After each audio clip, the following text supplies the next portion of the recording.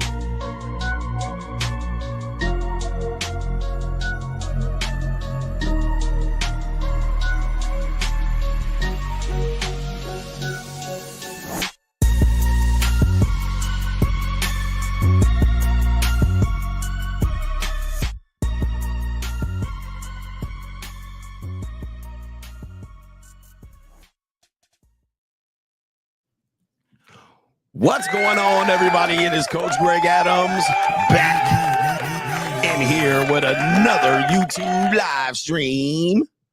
Shout out to the Coach Gang. And that's you. For being in here, being involved, and being active on this YouTube channel. And welcome back to the Wake Up Show. Part of the Free Agent Lifestyle podcast here on the Free Agent Lifestyle channel. You in here with the Bruce Wayne of this ish, the King of Kings, the King of Content, and the Speaker of Truth, yours truly, the Notorious One, aka Mr. Coachellini, better known as the Prognosticator, Coach Stradamus. And you're in the Desert Storm, Rio de Janeiro bunker with none other than EWF. That is every woman's fantasy. And the whole effing show. I'm the CEO Nigero of Fixes Binds Rio de Janeiro. The unbinder, the undebatable, the undisputed best entertainment here on YouTube. You can call me Senor Gregorio Graybeard.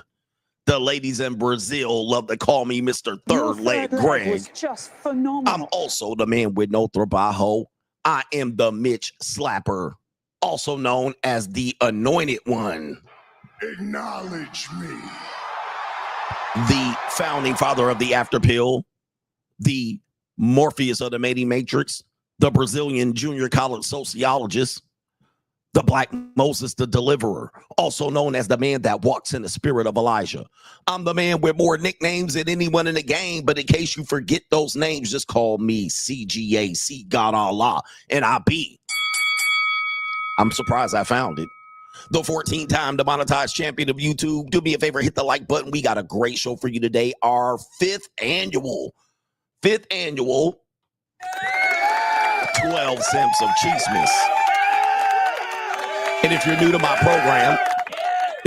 program, we've been doing this now for 5 years running. We did our first 12 Sips of Chiestmas episode. Let me see if I can pull up the receipts because, you know, ninjas need receipts these days. They act like I'm a Johnny-come-lately, man. They be putting all kind of disrespect to my name. All right, but there's your boy right there. All right, and everybody else is an imitator, or let's just say I inspired them. All right, but there's my first 12 Sips of Chiestmas 2020 edition, Christmas Eve live. And I'm going to tell you, we do this every Christmas Eve. All right, for the last 5 years on this channel, man. A lot of Johnny-come-latelys related to CGA. I don't know what's going on. I think it has a lot to do with, you know, number one, being demonetized, and number two, I deleted a lot of content off of my channels, especially my earlier content, and is now available on Vimeo. But, you know, I'm hearing a lot of scuttlebutt about me traveling to Brazil. It's interesting, as if this is my first trip. You know, it's like, this is my first trip, and I finally gave in to the passport bros. Like, New world order. all right, we'll pull up the receipts later. I'm like, these niggas is crazy. Right? They're just mad crazy. They don't want to put no respect on my name. All right, they acted like I just came up here 2 years ago. And of course, this is my second channel. They're like, oh, he's doing this and he's doing that. Ninjas is crazy. All right, but anyway, I mean, the lack of respect that I get from goof troop ass niggas.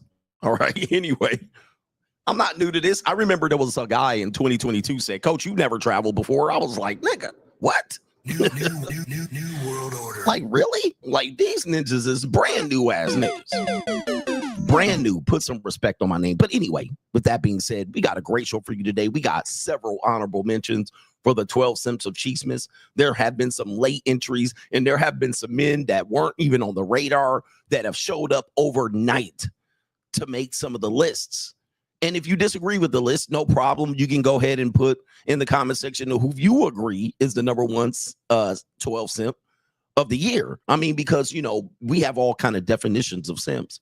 And I just have to tell you, before we get in here, to contribute to today's show, $ the Notorious CGA on the Cash App. There is no Venmo. All right. There was no Venmo. So you can't Venmo me. Well, you can Venmo me, but I won't read it. We don't get that in Brazil. Neither do we get Rumbles or Locals. All right, I have to get it on my app, but of course I can't simulcast because it's an app-based program and I can't simulcast.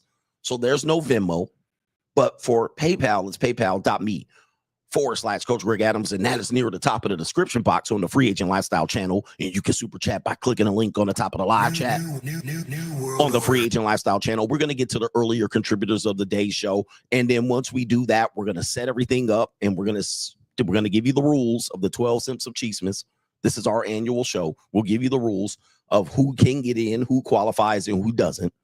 All right, but we'll clear all of that up later. And I'm pretty sure some of the earlier contributors to today's show have a mind of their own, and they would love to tell us who their 12 Simps of Chiestmas is for themselves.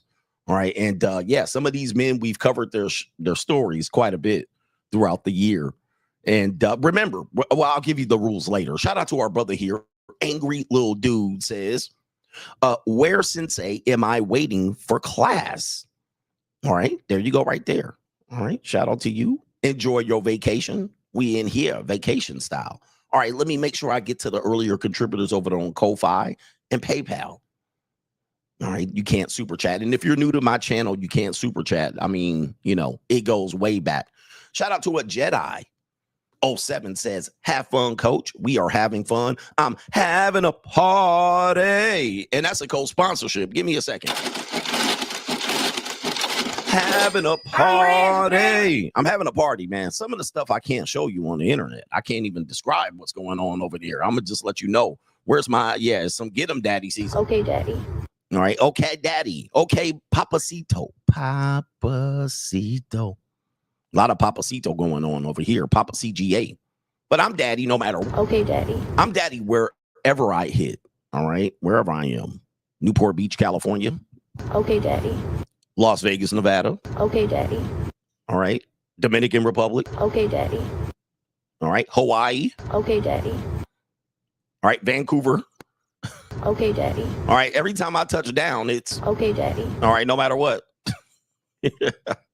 No matter where I go. Brickle. Okay, daddy. I mean, where haven't I been, daddy? Okay, daddy. All right. Crazy. All right. It's big. Okay, daddy. All right. That's what we doing. No, 24/7. Souls go to heaven. All right. Fresno. No. Okay, daddy. All right. Anyway, why do you want me to talk about Louisiana woman? I've been in Louisiana. I lived in Louisiana. It was okay, daddy. It was okay, daddy season there too, right? A Jedi. That was a co-sponsorship. All right. Shout out to Ayo. It's Ace in the building, the man that delivered the cigars for me. And he says right here, he says, you heard it from me here. You heard it from me first. So get your flowers ready. Ha ha. Due to the notoriety of Travis Hunter's girlfriend and getting from her activities, her 304 activities, I'm betting money she's going to leverage it, start an OnlyFans, and make a huge bag. All right. Side bets, anyone? You think she's going to start an OnlyFans? Not if she gets married. I don't know. That's going to be interesting. Shout out to Castro says, welcome to Brazil, CGA. Since you're in Rio, make sure you visit Barra. All right. Barra da Juco. All right. That's actually where I am at. All right. I don't want to give away my location. Y'all niggas ain't going to find me anyway around here. You can't even get to Brazil. Barra da Juco. All right. I'm in Barra da Juco. And he also wants me to visit a place called Leblon. I'm not sure what that is. And if you ever come to Brasilia, the city that I live in, or I can't pronounce the other one, he says, let me know, and I'll be there to give you a hug. Pause. All right, shout out to my brother donating from Brazil, and he says, Feliz Natal. All right, yes, I'm working on my Portuguese, and that's our brother Castor from Brazil. And if you know anything about the economics of Brazil, the fact that my brother is donating is a big deal. So that's a sponsorship, my brother. All right, here we go right here. Let's give him a sponsorship for that shit. I'm rich, bitch. All right. Those are a lot of reais that ninja, that's a sponsorship. All right. I'm rich, All right, bitch. shout out to you, my brother. All right, shout out to Albert Wesker says, another year, another Chiestmas. Imagine your girl happily twerking on Pookie for a rap video for all the world to see, but not standing up and clapping for you when you win the Heisman. Travis gotta be number one. We'll see if he makes the number one list, and if he doesn't, all right, and see if you guys are disappointed. No government name E says, just because you the father I've never had, I got a day off and get to watch you on my big ass TV. We love you out here, coach. Shout out to you, man. No government name E. This is going to be the best entertainment on right now on Christmas Eve. Wellesley says, want to say Merry Christmas to you and the coach gang. 5 years strong. Bring on the 12 Simps of Christmas. All right, by the way, and I'll give you a history of the 12 Simps of Christmas here coming up. Jason Palmer says, been here 4 years with a bachelor's in CGA. Appreciate you, man. All right. And a lot of brothers ain't got no bachelor, no degrees, not even an associate degree in CGA. And I've been here all this time. All right. Y'all won't give me no respect. That's some niggas don't want to give me none. Shout out to no government name. He says, big bro, you saved me. He says, I thought my last love was it for me. Almost left this earth over it, but you slapped the bitch out of me. He says, thank you, big bro. Shout out to you, man. Hey, everybody thinks that their next relationship is going to be their last relationship. And let me tell you something, that's probably not going to be the case. All right, Jesus. All right, that's a loud ass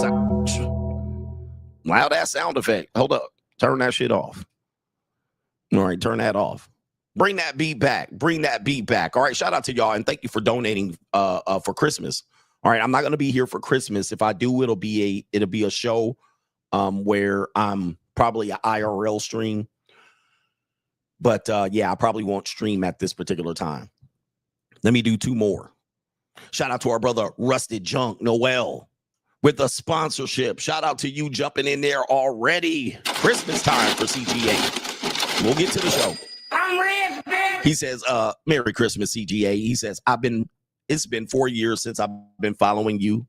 He says, if I hadn't come across your channel, I would be married and you would be the Dash U ninja out there. Let me get the Dash U for you right there. And that's you. All right. You would have married a Dash U woman, being rationing some peace leave for you, but I'm 47, not in any relationship. I have 3 classic cars, a nice house in the burbs, and going after the big money. Shout out to you and the coach gang and your victory against the dragon lady. Yes, indeed. Slayed the dragon. All right. That's why a lot of people haven't seen me travel that much, because, I was slaying the dragon all 2023, and buying cars.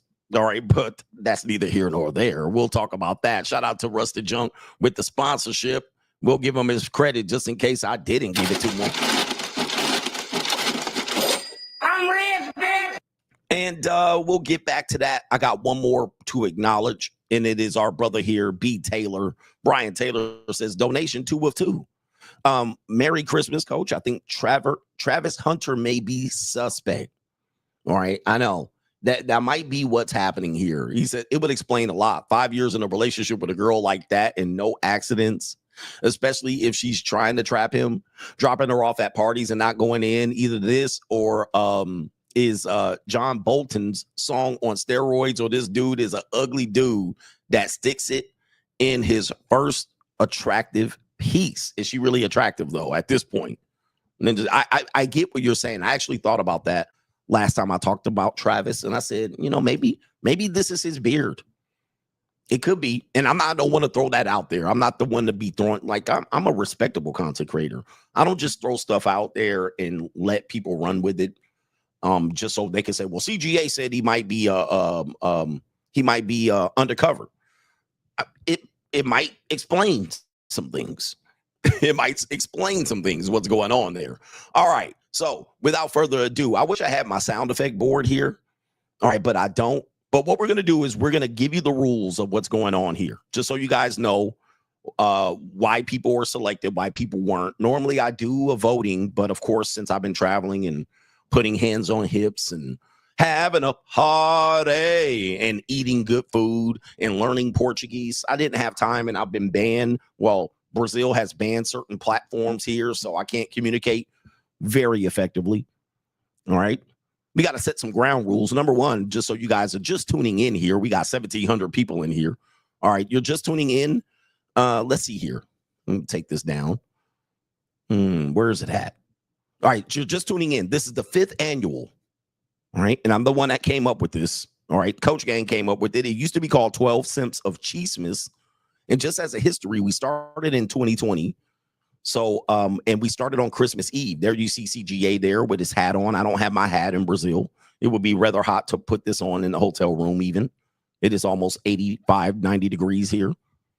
All right, but it's like 18 degrees Celsius in my room. Freezing. There's the Christmas tree, and we've done this every year. Okay, we've done this every year. When I was back in Newport Beach, California, all right, we've been doing this. Okay, so I've seen a lot of other people kind of take the lead and have their own show, right? Trying to get ahead of CGA. It's all good. And this show has been heavily censored. Just the reason why, and I'm going to tell you why. They actually removed back in 2020 one of my shows, and that's why I don't have it on the channels anymore, and that's why I've removed a lot of my content, is because they would go retroactively ban a lot of my videos.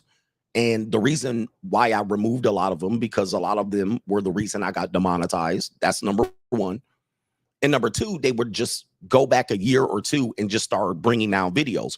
Now, what'll happen is they'll go back and give you strikes on videos years ago. And I didn't want to risk my channel. So I removed a lot of my content the last 8 years. And it's sad because people don't really know how long I've been on YouTube. They can just go back to really about 2021. But because I was pretty dangerous on YouTube, the most dangerous man on YouTube, I didn't want them to start striking videos just at will. All right. Just because they wanted to get rid of me. So that was a way of protecting them getting rid of me. Now, sometimes I regret deleting my content because it's instantly, I can pull up receipts to qualify myself. And I've had actually sponsors reach out to me and say, well, you've only been doing this since 2021. And I say, no, I've been doing this since 2017. And they're like, we don't see the videos. I'm like, yeah, I want to. But this was one of the first videos that got a community strike. The 12 Simps of Chiestmas. You want to know why it got a strike? You want to know why it got a strike?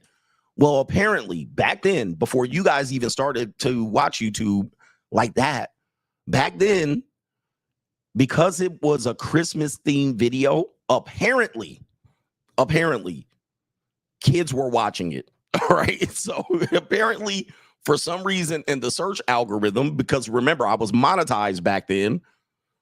I was monetized. YouTube must have pushed it through the algorithm and they saw this nigga with a Santa Claus hat on. All right. And so kids will be watching it because it said Christmas, and the parents probably was like, who this nigga and why he talking like that? New world order. All right. So I started getting reports. That video started to get reported, all right, because it was Christmas themed. And they started, parents was like, who you listening to? And kids was like, Black Santa Claus. And it was just a whole new world order. So what happened was, I think what happened was the video started to get reported. And then what I had to do was name it the 12 Simps of Chiestmas. So Chiestmas became a replacement for Christmas, and that was because somebody commented in the comment section about Cheest. All right, and anybody who remembers back in the day where somebody commented, you need Christ, they attempted to say you need Christ, but instead they pronounced it Cheest, or they typed it Cheest, and then we started calling Christ Cheest. All right, and so in the way to protect myself, we started calling it the 12 Simps of Chiestmas. All right, and so I'm gonna change it at the end of the show, but this is one of the reasons why I became the most dangerous man on YouTube. New world order. And the 12 Simps of Christmas video was the start of it. It's one of the starts of me being reported massively on YouTube. All right, so that is the history of the 12 Simps of Chiestmas. Nobody's parents. The parents are watching. The kids are watching. What is Black Santa Claus talking about? Monkey double backflips. New world order. All right, so that is the history of it. And again, I have to have people know these things because nobody wants to put respect on my name. But it was been a great show. So now I host those on other platforms where they don't censor it. But of course, you guys don't find it, and you got to pay for it. I think that video was free. 2020 and 2022 is free. But anyway, with that being said, without further ado, let me get through here the honorable mentions. All right, the honorable mentions. And of course, these honorable mentions are probably going to be people that you would love to see in the top 10. Oh, I have to say this. I have to set down the ground rules. All right, there's a couple of rules. Number one, whoever we mention in the 12 Simps of Chiestmas, I got to give you the definition of simp too. Okay, I got to set it straight. Whoever we mention has to have done something in 2024. Okay, now I know there's some people that have been in all of my 12 Simps, even my Monkey Chimpanzee show. So if people were quiet for 2024, like Russell Wilson was quiet, he didn't have anything that registered high on the radar. He should always be on the list, but he was quiet this year. And that matter of fact, he did very well this football season. And you haven't heard much about Russell Wilson. So Russell Wilson would not be on the list, but he's naturally on the simp list. But we're only highlighting 2024. All right, so you see that's a rule because people want to put Adam 22. Well, that was in 2023. That wasn't in 2024. He's done some stuff in 2024, but I already featured him in the 2023 series, right? His biggest stuff was in 2023. Adam 22, therefore, doesn't make it very high in 2024. So that's the rule. It has to be this year. It's not an all-time simp list. So Russell Wilson, not on the list. Adam 22, not on the list. Much of his debauchery was 2023. We already put him on 2023's list. So they will be low on 2024. Then that means there's some new men that might rise up. So Prince Harry, he was quiet for most of 2023 and then massively had some issues again, which puts him on the list. There's also some people who have a Lifetime Achievement Awards. Will Smith has a Lifetime Achievement Award, but he won't be on this year's list. Why? Last year, he had the slap. He had the whole embarrassment by Jada. That was 2023. Therefore, he's not going to make it in 2024. He's been relatively quiet. He's been good. Okay, but he has a Lifetime Achievement Award. Steve Harvey, Lifetime Achievement Award. He may make the list, though, because he was out here doing some simping later in the year. Prince Harry, he's a Lifetime Achievement Award. We've inducted them in the Hall of Fame. Russell Wilson has been inducted, I believe. So these are inducted, and there's some people that still may make the list, although they're inducted. Okay, so now the last rule. The last rule is this, is that Red Pill guys don't make the list. Now, I know, all right, anybody Red Pill or Red Pill adjacent or anybody that is relatively connected to the male space or self-improvement space, I don't put on here because my goal isn't to embarrass anybody or try to start drama between anybody related to their activity. But I will say Cooley should be on the fucking list, all right? But I don't put people that are in this space as content creators that are adjacent to us. I'm not going to put them on the list. Certainly Fresh from Fresh and Fit, Fresh Prince CEO. He has a case to be on the list. All right, he had some interesting year in 2024. So from your perspective, you would certainly say, oh, where's Fresh? Where's Cooley? And then you will probably say Donovan Sharp, but much of his stuff was last year. All right, it wasn't this year. He's been relatively quiet. this year. So yeah, we don't put those guys on because I'm not trying to embarrass and humiliate them. All right, Fresh had an issue with the Chinese woman right at the beginning of the year. I think that was right at the beginning of the year. I was like, damn, nigga. Right.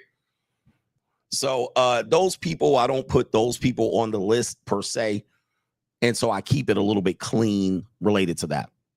Okay, so those are the rules there. So it has to be 2024. They have to have done something in 2024 that is registered. 2023 doesn't count. And also, no red pill guys, no manosphere, male adjacent. None of these guys will ever make the list. All right, unless they might do something egregious. But I've actually let a whole bunch of shit go by of men in that space. And I have never put them on his face. All right, I will never put them on the space. All right, so anyway, I guess what I need to do is do the honorable mentions. And then we're going to get to the super chats. Then we're going to get to the top 12 of simps. And I have to tell you, for all of simped and fallen short of the glory of the free agent lifestyle. Now, just because we call people simps doesn't mean that we haven't simped, right? And the very definition of like the things we talk about in the free agent lifestyle, if we say and suggest somebody's a simp, that doesn't mean we're a pimp. That doesn't mean we're immune to this. That doesn't mean this can never happen to us either. Because we all have simped, for all have simped and fallen short of the glory of the free agent lifestyle. And I promote free agent lifestyle above anything else. Above Passport Bros, free agent lifestyle supersedes it. All right, above Kevin Samuelites, free agent lifestyle supersedes it. All right, or whatever philosophy you have, red pill, free agent lifestyle supersedes it. So I will always promote the free agent lifestyle. All right, I'm never going to associate with another group. My group is the free agent lifestyle and the coach gang. All right, if you want to put me with another group or say I'm like trying to be like them, it don't count, motherfucker. All right, free agent lifestyle supersedes and precedes almost all of them. So I'm going to promote free agent lifestyle almost every time. But that being said, simp, someone idolizing mediocre peace leave. Look it up, peace leave. That's Coach Greg Adams in the Urban Dictionary. All right, someone that idolizes mediocre peace leave. So you take a mediocre woman and you do things above and beyond what that person deserves. More than likely will get you on the list. Meaning that that person was granted something that they wouldn't have been granted other than for you. So an example, Will Smith, Jada has been able to prolong her career being a C-list actress related to Will Smith, but Will Smith will never give up on Jada, and that's idolizing mediocre punani. And that's you. Right? And that's what will get you on the list. Even when the red flags are waving more than a Chinese Communist parade, these ninjas seem to double, triple, quadruple down on simping. All right, so that is the definition of simping. I have done it. I'm never a guy to come in here and say I'm a superhero and I don't make mistakes with women. I continue to make mistakes with women. All right, we all do make mistakes. And the process of this is recognizing what the mistakes are made when the mistakes are made and not to double and triple down and make compound errors in dealing with women. All right, can't make compound errors. When I used to coach basketball, we used to tell you, if you turn over the ball, okay, we all turn over the ball. We want to limit turnovers. But what we don't want to do is not get back on defense and then come back and make a bad decision, trying to force a bad decision into a good decision down the floor. That's a 6-point run, maybe a 7, 8-point run, or an 8-point swing the other way. So the compound errors, the compound turnovers is the ones that kill you. We all will make a mistake and recognize a mistake and getting out of it. That makes you wise against simping. But some people make mistake after mistake after mistake after mistake, and they find themselves on this list. So without further ado, let's get into the honorable mentions. I wish I had music and all my sound effects, but I don't. But with that being said, let's get into the number one. Let me get the banner up. The honorable mentions. All right, the honorable mentions, and we do have many. And shout out to everybody that made this list. And if you need some help, email me, coachgregadams@gmail.com. All right, honorable mention number one is going to be someone who just made the list. I mean, and that's why they're on the honorable mention list. And that is going to be Devin Haney. All right, Devin Haney, come on up. All you get is a certificate, sir. All right, you get a certificate. All right, and it's unfortunately because there's a lot of good guys out here that don't deserve to be put in a simp category. You know what I mean? Like, why put you in the simp category? You're not that bad of a guy. You're a good guy. You're one of the good guys. You're an inspirational guy. But Devin Haney is a boxer. And recently, Young Thug had really been locked down in jail, and he's had some issues, and he just got, released thanks to Fannie Willis's incompetency related to her prosecution, malicious prosecution. But apparently, Devin Haney, baby mama, right here, breaks silence after a viral jail call with Young Thug. All right, so this is your baby mama, and if you don't remember, Devin Haney, if I'm not mistaken, had a 911 call. All right. Devin Haney's baby mama was bugging and tripping. I believe that was him. Maybe somebody else. All right. But Devin Haney makes the list as of yesterday. All right. The ninja got in here early. All right. And that's you. Late entry. And it says the Instagram model addresses the controversy surrounding her viral jail call with Young Thug. And she finally addressed the controversy. They call her an Instagram model, an American model. All right. And became a trending topic online after a clip of her went viral. In the video, the woman, her name is Lena, there's Lena again, Lena Saeed, was seen speaking to the rapper Young Thug during a phone call while he was incarcerated.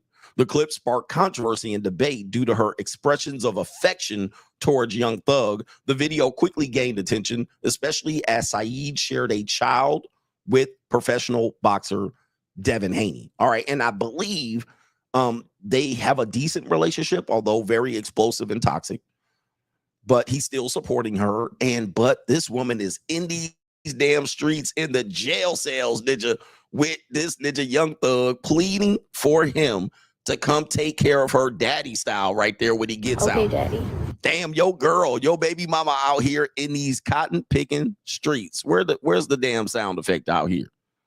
Okay, hold on for a second. I got it. In these streets. All right. And Lena, her name is Lena. There's going to be another Lena that comes up on the show here later on today. All right. They got these ninjas in a bind. They got these ninjas in a bind. Your baby mama and Young Thug. Apparently, she was crying and pleading for him to get innocent so that Young Thug could come out and clap them cheeks out here. What? In these streets. I mean, this is crazy, bro. This is crazy. So this just happened in the last few days. So, this is why he's not going to be high up in the list, but he's still taking care of this woman. When I tell you we are not in monogamy, this is an example right here. She got Devin Haney taking care of her, and then Young Thug over here in prison, and she crying on the phone to this ninja. In these streets. And then when Young Thug got out, he had 50-11 one of these skeezers that he went out there and penetrated just like that, brother. In these streets. Ooh-wee. All right, that's rough. Shout out to Devin Haney. Don't come out here trying to swing on me, little ninja. All right. But it is right there. It says Saeed clarified the situation by posting on her IG account. She explained that the video was from her before she met Haney. Okay, before she met him. The first 15 minutes of the conversation reportedly dates back to 2022. I know, which is ancient history to you ninjas. All right, during Young Thug's incarceration on charges that he allegedly was participating in gang activity, in there, she emotionally states, as she tears up, that I don't like anyone. I want you. And that's you. Okay. Following the uproar, Young Thug attempted to distance himself from the situation, sharing his perspective in a post on X. He wrote, man, me and Twin, we're talking about some whole other serious-ish. I don't know why she spoke on loving other people or anything else, because ain't giving no F about no hoes and niggas. All right. Never have, never will. All right. I would wonder, Ashley, what that means. And that's you. But there it is right there. All right. She responded, that video was before I met my baby daddy. I would have never talked to Thug or any other man. Oh, yeah, right. And that's you. Damn, hey man, and a lot of you men are concerned about getting sloppy seconds, right? But apparently, these industry passed around. These industry passed around even at the top, the so-called quote-unquote top for African-American men, which is athletics and entertainment, as Malcolm X. Apparently, you getting leftovers. And that's you. Leftovers. All right, the next honorable mention. Okay. All right, do you believe her? She lying. The next honorable mention that we need to acknowledge here, and you guys probably might find some of these surprising, we're going to go to Chad Ochocinco as an honorable mention here.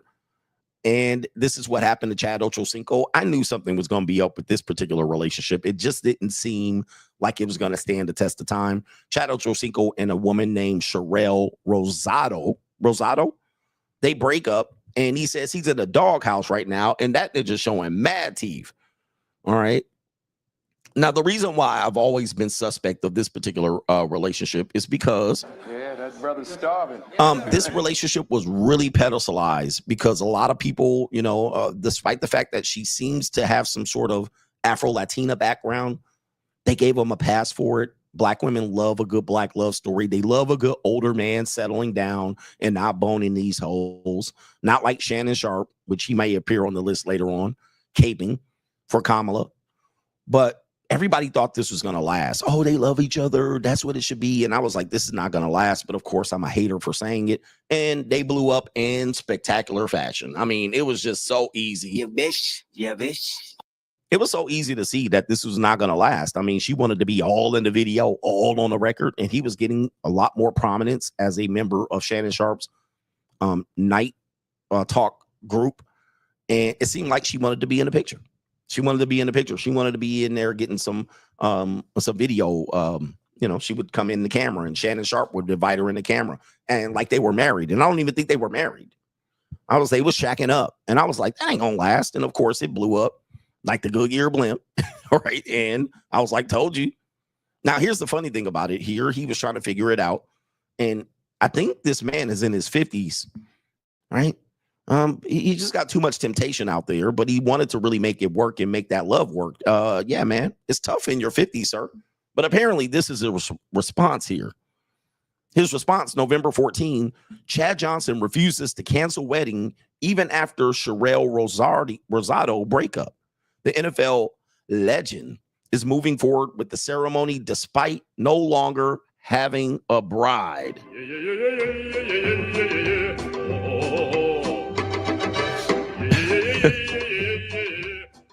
Okay, yeah, I mean, that's going to get you on an honorable mention right there, bro. I mean, bro, like, why you going out like that? You Chad Ochocinco, bro. Like, you don't have to go out like this. I don't get it. Like, what's going on with these ninjas? Are they lonely? See, the thing is, they already had they salami red all over the world, so they're good. They want somebody to love them. All right, they need a girl who's mine, all mine. I need a girl in my life. Imagine being in your 50s crashing out over a chick. You know what I mean? Like, what? All right, he was like, Niggas always gotta show they teeth. imagine in your 50s, you're going to have a wedding ceremony by yourself because your girl broke up with you. Like, I'm looking like, Wait a minute. Who are you? like, this is what I'm concerned about when I promote the free agent lifestyle. And people don't realize the free agent lifestyle supersedes all lifestyles for CGA. Like, I don't care what you put ahead of me. I'm not competing with them. It's free agent lifestyle or nothing. Like, men have to learn to be alone. Men have to learn to not let the world define them in their relationships. Ninja, if you want to be single, be single. All right. That was what I wrote the book. Be single, travel, do shit that you want to do. Go solo. All right. That was the basis of the book. Learning how to be in your own company, especially as a man that is going through some toxic relationships. Chad Ochocinco. All right. He's already been through toxic relationships and he's going to get into another one. And I'm glad that it ended. And that ninja would have been married and divorced in record time. But now he's going to have a wedding ceremony. Oh, man, my ninja. My ninja, what is going on? All right. Moving forward here. Moving forward, we got another honorable. How many more honorable mentions do we have? Okay. I think we're getting into, boy. Hold on for a second. Damn, we got so many honorable mentions here. We might have to do shit. This is going to be a good show, man. Buckle your seatbelt. This is going to be a good damn show. All right, the next honorable mention, because he was a late entry as well, is a guy named Anant Ambani.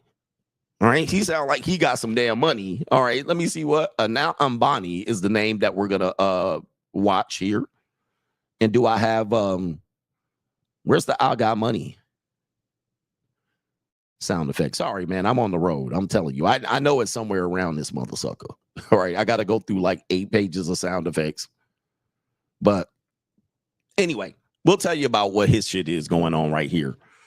He married some other woman here that I can pronounce. Radika Merchants. Apparently they spent $600 million on a wedding. Here's all the details that you need to know. There he is right there. Billionaire status. All right, definitely got a lot of money. I'm mad that I ain't got the damn sound effect here, but where'd our damn all right, but I'll give him that. Yeah, that brother's starving. All right, starving. All right, I ain't got the money sound effect. All right, I seen it. Didn't I play it yesterday? I played it yesterday, but I guess it's not here. Oh. I got money. I found it. All right, let's get the details right here. $600 million wedding. This is idolizing mediocre Punani. All right, apparently he graduated from Brown University. He is partial heir to his parents' $118 billion fortune. And they have an industry somewhere. Where is it? I don't know where it is, but these sound like Pakistani Indian. I'm not sure. All right, his individual net worth is $40 billion. So, yeah. I got money. All right, he got lots of money here. Who's the woman here? The woman here, there she is right there with her parents, right there in the blue dress. I believe that's the woman. All right, just so you guys want to know and you want to look it up. All right, but yeah, he does look, is he Indian or Pakistani? He's from India? Yeah, them Indian and just their body game don't be very good. And India is known, they up there with black men and simping. All right, so Indian and black men like simp brother number 1 and 2. All right, but you think he would get her looking like this? Look at this ninja body, bruh. This ninja got a feet. Okay, I better not talk. He got a lot of money. He could disappear my ass. All right, now he got a little Indian flatback arranged marriage there. Look at dad and mom. They didn't came up. And apparently she was born. What is she doing here? She a dancer, entertainer. She's born in 1994 in Mumbai. And their parents are rich. All right. So she came from some money. And they're amongst the India's richest billionaires. So they got money too. Okay. I got money. All right. With all that being said, who cares about this shit? It's too much time there. $600 million wedding. All right. I got money. $600 million wedding. All right. That's all I got to say about that. Let's go on to the next one. Okay. The next honorable mention is going to be Daddy's Yankee. Makes it to the list. Daddy's Yankee, late addition to the list. As we learned that his wife of 20-something years has filed for divorce after he's turned his life over to Chiest. And now he was suing the pants out of her, saying she took half of his money, $80 million, and she got her damn bag and ran on that ninja. The reason why Daddy's Yankee... Gotta get my bag and run. The reason why Daddy's Yankee makes the list, according to the news recently, they've now agreed on some money. But he makes the list because 20 years ago, he put his wife and her sister as head of the cartel records. All right. And when they divorced, she took $80 million. Gotta get my bag and run. All right. She switched up on the ninja. All right. He wanted to go to Christ and she wanted to get out of there with her bag. Gotta get my bag and run. All right. Took $80 million out of his account. Apparently, updated news there. They have agreed on a settlement to move forward with that. But anyway, guys, idolizing mediocre Punani, someone idolizing mediocre Peace Leave. That's an example of it. $80 million. Gotta get my bag and run. All right. All men will pay at some particular point. Sheesh. All right. Y'all crazy, bro. Y'all be doing some weird shit when you in love. I know. Me too. All right. That's me too. All right. We got another one. Marcus Jordan. I believe he was on the list the last few years. Marcus Jordan out here. We're going to call him the bone collector out here. Okay. All right, this ninja fantasy team looking good for like 1998, maybe 2002 fantasy team looking good. All right, there's him. He broke up with Larsa Pippen this year. Thank goodness. Michael Jordan is about to write the ninja out the wheel. He was like, Remember, Michael Jordan said, do not marry her. He was going to marry her. He was going to give her a baby in her 50s. All right, and his story was more last year. He made the list last year, so he's dropping down the list as an honorable mention. But I did have to mention this because this ninja fantasy roster looking like 2002. All right. Because now this ninja, all right, let's go ahead and get him over here. Breaking up like Larsa Pippen, but apparently been known with another predatory woman named Nicole Murphy, who's had more husband than she changes her panties. All right. Now I hear. Let you get it through your thick skull that I'm broke. Dead, flat, stony broke. I've got $3.85 in my purse. He like them old mothball cheeks. All right. He picking up everybody. Like he's looking at it like when he was a kid, who did my dad hit? What type of women do my dad like? You know, niggas like old women.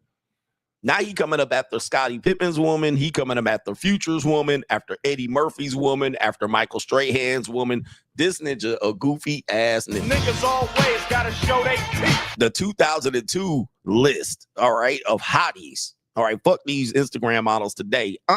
I'm banging all the old hotties that I used to like. Niggas always gotta show they teeth. Jeez. He cleaning up. All right, shout out to y'all. Y'all would do the same. Y'all be like, oh, tell me about Nia Long, coach. I got to have Nia Long ass ninja. All right, we got how many more honorable mentions? We got 3 more. If you bear with me, then we'll get to the contributors to today's show, and then we'll start the top 12. 3 more have made the list. This guy has made the list, Tyrese. All right, and Tyrese always makes the list because he a goofy. I mean, Tyrese is just a goofy brother, and you know, shout out to South Central Los Angeles.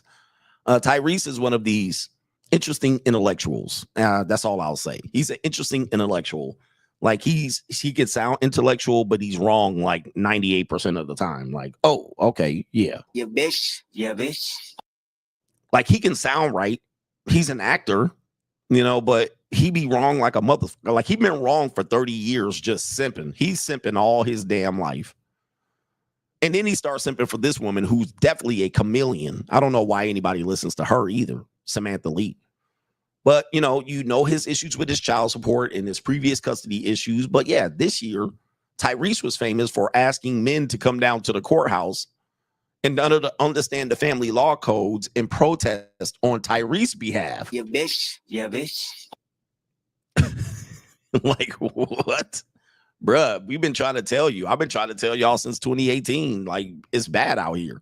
And this is typical of a lot of men who never experience negative issues when they're dealing with the legal system, marriage, and child procreation. It ain't gonna happen to me. Not my girl.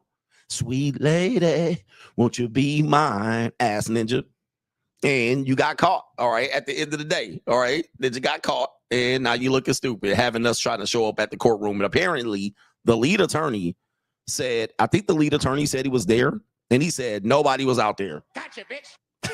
Nobody was out there. And the judge was hammering this ninja. Apparently, this is the latest update, pause. Tyrese Gibson cries uncontrollably after the court tripled the child support and asked him to leave his house for the ex-wife and the daughter. Like, is this an old story? It says it's 12 weeks ago. I haven't gotten an update, but apparently it's not been going good for Tyrese. We call him Tyrese over here. And it says his ex-wife Samantha is now staying in his mansion with his daughter. Tyrese has been restricted and asked not to come around the premises unless he is invited. He can see his daughter only 3 times in a month. Gotcha, bitch. Damn, Samantha might even bring a different man to the house he suffered and built. Gotcha, bitch. I'm telling you. I just don't want to understand. Like, when we talk about simping, again, for the people that have just gotten here, the simping is understandably that we all make mistakes with women, for all is simply falling short of the glory of the free agent lifestyle. All right. You know, and we simp in dramatic fashion. In a sense, the things that we've done have inadvertently raised the person's sexual marketplace value, and they do shit like this. Like, you have a baby with a leftover Young Thug jailed rapper. You have a woman who upgrade her whole real estate portfolio on your goofy ass. Gotcha, bitch. Not my girl ass ninjas. Gotcha, bitch. And they could get your ass. It's not a matter of if, it's a matter of when. Gotcha, bitch. Nobody's immune to great simping. Not my girl. Gotcha, bitch. And we've all done these things. Some of us have done it in dramatic fashion. Some of us have seen it and made one mistake, maybe 2, and said, nah, let me get out of here. But many of you guys will roll the dice. We still got a couple more honorable mentions. Yeah, we're going through it. Next honorable mention is going to be this man. Cam Newton makes the list. We got 2 more. Cam Newton's going to make the list, although I like Cam about 50% of the time. He says something wise, and then sometimes he puts his foot in his mouth. So you really don't know what Cam. He's another one interesting intellectual. He's another interesting intellectual. Cam Newton. And we're going to share a video. I had to scramble and scrape for shit, pause, to get these videos together. So we're going to share a video on another man's channel. But listen to this video recently of Cam Newton saying why he went to strip clubs. Okay, I don't mind going to strip clubs. I don't technically do them. Like he can be like. Let's hear what Cam Newton had to say about why he went to strip clubs. Okay. A magic. He could be a boss. Like he can run a club. I feel like you'll be the owner. What you think? I never went to a strip club for women. Really? I always went to strip clubs for guys. Silence, you fool.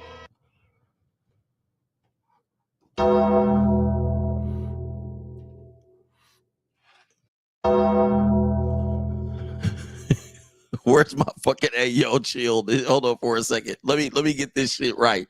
Where's my Ayo and chill right here? You should see my list here. This is crazy. Oh, Ayo, chill. there it is. Ayo. There it is right there. All right. Hey, Cam. Listen, I'm gonna play the original statement. I don't know what you talking about, but Ayo, chill, son. Ayo. I mean, man, we all make mistakes, man. I'm pretty sure I've said some reckless shit. You know what I mean? Like y'all could clip it. But Ayo, chill, son. Ayo. all right, please explain what you're talking about here, G. All right, let's see what here, right here. Here we go, right here. Like he can be like a magic. He could be a boss. Like he can run a club. I feel like you'll be the owner. What you think? I never went to a strip club for women. Really? I always went to strip clubs for guys. Really? No I told homo. you, we went to a strip club. No diddy, but not for women though. It was always Okay. and I'll explain this, Mary. I'm a competitor. So I wasn't gonna spend no money if I didn't see nobody else spending money. As soon as I seen somebody thinking that they got money, that's the competitor in me to be like, okay, Yeah. you spending 5, I'm gonna spend 6. If Yeah. you gonna spend 10, I'm gonna spend 15. And then we're gonna have a rain off. Yeah, I love it. So I say you do that in Onyx. So that's my whole thing. It's like I don't go to strip clubs for chicks, even though I want decoration.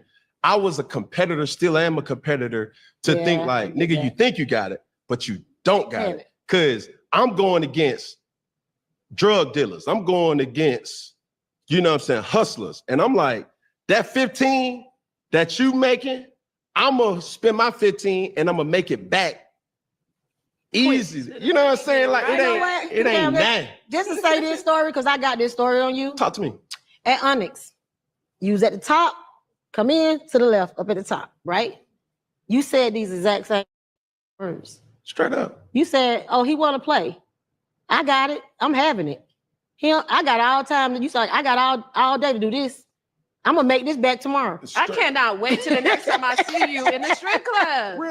My Can't girl wait. know this. My girl know this. It's like it's more of a competitive thing. Like Shout when I out, look at a man. dude and I see him spending money, and chill, son. it's a bravado Ayo. there. It's Yeah. it's like being from Atlanta. I think that's an ego thing with men. Oh, for sure. It It's an teaches ego, you. because I've seen men do this, and I'm your height woman.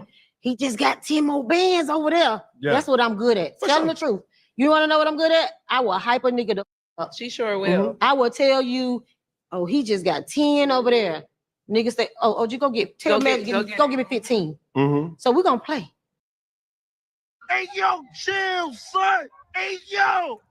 Okay. All right. So you see why Cam Newton made the list. He could have made the list on the other side of being some of our heroes this year. We do have some heroes that we need to acknowledge, but I don't get it. All right. Ayo, chill, son. Ayo. I mean, you're seeing another man spend more money on a chick, and you're gonna give the chick more money because another nigga. Ayo, chill, son. Ayo. I don't get that. And you go to the strip club not for girls but for men. I mean, Cam, that. Ayo, chill, son. Ayo. Does anybody agree with him? Does anybody understand what he's talking about? Does anybody get it? They're like, yeah, coach, you don't get it because, you know, I got the mouthpiece. Does anybody agree with Cam Newton on that? I don't know, man. Anyway, shout out to him right here. We do have one more, and then we'll get to the super chats, and then we'll also then get to the top 12 through 8, 12 through 9. We'll have to take breaks because there's going to be a lot of super chats. The last honorable mention is Offset. All right, Offset. Hey, yo, chill, son. Again, Hey, yo. another late entry, and this is because of an alleged leak or a hack, according to Cardi Bizzle. All right, and Cardi B allegedly leaked, or someone hacked into her phone and leaked text messages from Offset to Cardi B. Now, you guys know she's not the most attractive woman in the world, and I don't see why people, I don't know. I mean, I've had worse or better. And they were married and they got divorced this year. And you thought Offset was, I did think I saw a video of him in Thailand having some fun. But apparently he misses Cardi B's punani. Hey, yo, chill, son. Hey, yo. And it says right there, Kai, or that's what it is. It says, damn, you look pretty. Come over. This is allegedly Offset. Allegedly, Cardi B says, I told you, you never getting this punani again. And I mean it. You never getting this punani again. And I mean it. And then allegedly Offset says, I want to F. Why you do me?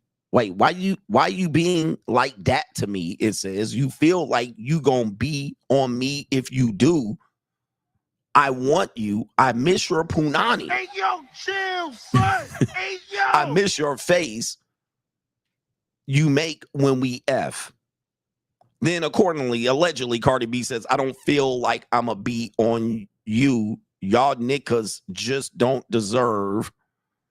I don't know. Hey, yo, chill, son. Hey, yo. This definitely gets you on the honorable mention list. Not to mention, allegedly, the last baby she had, allegedly Cardi B has come out to say that another ninja who was allegedly an NFL football player, who people have alleged to be Stephon Diggs, was busting nuts on your little baby's head inside of those punani walls. This is according to, hey, yo, chill, son. Hey, yo. This is according to Cardi B herself, allegedly.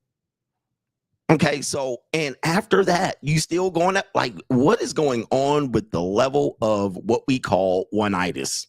Brothers, we got to grow up. All right, we got to grow up. The one-itis is crazy. Stephon Diggs busting nut on your newborn's head inside her punani. This is according to Cardi B, allegedly. And you coming back for punani in December? Hey, yo, chill, son. Hey, yo. What's going on, man? What are we doing? And it's Cardi B. Like, really? We're doing this with Cardi B? Is she that important? Like, this is nuts. All right, anyway, that is the honorable mention for this part of the show. Appreciate y'all sticking through. 1 hour in. We're going to finish the show. We got the honorable mentions. So let me get to the next, the contributors to today's show. And if you want to support today's show, it's $ the Notorious CGA on the Cash App. There is no Venmo here in Brazil, but it is PayPal, paypal.me// Coach Greg Adams. That's near the top of the description box on the Free Agent Lifestyle channel. And you can super chat by clicking the link on the top of the live chat on the Free Agent Lifestyle channel. Hopefully these aren't any long reads, all right, but we'll do it. Shout out to our brother here. It is the Big Cheese-a-roni. He says, all I want for Christmas is 2 fat bitches, a bag of weed, and 2 bags of chips to give to the fat bitches. All right, shout out to the big girls out there. Do I have the elephant noise? Too many. Yeah, bitch. Yeah, Too bitch. many sound effects, man. Shout out to you. And shout out to Wes says, Coach, putting 6 hands on hips. When I dip, you dip, we dip. All right, you can put hands on hips out here, man. Shout out to you. You can put hands on hips everywhere. Shout out to TNT. Is in the building. He says, Coach, what's up? Mary Chiestmas, best show of the year. Just bought your book, The Free Agent Lifestyle, and got it this week. All love from a 26-year-old brother in South Africa. All right. Hey, do me a favor. Save me some of them Tyler beaches. Them Tyler girls. I like them Tyler girls. Ken Rose says, what's up for Christmas, my ninja? Hope you all have a blessed one. Be blessed. The Dark Side Foundation came through and said, Train Yang style in the building. Where's my Train Yang sound effect? Train Yang. Shout out to Jeff, the producer, in the building. Jeff, the producer, here again. And we have almost 3,000 people in the box. If we can get to 1,500 likes, I can't see it on my screen. So hopefully we're close to 1,500 likes. Shout out to Big John Stud with the co-sponsorship. Shout out to you, brother Big John Stud. Let me acknowledge you real quick. Where is that? All right. Acknowledging our brother, Big John Stud. He says, Merry Christmas, Coach. You are the GOAT. Appreciate you, brother. And shout out to Money is in the building. He says, happy holidays. Keep up the good work. Shout out to our brother Ariel Del Rio. Del Rosario is in the building. He says, Merry Christmas, Coach. Ochocinco is too cheap to cancel. Yeah, that must be what it is. And that is a sponsorship. That's what it is. He already has it paid. All right, he already has it paid, so he's not going to cancel it. Scope says, Coach Ocho got to get the Lifetime Simple Award. Not yet. He was painting his fingernails and shaving her punani. That was Tyrese. And maybe he was Ocho doing this. He's still simping on her IG, even though she left him. That's a L. All right, so that's Ochocinco shaving punani like Tyrese on the gram. Shout out to Ken Rose. Edwin is in the building. Simp Cazador. He says, have fun in Brazil, but be careful with the 304s drugging your drink in Rio, especially the ones that work with the cartello. He says, Merry Christmas, Senor Gregorio Graybeard, and that's my PSA. Yeah, I'll try to stay away from strags. All right, so, but hey, anything's possible. Black Man Suburb, shout out to you, said shout out to Coach. Gang in the building, enjoy Brazil, Coach, while I'm stuck having to work throughout the holidays. All right, I've been there, done that. All right, I got hoes, I got gats. Shout out to Vin Lowski is in the building, or Vin Lowski. Happy holidays, Coach. Appreciate the knowledge. Thank you for all that you do. Shout out to you. Shout out to the YouTube Trash Talker with the co-sponsorship. Yes. He says, it's been a while, Coach. Merry Christmas and Merry Chiestmas to everybody here. Shout out to H every day. Here's some shekels. I grind during all holidays since I was young. Y'all play. I work. Y'all work. I study and work harder. All right. And reward yourself. Treat yourself. Blue Baggins says, been here for all 5 Simps of Chiestmas episodes. Free agent lifestyle for life and passport bro since 2013. We better boss up, Ninja. Shout out to you. And he says, Coach Gang member since 2018, sending a little something extra for the Brazilian cheap clap JUCO fund out here. And we call that the Get 'em Daddy fund right here. Okay, Daddy. Okay, Papacito. Okay, Poppy in the building. Okay, yeah, shout out to you, brothers. And I do have a few more on PayPal, so let me acknowledge the people who support this show. This is an important time. They support the show, and this is the only way you can support, because I'm the most dangerous man on YouTube with the best entertainment here on YouTube. Can't be beat. Who getting 3,000 people today? All right, 3,000 people. Ain't nothing else on YouTube? I know. I haven't been able to watch much YouTube. Shout out to our brother Joshua Calvin, says, Coach, you being in Brazil reminds me to ask these questions for multilingual Coach Gang members. Number 1, what are some language tools you gentlemen use nowadays? Is Rosetta Stone worth it?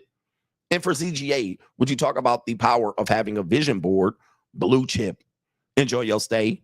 Bon Gia, that's what I will say right there, because I can't pronounce it. But here's what I'm going to tell you here real quickly here. You guys can put your input to help this brother learn another language.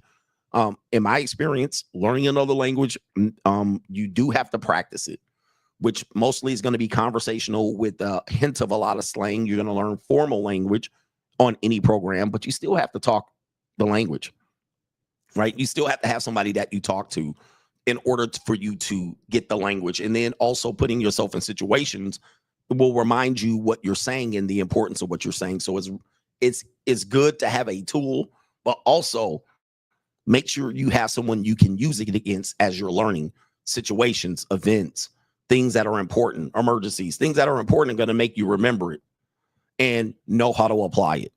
So yes, you need to make sure you can talk to someone and have conversations. And then remember, the conversations are going to be completely different than sometimes when you're learning another language. Like conversational language is different than when you talk to someone or when you're learning. Same thing with English. Like I can literally talk to someone in English and I don't know what the fuck they talking about. All right. Or it could completely different in terms of the type of conversations you have if you're on the West Coast or in the South. So yeah, having been put in situations, listening, give them some tools to listen to. I'll leave it up to you guys. But yeah, that's what I would say right there. And get your vision board up, man. I mean, I talked about that back in the day too, you know, the importance of your vision board. My vision board was Tumblr, and I literally have all the things in my vision board from 10 years ago. All right. And for people that don't know, Porsche was on my vision board 10 years running. It was a car I had to have. It was never a car that I bought on an impulse. It was a car that I knew I was going to have. Now, before I bought it, I actually test drove the Tesla, and that was the only other car that I was going to say, all right, let me give this one a shot. And then I went to test drive the Tesla, and I said, hell the fuck no. All right, I'm going with what was on my vision board, which was a Porsche. So it was on there 10 solid years before I bought it. And this is kind of something that I want to inspire you about. It took me 10 years. Well, it took me longer than that, but it took me 10 years of putting it constantly on my vision board year after year after year, knowing that if I had a chance to secure one, I was going to secure one. All right, yes. Okay, Daddy. All right, so anyway, thank you for those earlier contributions. Stiliano adds, just was at a cheerleader competition CGA. Now I see why the JUCO is lit. Thanks for opening my eyes. Free agent lifestyle for life. Oh yeah. Young tenders. All right, young tenders. There's nothing like young tenders. All right, shout out to all the young ladies watching today when old CGA is up here. Yeah. Okay, Daddy. And there's young women in everywhere. All right, man. You know what I mean? Because I used to be with women my age, all soggy. All right, I'm not going to diss the women. Ladies, are y'all here? I'm not going to talk about y'all today. Should I talk about the ladies, the soggy ladies of the society? All right. The Sogmeister got them. Y'all need to just be, you know, man. And listen, I've been traveling around the city and coast to coast. I'm slicker than most. All right, dude, I'm telling you, man. It's some weird shit going on here. And let me just say this. Can I address this? Because I wasn't going to talk to little ladies. I'll talk about them today. Let me give them a break today. But them old soggy women y'all be messing with, man, I've been telling y'all for a long time, y'all need to travel, bro.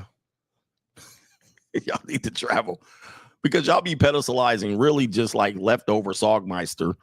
And I'm like, all right, okay, let's leave the ladies alone. But I do have to acknowledge this because people think it's very odd that I'm out here in Brazil. They're like coaches in Brazil. Our brother Skyler, 1MT, Skyler posted a video on there, and there were guys in there, coach talking shit about the passport bros, and he's out in Brazil.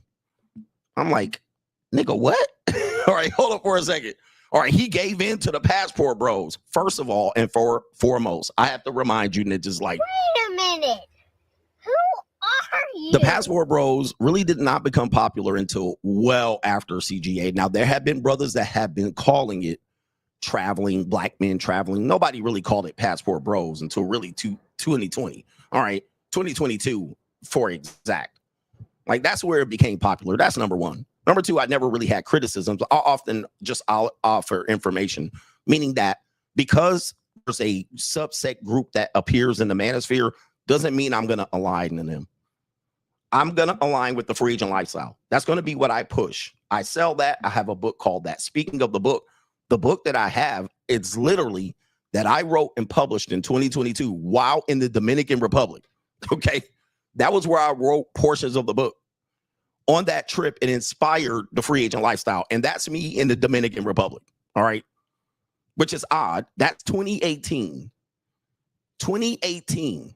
So the funny thing, niggas is like, oh, now he going to Brazil because he gave into the passport, bro. Ninja, what? What? That's me in Brazil. That's me in the Dominican Republic. That was one of the passport bros' stronghold. That's number one. So I'm like, what are you talking about? By the way, this is me in Cabo San Lucas in 2019. That's me in Cabo San Lucas. So what are ninjas talking about that I'm giving in to the passport bro? This is the free agent lifestyle. And literally on the book cover, it's a man traveling, holding his suitcase in the airport. Huh? It's literally the free agent lifestyle that I'm living. Oh, by the way, it is also odd that I had been traveling all year for during COVID, 2022, 2023. Here's me in Rome. How come ninjas didn't say I gave in then? This is me in 2022 in Rome, Italy. Not only am I in Rome, I mean, how come I'm not tricking out there? Why is it that ninjas always hold on to, they think they own shit and they don't own nothing? Like, you don't own Brazil. Passport bros don't own Brazil. Neither did they own the Dominican Republic, nigga. Like, I can go anywhere I want. Like, what the fuck are y'all talking about? Here I am in Rome in 2020. Was this 2022 or 2023? How come I gave in? This is the free agent lifestyle. Y'all don't own shit. And by the way, Brazil is very big, and I ain't seen no American niggas here. All right, none. Only ones I've seen are men that are expatriates. My man says, no one said this. Stop bragging. Oh, no. Oh, no. Yes, they did, bro.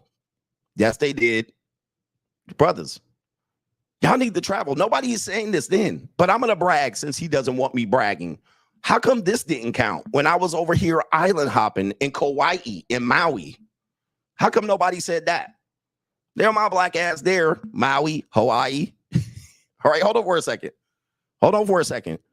We want to show men this is an opportunity to promote the free agent lifestyle. You guys got to understand.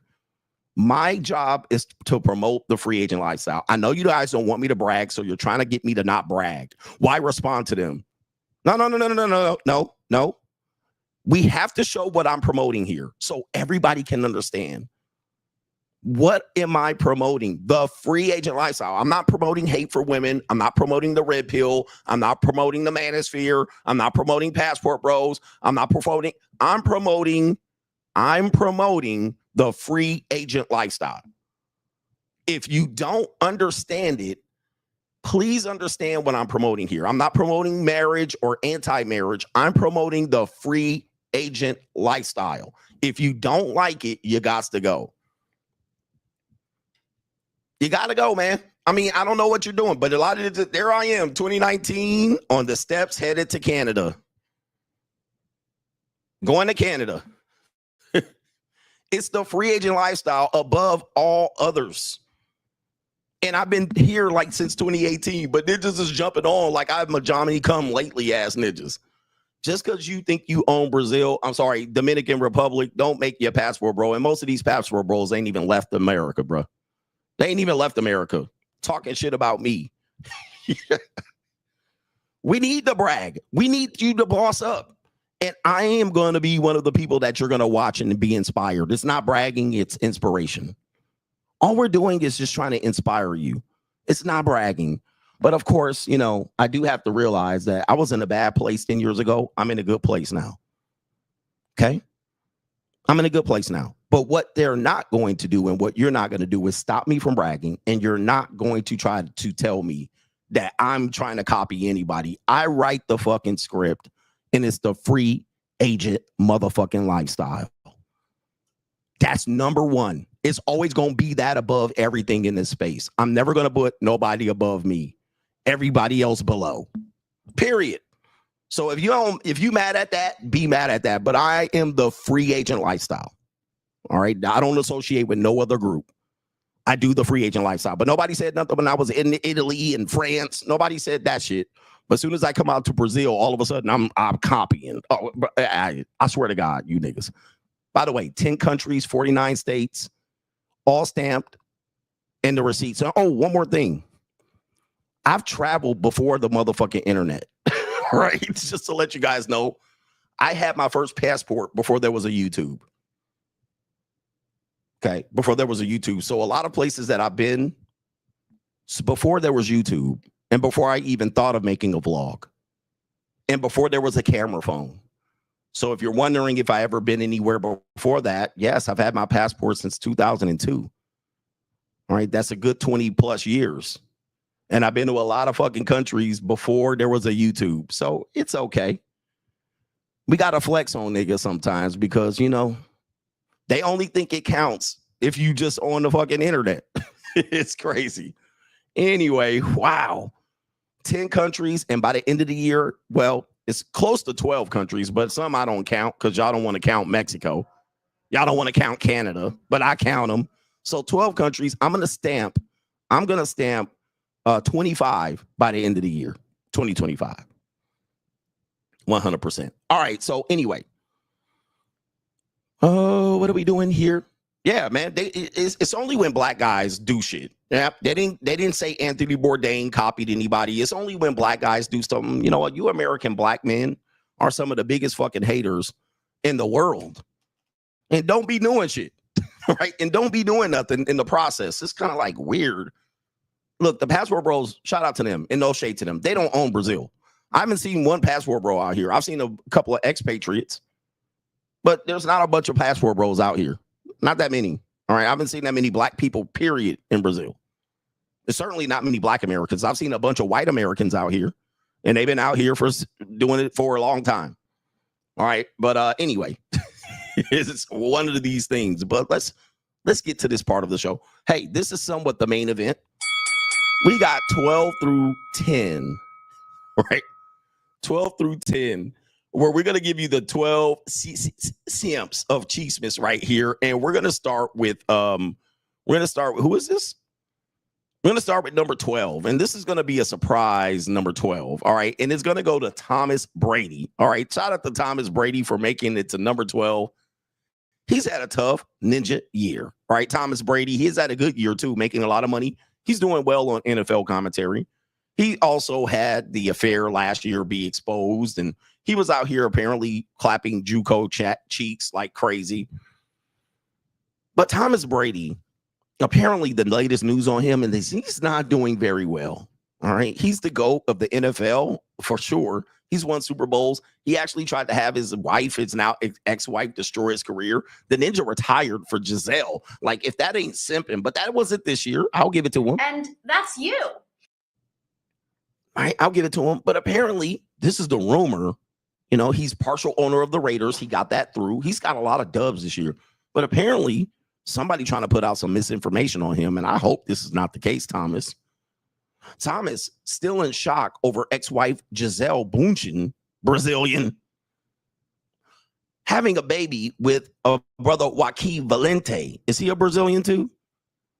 And they says the truth is Thomas Brady is lonely. Oh no. New world Damn, order. your wife. In these streets. I mean, come on, man. We got to do better. Thomas. We got to do better. This is sad, Thomas, man. God, please tell me you're not. And he lives in Las Vegas, I believe. He's partial owner of the Raiders, who effed up their #1 draft pick status this weekend. Goofy ass ninjas. But apparently he's upset because maybe, you know, he loves Gisele. He loved Gisele. He loved Gisele. He didn't want to divorce Gisele. Gisele wanted to divorce him. She was getting her cheek split, her Brazilian cheek split by that ninja. All right. And Thomas wanted to stay alive for his family. He was going to retire. He retired and went back after he found out she was getting throttled by the Taekwondo instructor. But apparently the ninja lonely? Thomas, say it ain't so, man. This is going to get your ass put on the list. I don't. Wait a minute. Who are you? This is get you put on the list, man. Because again, just like Chad Ochocinco and you, Thomas, go out there and be single. Live it out. You escaped. Matter of fact, this bitch Gisele did you a favor, ninja. She did you a huge favor. She gave you your walking papers.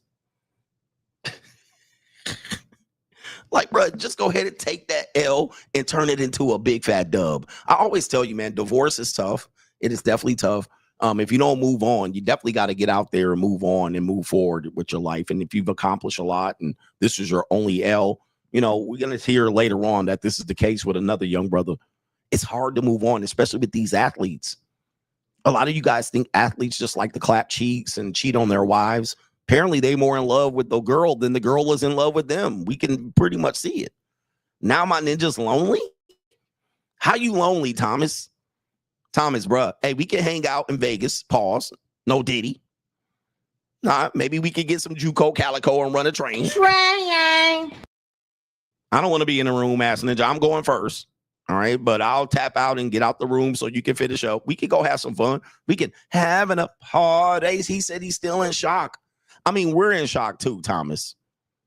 All right. We're in shock too that you would be sick. I mean, because listen, what she did to you was dirty. Like, even today, every man knows, like, damn, that thing happened to Tom Brady. None of us have a chance. Now, the other thing is Tom was blamed initially. All right, he's out there not taking care of his family. He doesn't take the kids to school. And we found out that that didn't have anything to do with it. It didn't have anything to do with it. It had to be with the fact that she had another bull in the ring. And she was the one cheated on him. There's been no evidence of him cheating on her. Okay, But now he can't move on, man. Damn, Thomas, man, that's crazy. Crazy ass. You see these ninjas like me? Okay, all right. Anyway, Thomas Brady at number 12. It ain't like Gisele's still good looking. I mean, I'll take her, but I'm just saying. It ain't like she's still top of the top, cream of the damn crop. Oh, by the way, this is another article that I wanted to source related to Thomas Brady. I don't know if this is propaganda, but there it is right there. It says, Thomas Brady, lonely, sorry for himself as ex-wife Gisele enjoys time with her baby daddy, Joaquin. There, right there. There's a tough story out there. He's not dating anyone. He feels a little lonely and sorry for himself. Damn, Thomas. Man, you know, women to do the guys, women will do this to a man. Gisele, meanwhile, is enjoying a holiday in Costa Rica with Joaquin. And she got the kids, but Tom has to work and he feels left out. Damn, ninja, y'all just out here getting cooked. Ninjas is getting cooked out here, bro. Ay. And yeah, he's working for the NFL. He's working for the Raiders and the kids around Costa Rica. The ninja by himself. Hey, Tom, look at me, bro. Free agent lifestyle. I'm in Brazil. Where you show me where you got a Gisele. Let me get another one, ninja. Show me where you got. Hey, book a flight, man. We can come out here and get another Gisele. I was with a couple of Giselles last night, ninja. I definitely was with a woman that I was like, damn, I definitely would have, that shit would have cost me a lot of money in America. That would have cost me a heavy date, right? That would have been $350 at motherfucking Carver Steak. Instead, well, I can't tell you how much it was. It was almost free. It was almost free. But I do count the airline ticket and the hotel and that and all of that. So that's all I say here. But damn, she was fine. All right. If she was in America, that'd have been a long ass nigga. That would have been a month's salary for you ninjas. All right. But Thomas only need a couple of hey Aishas. You only need a couple of hey Aishas. You already know where to go. We can go to Amazonias. We can go to Rio de Janeiro. We can go to Copacabana. We could go to where else? Sao Paulo. Where the fuck else can we go? Ipanema. It was close to free. All right, but anyway, I won't tell you. Locals will tell you on locals. All right, next ninja of the day, man. This is sad. All right, next ninja, what we got here? Number 11, Kountry Wayne. All right, Kountry Wayne. I feel bad about Kountry Wayne. Yeah, Sugarloaf too. All right, yes. And we can go up to Barra de Juco, to the Juco in Barra de Juco. Hey, Kountry Wayne. This is I didn't want to put Kountry Wayne on this one, but judging from people's voting, Kountry Wayne had to make it. Now, shout out to Kountry Wayne. Been watching Kountry Wayne for many years on Facebook, and he's made a lot of great strides, even performing on Netflix. Now that he's in public, here come the haters. People don't think he makes as much money as he does. He does have several different baby mamas, even before he became YouTube famous. So he was out there clapping cheeks. Where is he from? Texas, Mississippi? He from one of them country ass Bama towns. He a Bama. Bamas tend to be doing things that a lot of ninjas and civilized societies don't. And I think he's from Alabama. But Kountry Wayne said this, and this is what pissed people off. So I like Kountry Wayne. I don't think he should be on the list, so I got him low. But yeah, this could be bad. Comedian Kountry Wayne says he pays all the bills for all 5 of his baby mamas, even while they're dating other men. Oh, shit. Yeah. Oh, boy. He's from Georgia. Georgia. Yeah, he makes a lot of girls. So he does have boys, though. I know he has some sons, and they've appeared in his skits. But Kountry Wayne, yeah, this will get an interesting conversation right here. Now, I know why you're doing this. Is you're trying to keep everybody at bay, right? You're trying to keep everybody at bay as your bag is building and you're rising up. you know, we do get a guilt factor with becoming successful and famous. Men trying to guilt me. Don't brag. I don't want to hear it. All right, now, nigga, I'm bragging. All right. But Country Wayne brags, and then sometimes he's got to say Jesus is popping to calm you niggas down. And here he is. He's got to do this as well because, you know, these baby mamas will have his ass in child support court.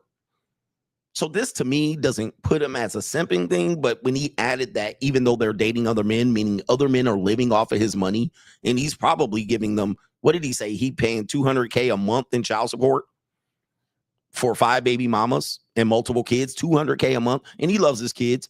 He putting them on.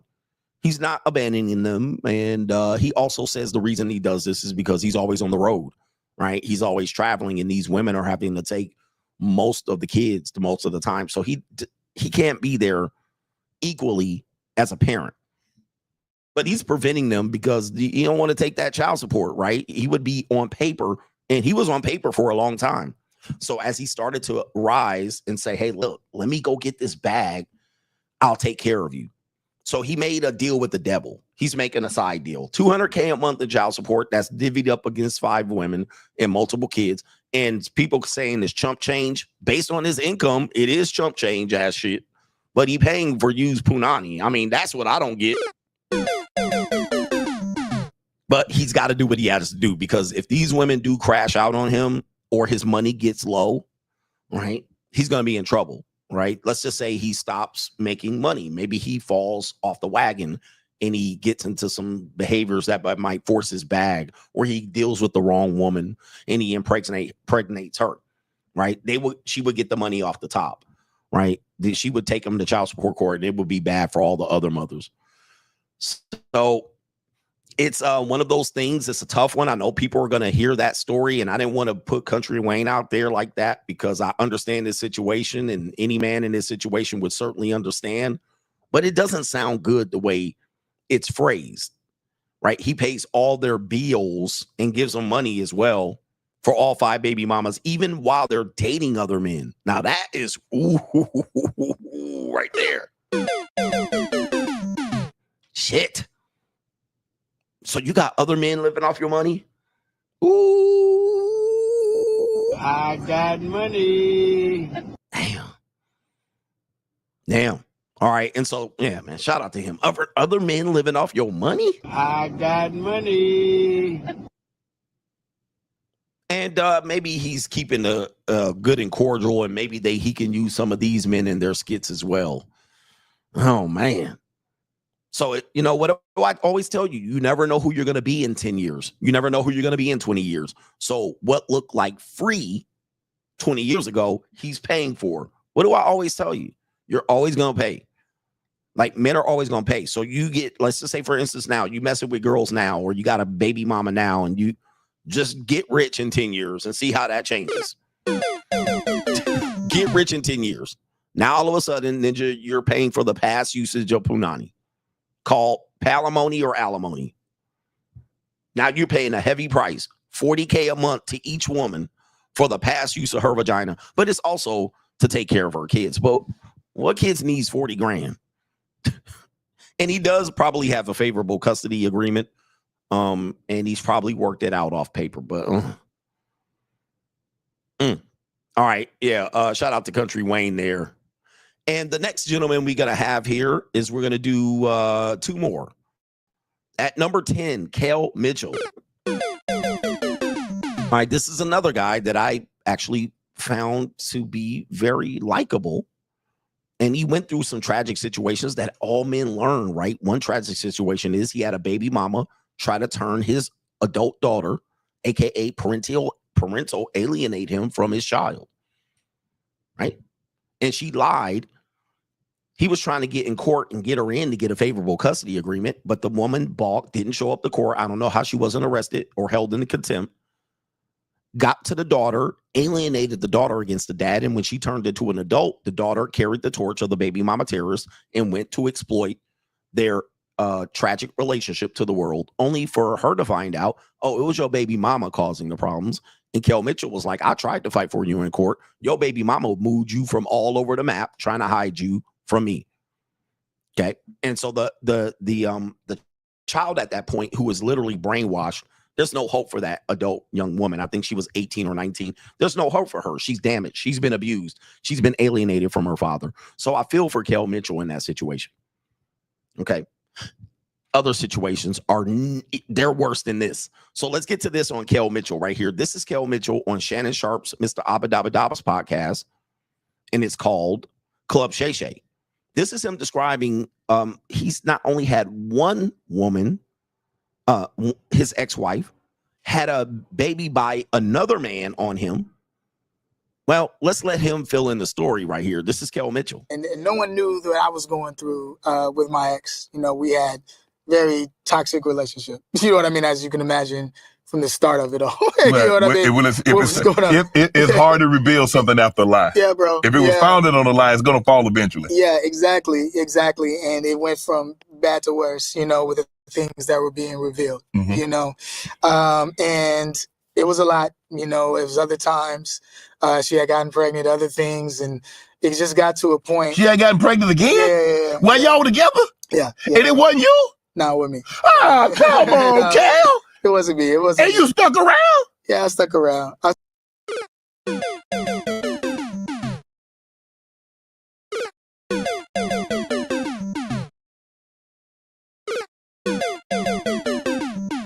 right, look at Shannon on this one. Look at Shannon Sharp's face. Look at Shannon Sharp's face and looking at this nigga. Wait a minute. Who are you? See, listen, money and I know we talk about get your bag up.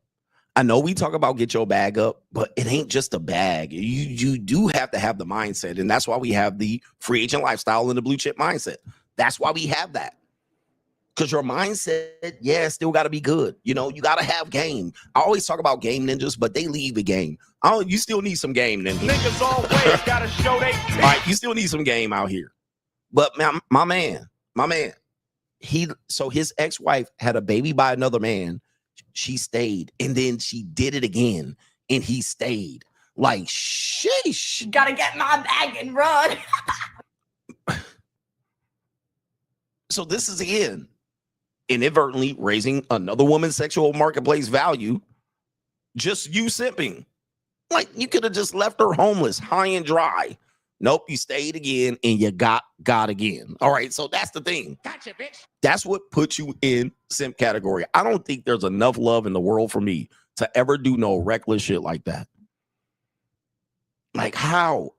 There's too many women in the world. There's too many women across the street. There's too many women in these streets. Like what? In these streets. Y'all act like there's one woman in the world. There's only one woman, but you stuck around and stayed for a woman that had two different men's babies, and you still supported them. Even Shannon Sharp is bamboozled. Why Shannon Sharp look funny? He a funny built looking ninja. And what's going on with your pants ass ninja Shannon Sharp? All right, I won't talk about Shannon Sharp. You know I'm just joking, brother. You know I'm just joking. All right, but how do we get to that point, man? Is it little man syndrome? Because y'all call everything little man syndrome when the ninja aggressive. But when he a simp, what is it called here? Let's see what this ninja gonna say. I stuck around, but here's the thing. These were things that were being revealed. You know, she telling you this. No. How do you find this out? I want to know how you found this out. You read a letter. You got to it through the phone. Yeah. Okay. All right. So how that one went? There was a thing where we weren't having sex anymore, and we weren't doing anything anymore. Just because you weren't having sex. Clearly, she was.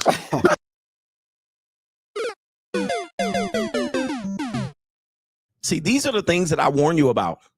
And you guys don't think it'll happen to you. It ain't gonna happen to me, ninja. I hit it right.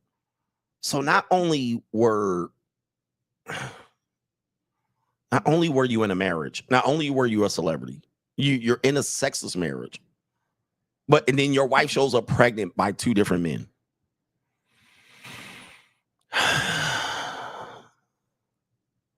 What are we doing, guys? You don't realize how important our message here is in this space, because there's dudes living this and they're not talking about it. They only talk about it when the shit goes left. And then they're still somewhat bamboozled. Tom Brady. they're still somewhat shocked and shell shocked. Well, and it takes them 5 and 10 years to grow out of it. Like, what are we doing? Like, how do you imagine you're a celebrity and got all the money you want, and you're still getting played by your wife, and then you stay in? Oh. Yeah, it's just because of I knew what was going on, Right? And I was like, "Yo, what is even happening? You're not coming home. You're not doing all these different things." And y'all man, you not coming home. Y'all. Yeah. But then this was, back then. Yeah. We praying for her now. It's all good. Yeah. But this is what the process of what I was going through. Oh, yeah. And so now, as this is going on, there was a time get some more soda. Now I need something stronger than soda can. You telling me that right here? Go ahead, brother. I mean, you had one, you aborted that, but that wasn't yours. She told you didn't know you had one of your own, and she. Yeah. Well, yeah. There was a situation where there was a guy, and I had a feeling, you know what I mean, that she was. Did you know him? Talking to somebody. It was one of her friends that used to come over, right? And I was working a lot, you know what I mean? So it was one of those situations. And so I was dropping off the kids, and didn't go to work, and you know how I go. And so one day I decided where I was like, I'm gonna take the car and just kind of like go searching where she might be, because she don't come home. And so I got in the whip, went driving around, saw her whip. Looked different, and I saw it, and I said at the hotel, I was like, yo, okay, this is a car at the hotel. I go to the lobby, you know what I mean, to go walk into the lobby. Turns out dude just come walking down the lobby about to go to the car, my car, and then she was driving, you know what I mean? And I'm like, oh, okay, what's up? Take me upstairs. Let's go to the elevator, let's go together. You know what I mean? And he's like, oh, okay, cool. You know what I mean? We go up, we don't need to fight, let's go. Yeah. Because I already know what it is. Right. So we go up. Of course, she's surprised. Oh, within the room. And, we walk in. I walk in there, and I'm just like, hey, okay, so this is what's going on. Okay, cool. You know what I mean? All right, and this is what you're doing? Okay, so, and I walk out, because I'm like, I'm not about to fight over someone that... she already made a decision. Yeah, you made your decision. You already we'd been through it. Did she, come out and let me explain? Yeah. Why did that explain? Offer without explanation. Explain. I'll go to the car. After I went to the car, then there was this, I was like, yo, I need to go back. And I went back because now I was like, well, I felt disrespected, so now I need to go do something. I went back, so then I'm going back up there. Cops came, everybody came up at that point. And I remember this cop told me, he said, hey, yo, I seen this type of woman, this situation. You need to get out of this situation. You know what I mean? You need to get out of this situation. Like a goofy, still stayed around. Straight jacket. He still stayed, y'all. He still stayed. You hearing him? After all of this, he still stayed around. Straight jacket. But we don't want to highlight, people disagree with my man. We shouldn't be highlighting the Simps. We should be highlighting y'all. But bruh, y'all co-signing this? This is going to be this young brother that we're going to see on this list later on. This is despicable. He still stayed around. Let's see if he can clear this shit up. All right, let's see. You know what I mean? We said we was trying to make it work for the kids. You know what I mean? Trying to make it work for the kids. But it just wasn't working out. You know what I mean? Trying to make it work. And she ended up getting pregnant by another guy. Now, how that situation happened was that I was at the hospital. She had a sickle cell trait. So she ended up, I'm thinking it's that. We go in there, and the doctor comes in and says, yeah, so you lost the baby. And I was just like, hey, yo, what? You lost the baby? And I'm like, oh, I know that's not mine. And so I lost the baby, and and I'm like, okay, so she was pregnant at that time. And this was just like, wow. So was that 3 times? Was that 3 times? So she got pregnant twice. Was that the second or the third time? So that she lost the other man's baby. Straight jacket. Brothers. That was the 3rd time she got pregnant by another man. Okay. How we doing on this show here? Let me do one more. Pause. Y'all ninjas will do any goddamn thing. Y'all crazy, man. We crazy. We need some help.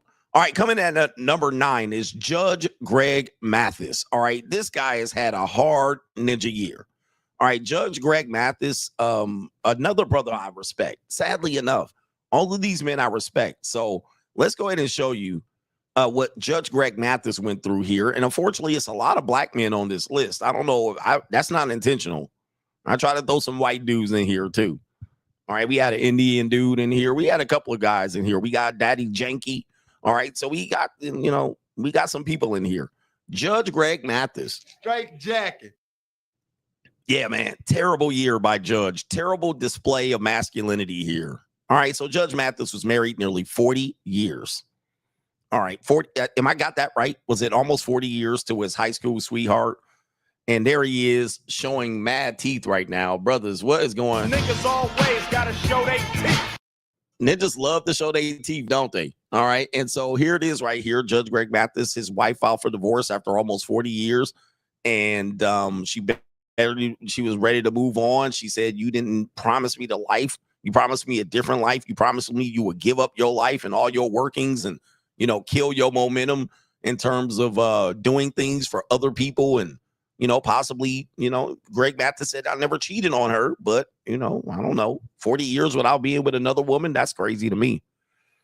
And so she filed for the divorce. But of course, he wanted to win her back. And let's go ahead and show you a video of what's going on here related to this. And I don't know how we get to this point. Like if she want to walk, I'm like, walk. All right, move, bitch. Get out the way. All right, do me a favor. So what do we got here? Let's go ahead and show you Greg Mathis here. Shell shocked. Another guy, Tom Brady, shell shocked. This is him right after the news came out. Shell shocked. I'm doing all right. I want to ask. I'm not good. Rather, it's the worst days of my life. How about that? Okay, well, I'm sorry to hear that. I want to ask you, with news of the separation, how are you holding up? Not holding up very well. I would say the other man. Maybe I'll be an example for other men. Cautionary tale. Don't neglect your wife. See how many at the airport now, flying out, as I have for 40 or for 25 years. My wife has been third, serving the community, taping my show, having fun with friends. That's what happens, guys. Never be too busy or never have too much fun beyond your life. Yeah, that brother's all right. So you see why I promote the free agent lifestyle. You see why I promote the free agent lifestyle. Because Ninja, what? All right, let me replay that just so you can see why I promote the free agent lifestyle. Get the book so you understand it. You're gonna see that a lot of common misconceptions you have about me can be cleared up simply by reading the book. But let's go back and hear what this ninja just said, bro. Let's see what, and look at him. Look at his condition. All over a hoe. I'm sorry, all over a wife. Wait, okay, Judge Mathis, take it away, sir. I don't want to take it away from you. You say what you just said. See how many at the airport now, flying out, as I have for 40 or for 25 years. My wife has been third, serving the community, taping my show, having fun with friends. That's what happens, guys. Never be too busy or never have too much fun beyond your life. Yeah, that brother's starving. Never have too much fun beyond your wife. Y'all heard him say that shit too, bro. I'm just playing what he said. I mean, who agrees with that? Anybody? Anybody agree with that sentiment? I'm a free agent, so no, I don't agree with that. It's like, wait, I have to be a slave to my wife and her emotions? That's number one. All right, Ninja, you don't even come number one in your wife's life. She put all of her career goals away so he can become famous on the internet. Okay, was she going to make as much money as him? The answer is no. He improved her life. Again, simps, someone idolizing mediocre peace leave, someone inadvertently raising a woman's sexual marketplace value. You changed her life, Ninja. She won the lottery by picking you, nigga. And you running around here telling us not to have fun on our own behalf? No, man, we in trouble out here, man. What? Well, that's Judge Greg Mathis here. And then now let's follow up with this as an update. He did want to update us that he got his wife back. All right, so let's let Judge Mathis take it from here. All right, this is the classic clip that he won her back. It says right here, It says right here, just so you can see the title of the video. And look, he happy as large right now. Look at him, just teeth out there. Teeth is all out right now. Niggas always gotta show they teeth. All right, the title of the video, Judge Greg Mathis wins back his wife, Linda. Wins back his wife. That sounds like an L to me, but of course, it's cheaper to keep her. It's cheaper to keep her. That sounds like you had to stay with her. All right, so here we go. Let's hit Greg Mathis here. Thank you. Isn't this beautiful? Mwah. And that's not for television. We kiss all the time, y'all. Okay, so I mean, I have to ask, how are you guys doing? The internet loves you two together. I mean, how's it going? We're doing well. You know, I think what happens is sometimes in life, God has to break you down to lift you up and put you on another mission. You know, as a street kid, went to jail, came out. I was on a mission to help street youth, and I have for 25 years. Now, I'm on a mission to help Black love. How about that? Okay, so is he out of the doghouse a little bit? What would you say?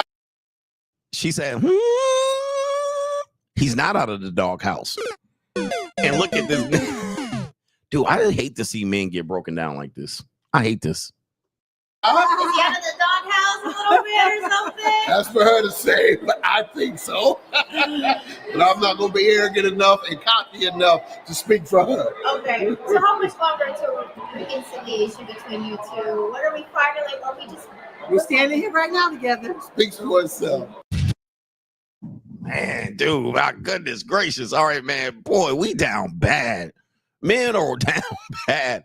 Who called him a happy hostage? That's 50 Cent? 50 Cent called him a happy hostage.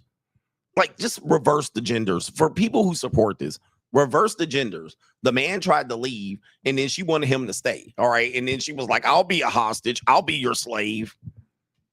Y'all would be on a rescue mission, man. But look, let me get to these super chats right there, just for the people who joining us. All right. We had great honorable mentions. We also started at number 12 with Thomas Brady. Number 11, Kountry Wayne. Number 10, Kel Mitchell. Number 9, Judge Greg Mathis. And we got number 8, 7, 6, and 5 coming up. So it's going to be a great show. Do me a favor, hit the like button if you're enjoying this entertainment live from Rio de Janeiro, Brazil in the building. And the free agent lifestyle is for life. All right, we got a good like ratio. So that means let's get to these super chats here. Okay. Refresh the screen, CGA. I got to refresh the screen. You got to see this whole damn thing happening over here. And I got to stretch my arm out. Pause. All right. Do we still got internet? All right, we do. Okay, here it is right here. Here it is right here. Shout out to Child of Thanos. Says, Merry Christmas, CGA. Thanks for all that you do. Shout out to you. We got Jamie or Haney. All right, Jamie or Haney. Jamie. Thanks for the entertainment. He says, I've been looking forward to this all year long, the 12 cents of Chiestmas.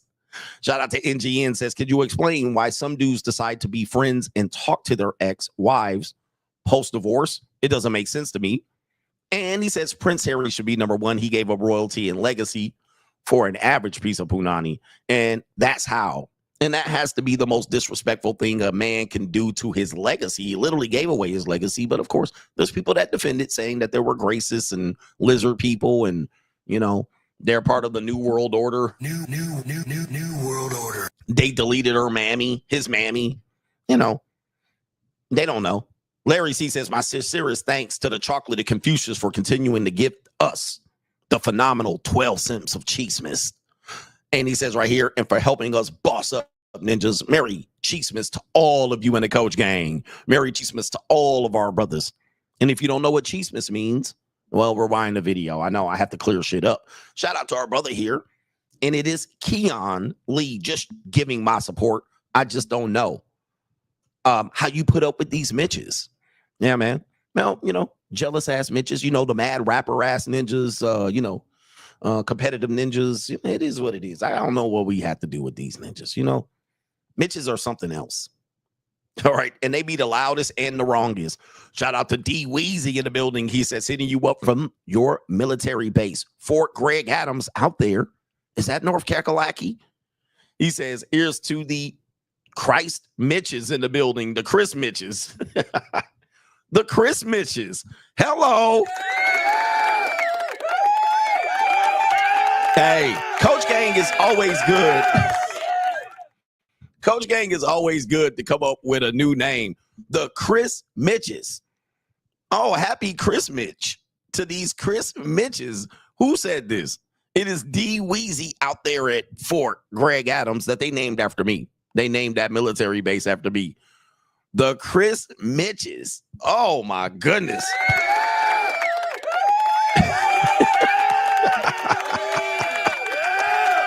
Woo-wee. They deserve their own little post. He said, here's to the Chris Mitches. He says, enjoy your holiday, brother. He says, it's been a while, but I'm back in class. Shout out to you, brother. And thank you for your service if you're down on base there. All right. Randall says, shout out to CGA and the Coach Gang. The free agent lifestyle is the best. It's the only thing I'll ever promote. All right. And I'll just support others here and there. But it's the free agent lifestyle. Dennis S. says, what's up, Coach? Enjoy your Xmas in Brazil. What location do you think is the holy Mecca and the holy grail for men traveling to different countries? Well, it depends on what you're traveling for. That's where people have the conversation about, right? Because Brazil has a lot, much more than, low peace league. I mean, they got lots of things to do here. And it's a very large country. I did not realize how large Brazil is. Pause. But it depends on what you're traveling for. For me, if you're traveling as a free agent, which does include putting hands on hips, we never ran away from that. It's not the only reason we go. Man, I think you guys need to experience a lot of places. Because, let me just say, man, and you can put your suggestions. I think that men in America, let me just say this, men in America, America's not perfect.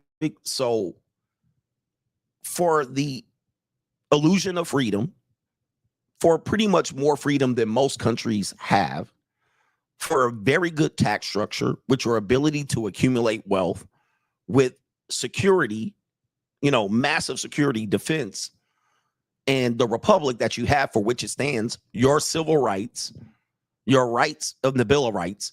Like, we have a lot in America. However, there's trade-offs to that. There's some negatives related to that. And that is in the form of, you have gynocracy, you have great propaganda and feminism, you have the American woman in relationship to where the American man stands, the inability to support families, you have the family law code. There's some things that are great positives in America. And then, there's some trade-offs that then get us in what they call the matrix. So then when you go out to another country, while their security, you know what I mean? They don't have security. Many of their areas are third world, although I wouldn't call Rio third world. Certainly, if you go further into the large state of Brazil, you're going to see third world conditions. Absolutely, not necessarily in Rio or Copacabana. You're going to have you're not going to have good, stable economics. You're not going to have the ability to become wealthy. But you're going to have a better situation in terms of if you have U.S. money coming into some of these countries, you're going to be up. You don't even have to really be up like in America. And you could have a small net worth and be in the top 1% here. Shout out to Skylar. We were talking about that. So if you come here as an American, you come here, but everything's a little less stable. Your money stretches longer and you don't have to really succumb to some of the matrix issues that you deal with. And I use that term loosely, but yeah. So there's trade-offs. But, I want to say Americans are somewhat disillusioned. This is why I encourage people to travel back when I wrote the book in 2018. It's just going to open up your idea of the world and potentially find places to retire. That's why people travel to certain destinations. They want to find places to retire. They're not necessarily just going for peace leave. Now, that's a plus. That's an added incentive. All right, but you're finding places. I'm on a mission to find a place to retire to.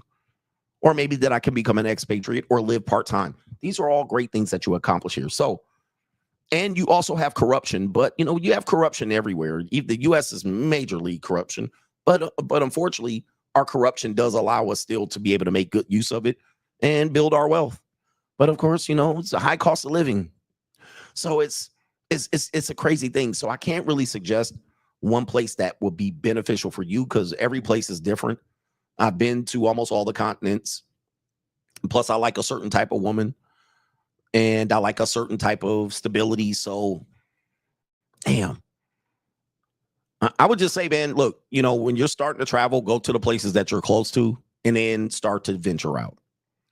All right. I can't tell you I like Europe. All right. I don't like their tax structure. I don't like their inability to rise economically. So I would be bringing in money. I would have to figure out how to keep most of that money. Right.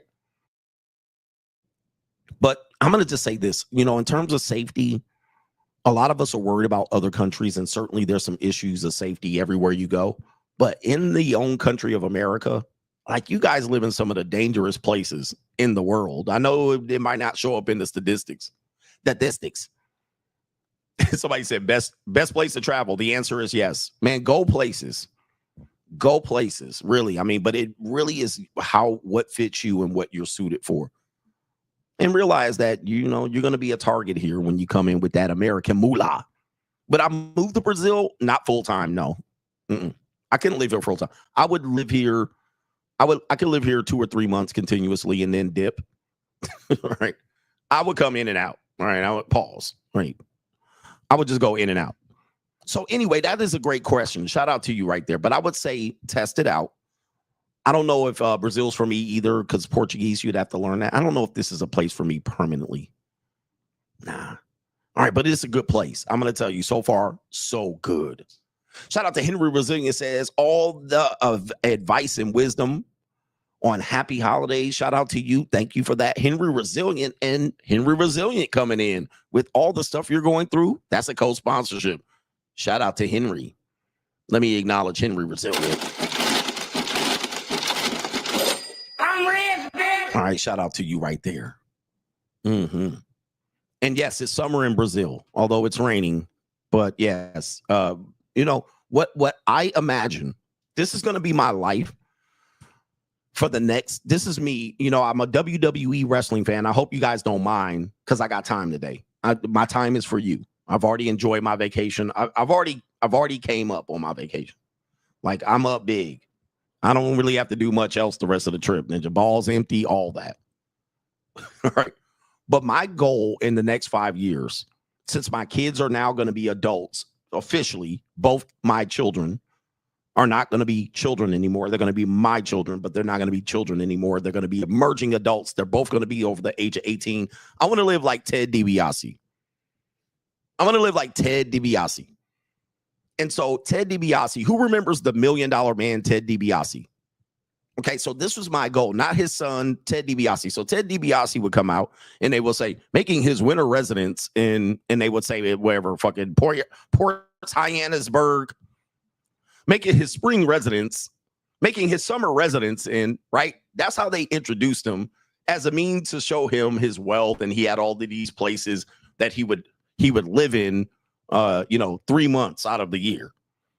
All right. And so that's what I want to do for the next 5 years. Now, I don't know if I'm able to afford it, but I'm going to probably try it to where I live nomadic, but it's not going to just be random places I hop to. And it's going to be by design, so that in the winter in America, I can dip below the equator and come to Brazil, or I can go to somewhere in Africa or somewhere in Australia where it's summer, but it's winter here. And then I can just skip winter, or maybe if I want a winter, I could go somewhere and winter there, go up and ski. So if I lived in winter area, then I can go up to ski in Park City or Steamboat Springs, Colorado in the winter, and then return back to the equator. So that is kind of what I like. That's what I would like to try to do. I don't know if I could do it, and certainly I would document it and make it a theme of the free agent lifestyle. But that's kind of what my mindset would be. So I'm finding these places in the next year or so, that maybe in a year or so, that I can making my winter residence. All right. Ninja want me to retire in Cleveland. Oh no, not Cleveland. I've been to Cleveland, Ninja. I am not going there. All right. And any season. And then after a few years of doing that, then I settle somewhere. All right. With a harem of Filipinas. With a harem of Filipinos knocking on my door. I got to show you that video of this ninja that lives in Angeles City, Philippines. And there's one ninja there, and he got like 50, 11 babies. And one of my Filipina chicks in Las Vegas showed me the video. She was like, look at this video. And I wish I had my sound effects, but this ninja was going around. He lives somewhere in Angela City. He done knocked up all these Filipinas. And they be knocking on his door. What kind of fuck you give me? Like he got a harem of bitches. and they knock on his door because they don't got no child support. And they be like, oh, can I have some money? Can I have $50? And then be like, go away, bitch.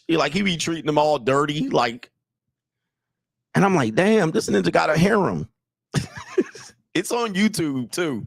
But this Filipina chick told me, she was like, you could go to the Philippines and have this if you want. You don't even need that much money. But the ninja got a whole harem.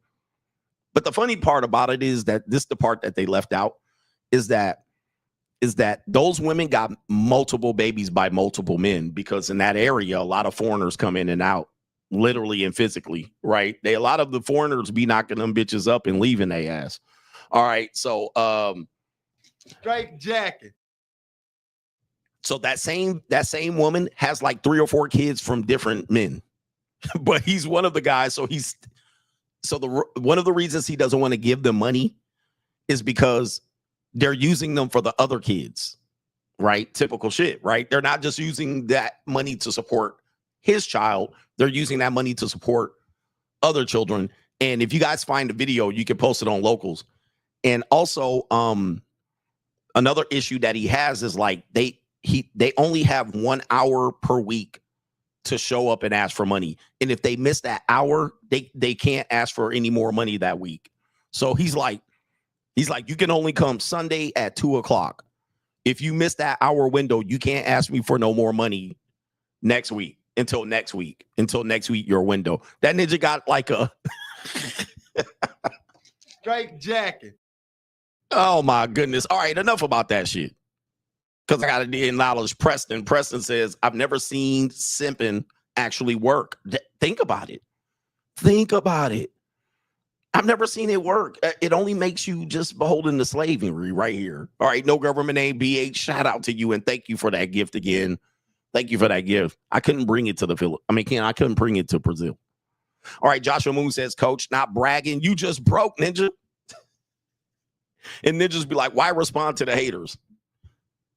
They shooting shots at me, ninja. I'm going to brag. All right. That gives me an opportunity to brag. I'm humble. I'm a benevolent monarch. I'm not an asshole. I don't brag for just no reason, but you give me a chance to. I'm going to brag, ass ninja. All right. Shout out to our brother here. And it is Jaris right in the building. He said, Merry Christmas, CGA in the coach gang. That's from Jaris. Is it Jaris? I've been pronouncing it wrong the entire time. Shout out to our brother here. It is Discoteca Help Ninja. Shh. He says, I'm a wealth manager. Shout out to you. All right. And shout out to Morgan in the building. He says, Myron calling himself Hostradamus now. Okay, ninja. Straight jacket. And Myron knows better, bruh.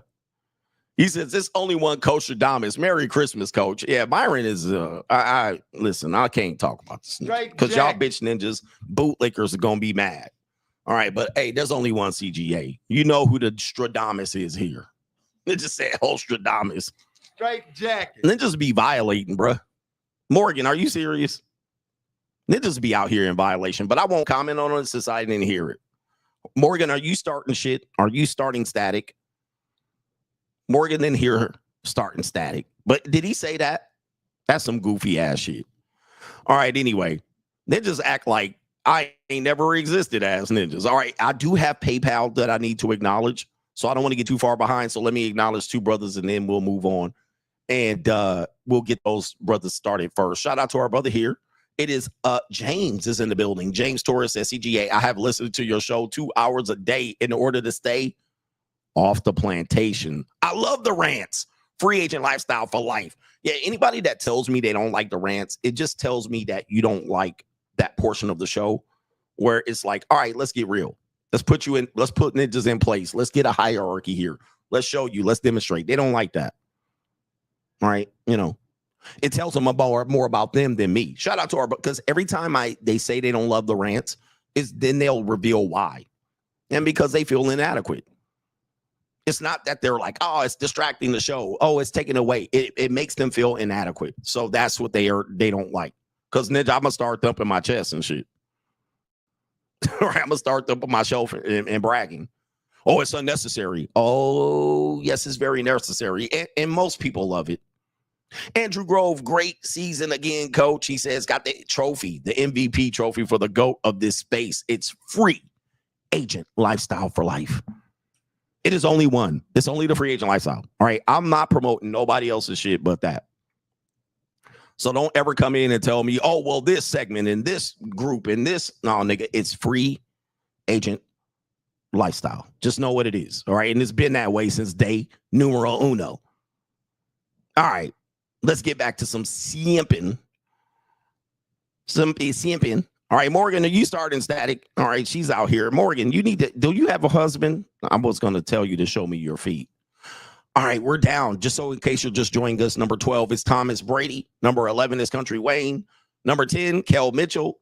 Number 9, Judge Mathis. And number 8, it is the Kamala Harris Simps. Group number 1. I have 2 groups of Kamala Harris Simps.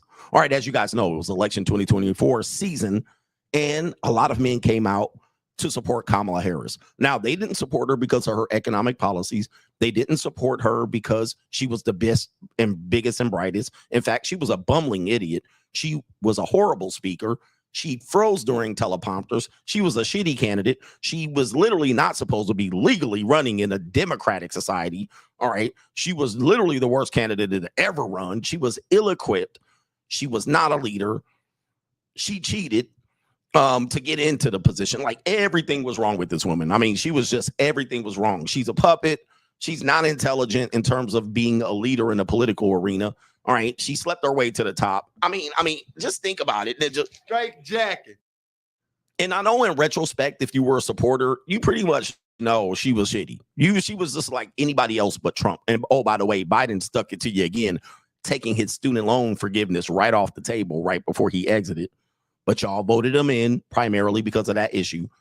But we had a whole bunch of Kamala Harris simps, and so much so that they have 2 segments that have taken up the 12 simps of Chiestmas. And one of the Kamala Harris simps was Plies.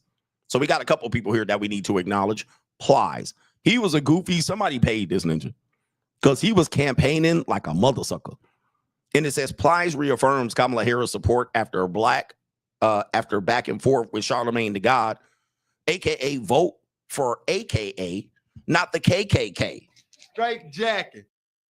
All right, and I could play videos of him just acknowledging this. He's a smart guy. He's smarter than the character he plays on the internet. But Plies was a complete distraction. He was MK Ultra to the 15th power here. He was a total goofball. New world. And I don't even know why his ignorant sounding ass is jumping on the internet trying to tell anybody about anything. And of course, the whole idea of her being a black woman, I said it even in 2016 and 2018, it was a farce. All right. Certainly in 2020, it was too. And then, a woman of color, and they try to phrase it however they wanted. And she was half black because she was Jamaican. I mean, all kind of crazy shit was Jamaican me crazy. Now that she lost, I don't hear nobody defending her. Nobody. I don't hear nobody defending her. The Democrats try to find out why they lost, not why she lost. But Plies was a whole goofy ass monkey simp out here in his goofy ass high pitched voice. All right, so absolute absurd demonstration of simping with Kamala Harris. All right, and so it was a disaster. So, but he wasn't the only one. We got other people in this particular group. We got Ben Stiller, and I can't say what race, what people. I can't say that. But this ninja and a whole bunch of white men, Beta Brigade guys came out, white men for Kamala Harris. All right, we're going to get to the black men for Kamala Harris later on in the show. But Ben Stiller, goofy ass, and a whole bunch of beta male soy boy, sachet Shantae ass white liberals, aka who-ishes, came out and they did a whole podcast of them trying to virtue signal for Kamala Harris. All right. And these softy ass ninjas, all right, so-called comedians, this ninja said every white Jewish guy wishes he was black. I mean, this was a shit show. I mean, this is what we literally had to sit through in the election and act like this shit was like authentic and real. Like, what were we doing? Like, this is crazy, man. And of course, he's somewhat right. You know what I mean? All the cool people are black. Like, the coolest people in America are black people. I mean, even white dudes that are somewhat cool is still lame. You know what I mean? It's just... And you know who is just, they lame. You know, when they even try to be cool, they cool in their own definition. But ninjas is just cool just sitting there. All right. You know what I mean? We just sitting there all cool and shit. Now, unfortunately, that's all you are is cool. All right. And ninjas got some money. The money don't put money in your pocket. So sometimes it's okay being a lame. All right. But some people, it's hard to be lame. It's hard to be cool and have money. And Ben Stiller literally exhibited it with the Beta Boys for Harris. The Beta Boys for Harris. All right, a whole monkey simp out here, clown ass ninja that we can clown now that Kamala lost. Unfortunately, the cool guys can make a mistake too. And Slim Thug, I know he has watched my show.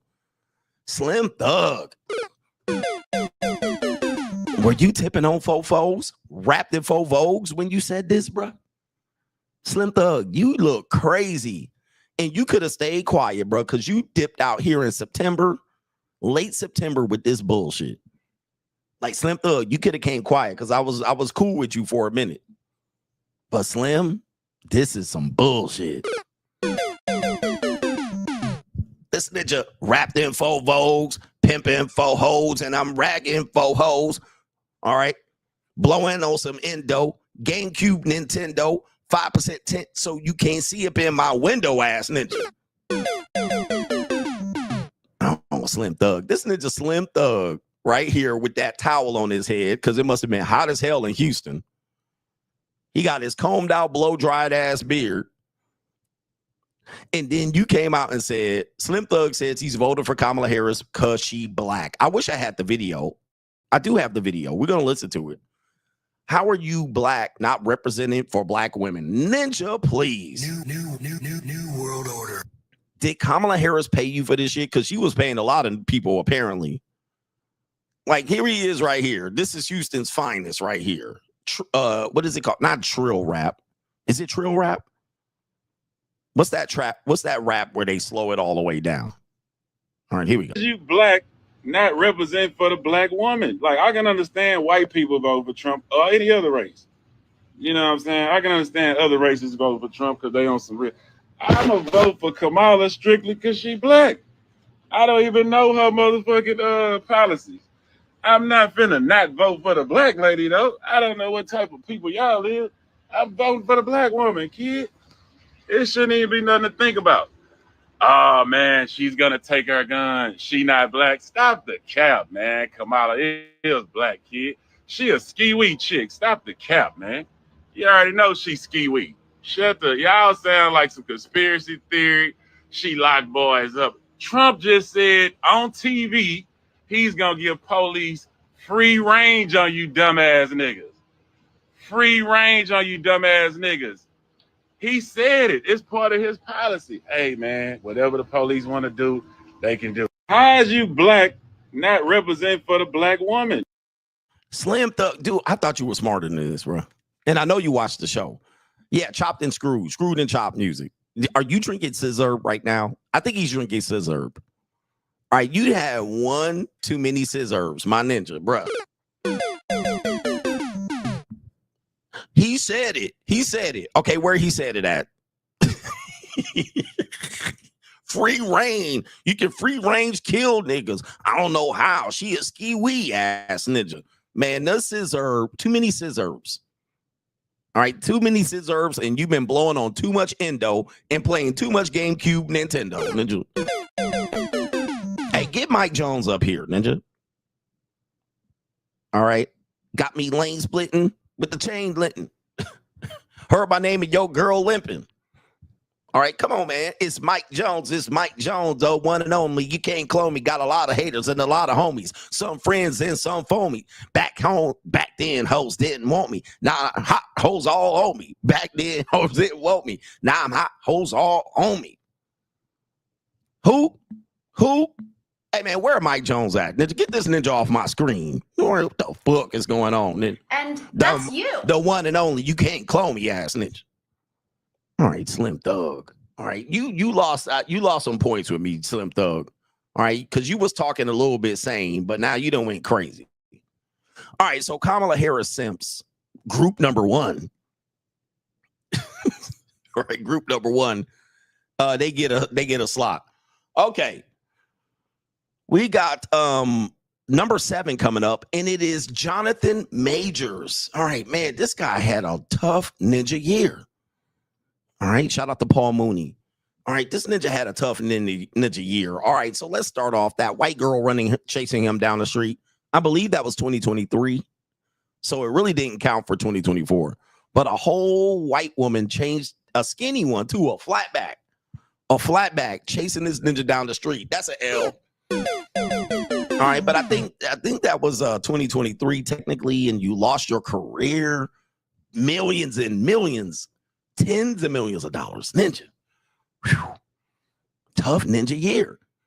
All right, but 2024 had him served up another case of L's on a platter. All right, this ninja took L after L after L. First of all, he lost his case. He got convicted for some misdemeanor felonies. And really, I don't think he got a prison sentence if they haven't sentenced him yet. He got into a relationship with that nice flatback black woman, Meagan Good. I want to give Meagan Good a spin there. Speaking of giving Meagan Good a spin, that's exactly what one of his friends did right in the ninja face. All right, so Jonathan Majors, can I get a spin too? Apparently, we know why this happened, but Jonathan Majors here, this is what happens when you lose your position, brothers. All right, let me see if I can make this larger. That's what he said. All right, that's Jonathan Majors in the background right there on the left side. He's always wearing a funny hat. All right, he's always got like a old Civil War ninja hat that left the plantation. But this is Jonathan Major after losing his court cases and going to get this and that. He finally settled with that flatback that bumped her head and hurt her finger. All right, he finally settled.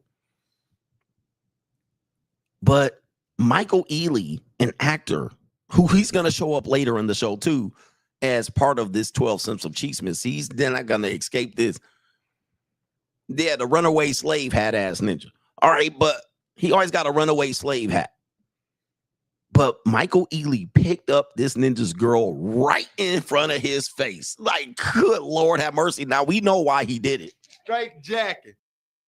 And so he going into his purse to try to figure out why your girl got picked up by another ninja and spun in circles. Putting that ass in the circle. Throw that ass in the circle. Let's play the video here. All right, here we go. We don't need no commentary. Oh, no. Oh, man. Straight jacket. This is tough. All right, look at this ninja. Oh, he want to smack something up. His nose is running. All right. Oh, man. Now, everybody has to know that Michael Ealy, I believe his name is pronounced. It looks like early without the R. That he did address Jonathan Majors. Like, he did shake his hand, and of course, it was clipped out. But let me see if we can roll it back. I got this video off TikTok. So apparently at this point of the video, he's already addressed Jonathan Majors, so it was no disrespect. However, the disrespect occurred after the fact, where two old friends, two old people who have worked together, so they're happy to see each other. Ladies, don't do this, man. Black women have a problem doing this shit like this, right? All women do this, but this is disrespectful, man. All right. And there he is right there. Picked her up off her damn feet. Now look at this ninja. Straight jacket. When he saw her feet, because he was looking down, when he saw her feet leave the ground, this ninja looked at this ninja like, hold up. Wait a minute. Who are you? This ninja having flashbacks. Because they rumor is he put paws on people and women, rumor. But this ninja, when he saw them feet leave the ground, he was like, wait a minute. Who are you? This ninja was about to take out years of history of his runaway slave Underground Railroad. He was about to go in his man merce. He was about to go in his handbag and get the clickety clack. Wait a minute. Who are you? He can't believe it. Look at this ninja. He like, what ninja? He was like, okay, now let's see what happened after that. All right. He like, all right, I'm about to go in my bag. And look how he looking at this ninja. He like, oh, y'all serious, huh? Oh, y'all niggas really doing this in my face? Y'all niggas really gonna do this in my face? All right, okay. All right. And now he got his eyebrows raised. Anybody that knows when people have their eyebrows raised like this, but they're looking, let me do the face. All right. Eyebrows tell everything. You can furrow your eyebrows and express anger, disappointment. But eyebrows raised, you're trying to hide something. You're trying to hide your emotions. So you're trying to make it so that you're not affected, but you'll raise your eyebrows. But your eyebrows are naturally going to be right here. But that ninja eyebrows is like this, like, nigga. He looking like, but he trying to look like it ain't phasing him, but them eyebrows is raised the fuck up. He didn't raise it up in his hat. You can't even see his eyebrows. You see them raised up? Okay. That ninja like, oh, okay. And he trying to not look at him, but he keep looking back like, where that hand at? Nigga, you touching the titty? Yeah, he definitely triggered. All right, them eyebrows is raised up. All right, so he right now trying to count 1 Mississippi, 2 Mississippi. All right, because he looking. Corner of his eye ass shit. I ain't trying to look like I'm looking at y'all, but corner of the eye. Corner of the eye. And then now he trying to look off. Because now everybody's looking around him, so he trying to look off over here. All right, I ain't looking. All right. So he trying to look that shit off, and he breathing hard. 10, 9, 8, ass ninja. All right, so here we go right here. And now he trying to look at, and look, now that Michael is left, now he won't look at his girl in the face. All right, now he can't look at her. Because if he look at her, he might give her the Mitch slap. You know, he might peel it back like this. He like, bitch, don't say nothing to me. Don't say nothing to me. Don't say. Because if he look at her, he gonna look at her like when he get home, like, bitch.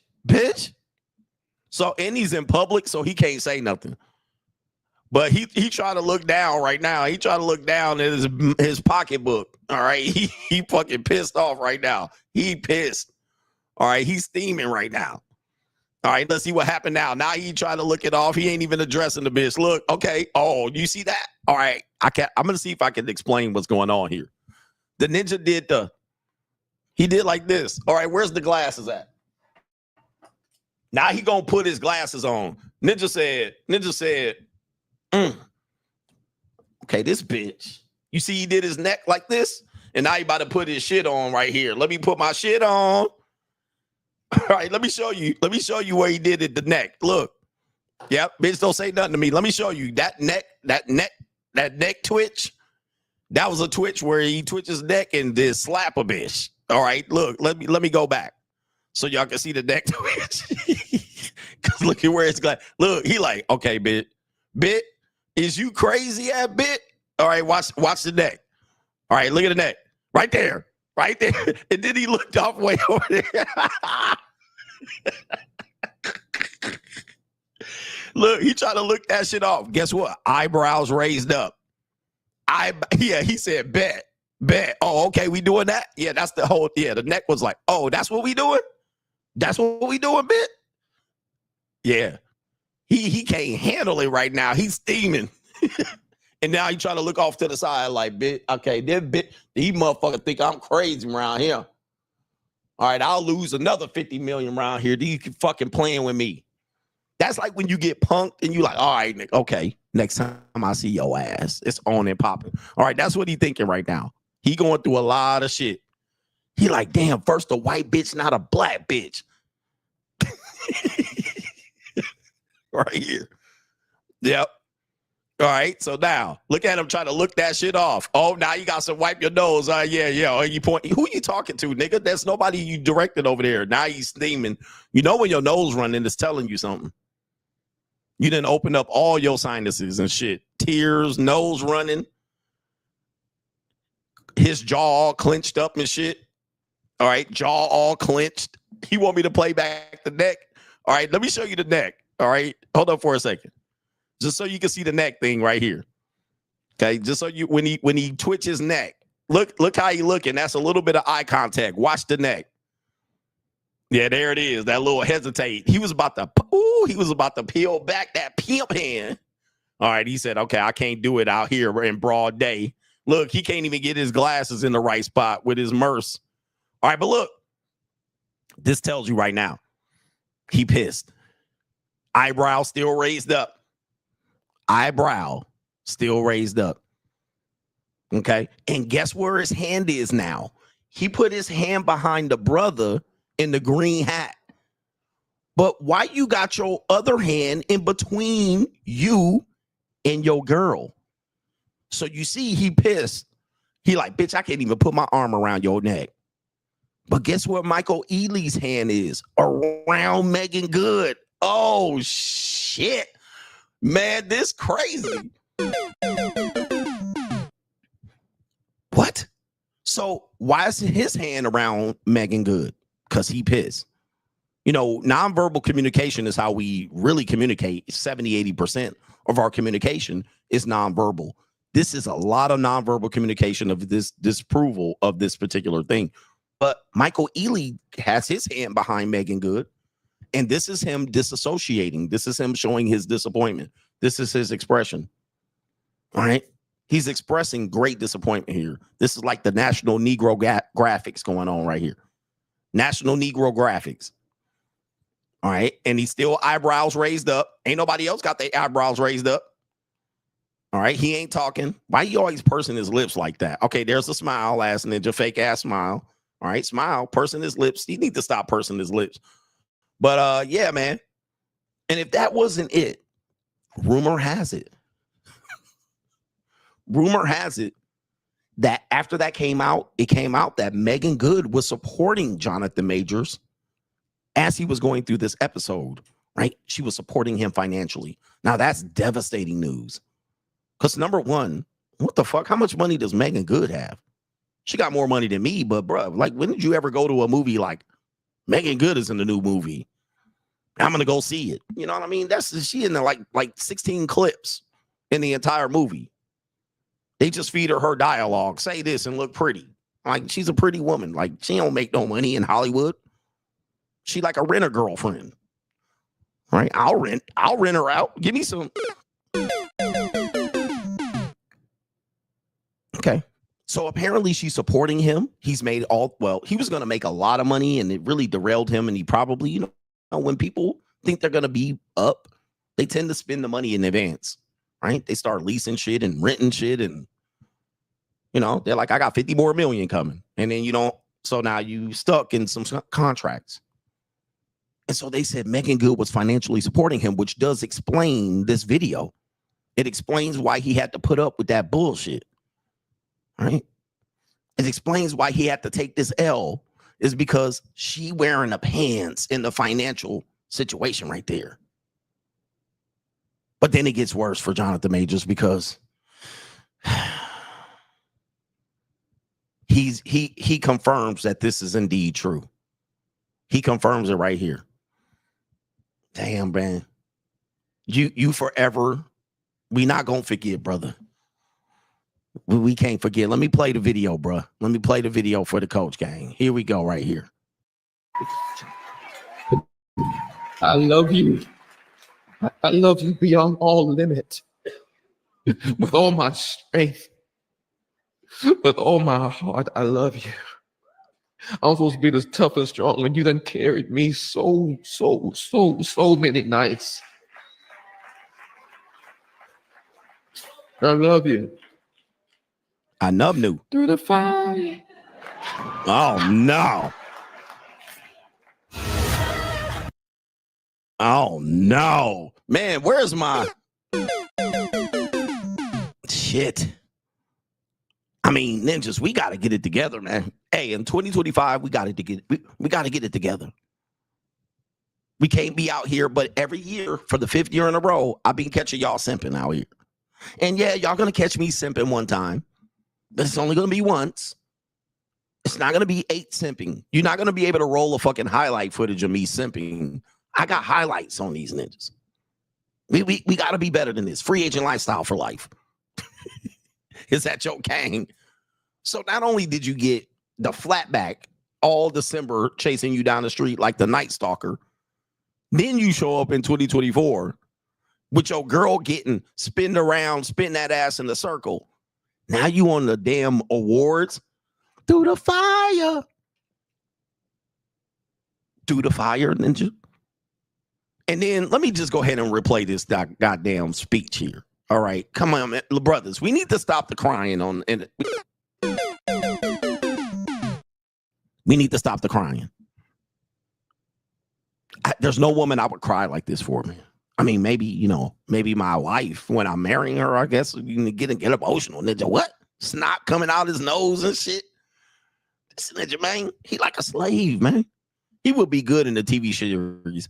In the heat of the night. All right, so here we go right here. I love you. I nub knew. That's the first thing he says. I nub knew.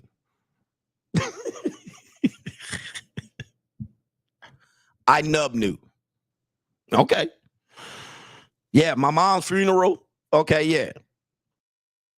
I nub knew. I love you beyond all limit. With all my strength.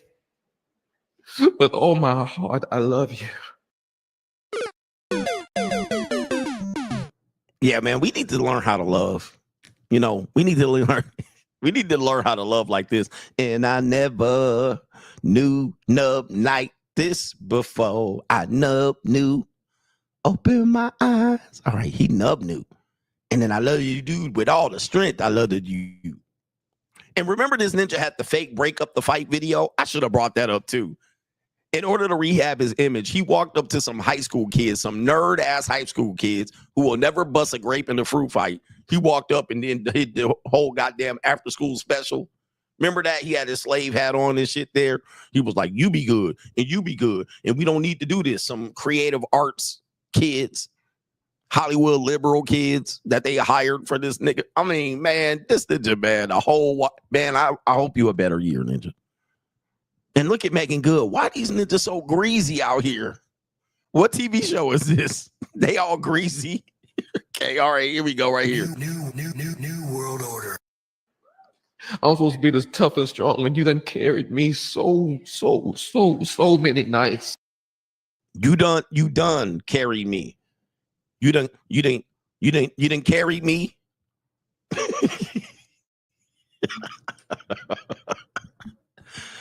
You didn't carry me your whole, but you should have practiced this, man. You an actor, bro. Maybe he's acting. Maybe he's acting for the heat of the night. Officer Tibbs Part 2. That would be a good comeback story. We need a whole new Sheriff Gillespie and shit. All right, so hold up for a second. Let's get the rest of the video. I nub knew and you didn't carry me.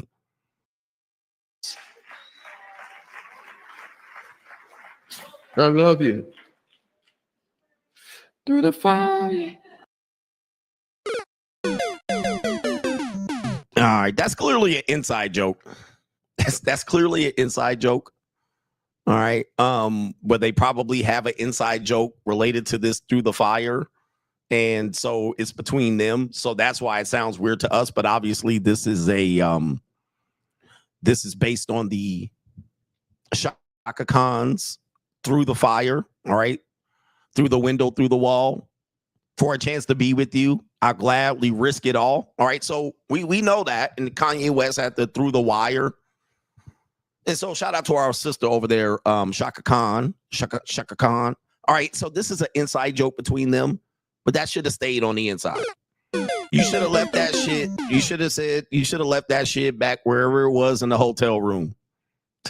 Right. So yeah, you should have left it.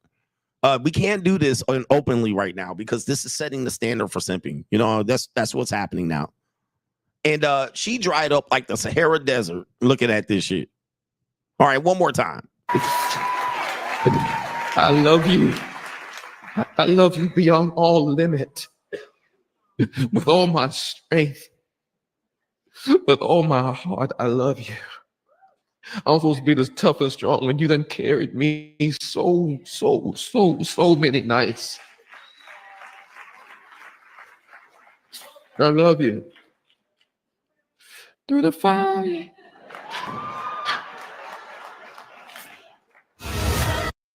All right, ladies dried up on that one. Hey, gentlemen, don't let the ladies fool you. They do not want to see you do this. She done dried up like, all right, peace leave was percolating. All right, now she dried up. All right, anyway, you didn't carry me. You didn't carry me a whole bunch of nights. And shout out to the women carrying their niggles. All right, it's crazy out here. All right, what are we doing here? Shout out to everybody. We got, do we have any more? All right, we're down to number 6. All right, we're gonna do number 6, and then we'll do super chats, and we'll do the top 5. All right, so we're getting close here. Let's get to number 6. Let's get to number 6, and it's gonna be Yada Awakening. All right, Yada Awakening. Trust me, there's bigger simps than this guy. It's hard to believe, but Yada Awakening definitely deserves to be in the top 5 any cotton picking day of the week. First of all, and I don't like to ruin people's hustle here, this ninja is like the scammer of all scammers. Now, I don't know what he does. People say he's like a chemist, right? Maybe he's like an engineer. He has a high-level degree, but he never says where it is. He's like the Dr. Cheney, Cheyenne Bryant, whatever that woman's name is, that fake doctor ass quack, Clara Bryant, whatever her name is, Clarissa Bryant. He just as much as a quack as that woman.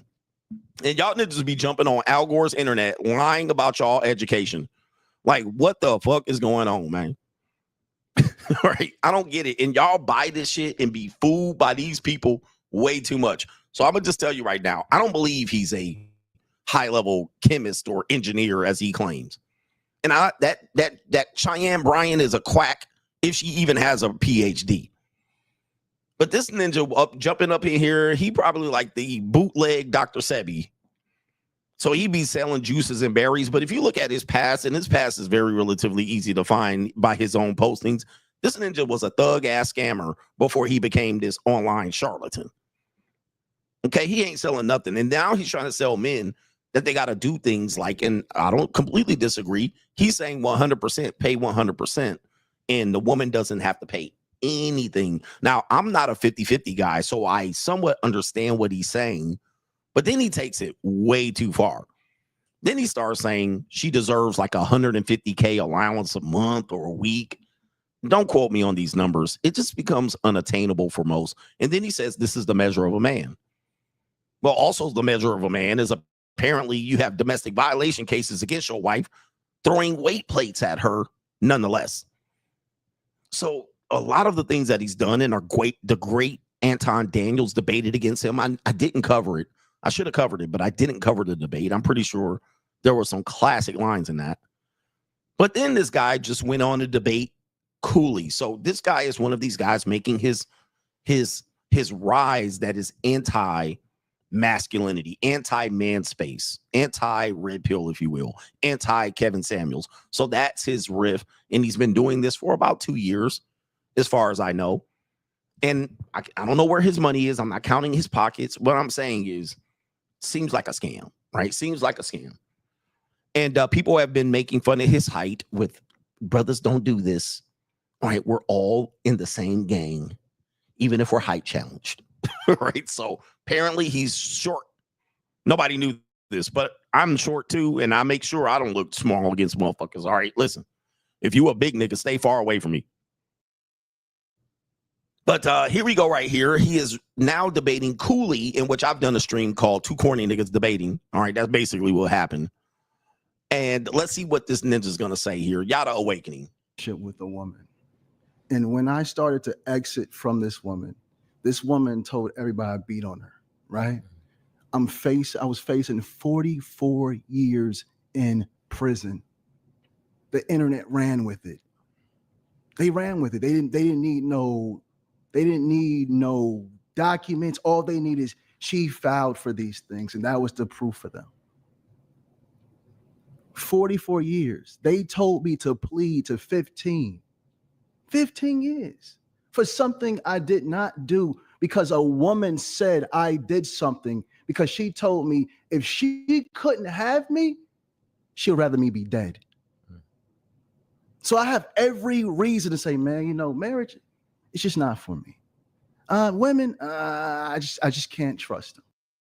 Let me stop him right here. He's also a polygamist, all right? Or he's non-monogamous. He might be polygynist, and he might be, you know, doing this based on his religion that he found probably while he was in the pen, locked up, writing letters from the pen. All right, but, you know, he's turned over a new leaf, and much of his proposition is hidden behind some of this possible religion. All right, people do this all the time. Even Scientologists will do this, where they'll get you wrapped up into their wealth and all their stuff, and then you'll be like, how do you do it? How do you do it? And they'll lead you to their religion eventually, or their cult, or whatever the fuck they got going on. You know, people do this. Grant Cardone kind of guilty of this as well, where they'll tell you, this is what you do, this is what you do, and then they'll lead you to the Scientology temple. Right, or they'll lead you to the fucking nanny goat. New world order. Right, so this is typically what happens. But he was a gangbanger hoodlum. You can look back. There's pictures of him being a hoodlum. Then he grew dreadlocks, and then he shaved his head, and now he's here. All right, so let's let him continue. Not for much longer. There's not much to say about this guy but he is a goofy ass ninja. All right, to me, just to me. All right, here we go. Mind you, I'm facing 44 years in prison. My wife that I have was pregnant at the time. I fall into a state of being a complete alcoholic, a drunk. I turn drunk. I'm losing my mind, literally falling apart. Mental breakdown after mental breakdown after mental breakdown, fall into a deep state of depression. My wife comes in the room. Bro, I have some scissors to my neck. I'm like, it's over with. It's over with. Everything I'm cursing God. God, you ain't nothing. You're not real. You don't exist. Because why would you do this to me? Everything I've been through, this is how I'm going out. And I'm not afraid to be incarcerated. I'm a man wherever you place me. Wherever you place me, I'm standing how I stand, period. And those that know. But this is how I go out. They looking at this ninja like, hold up for a second. What? Wait a minute.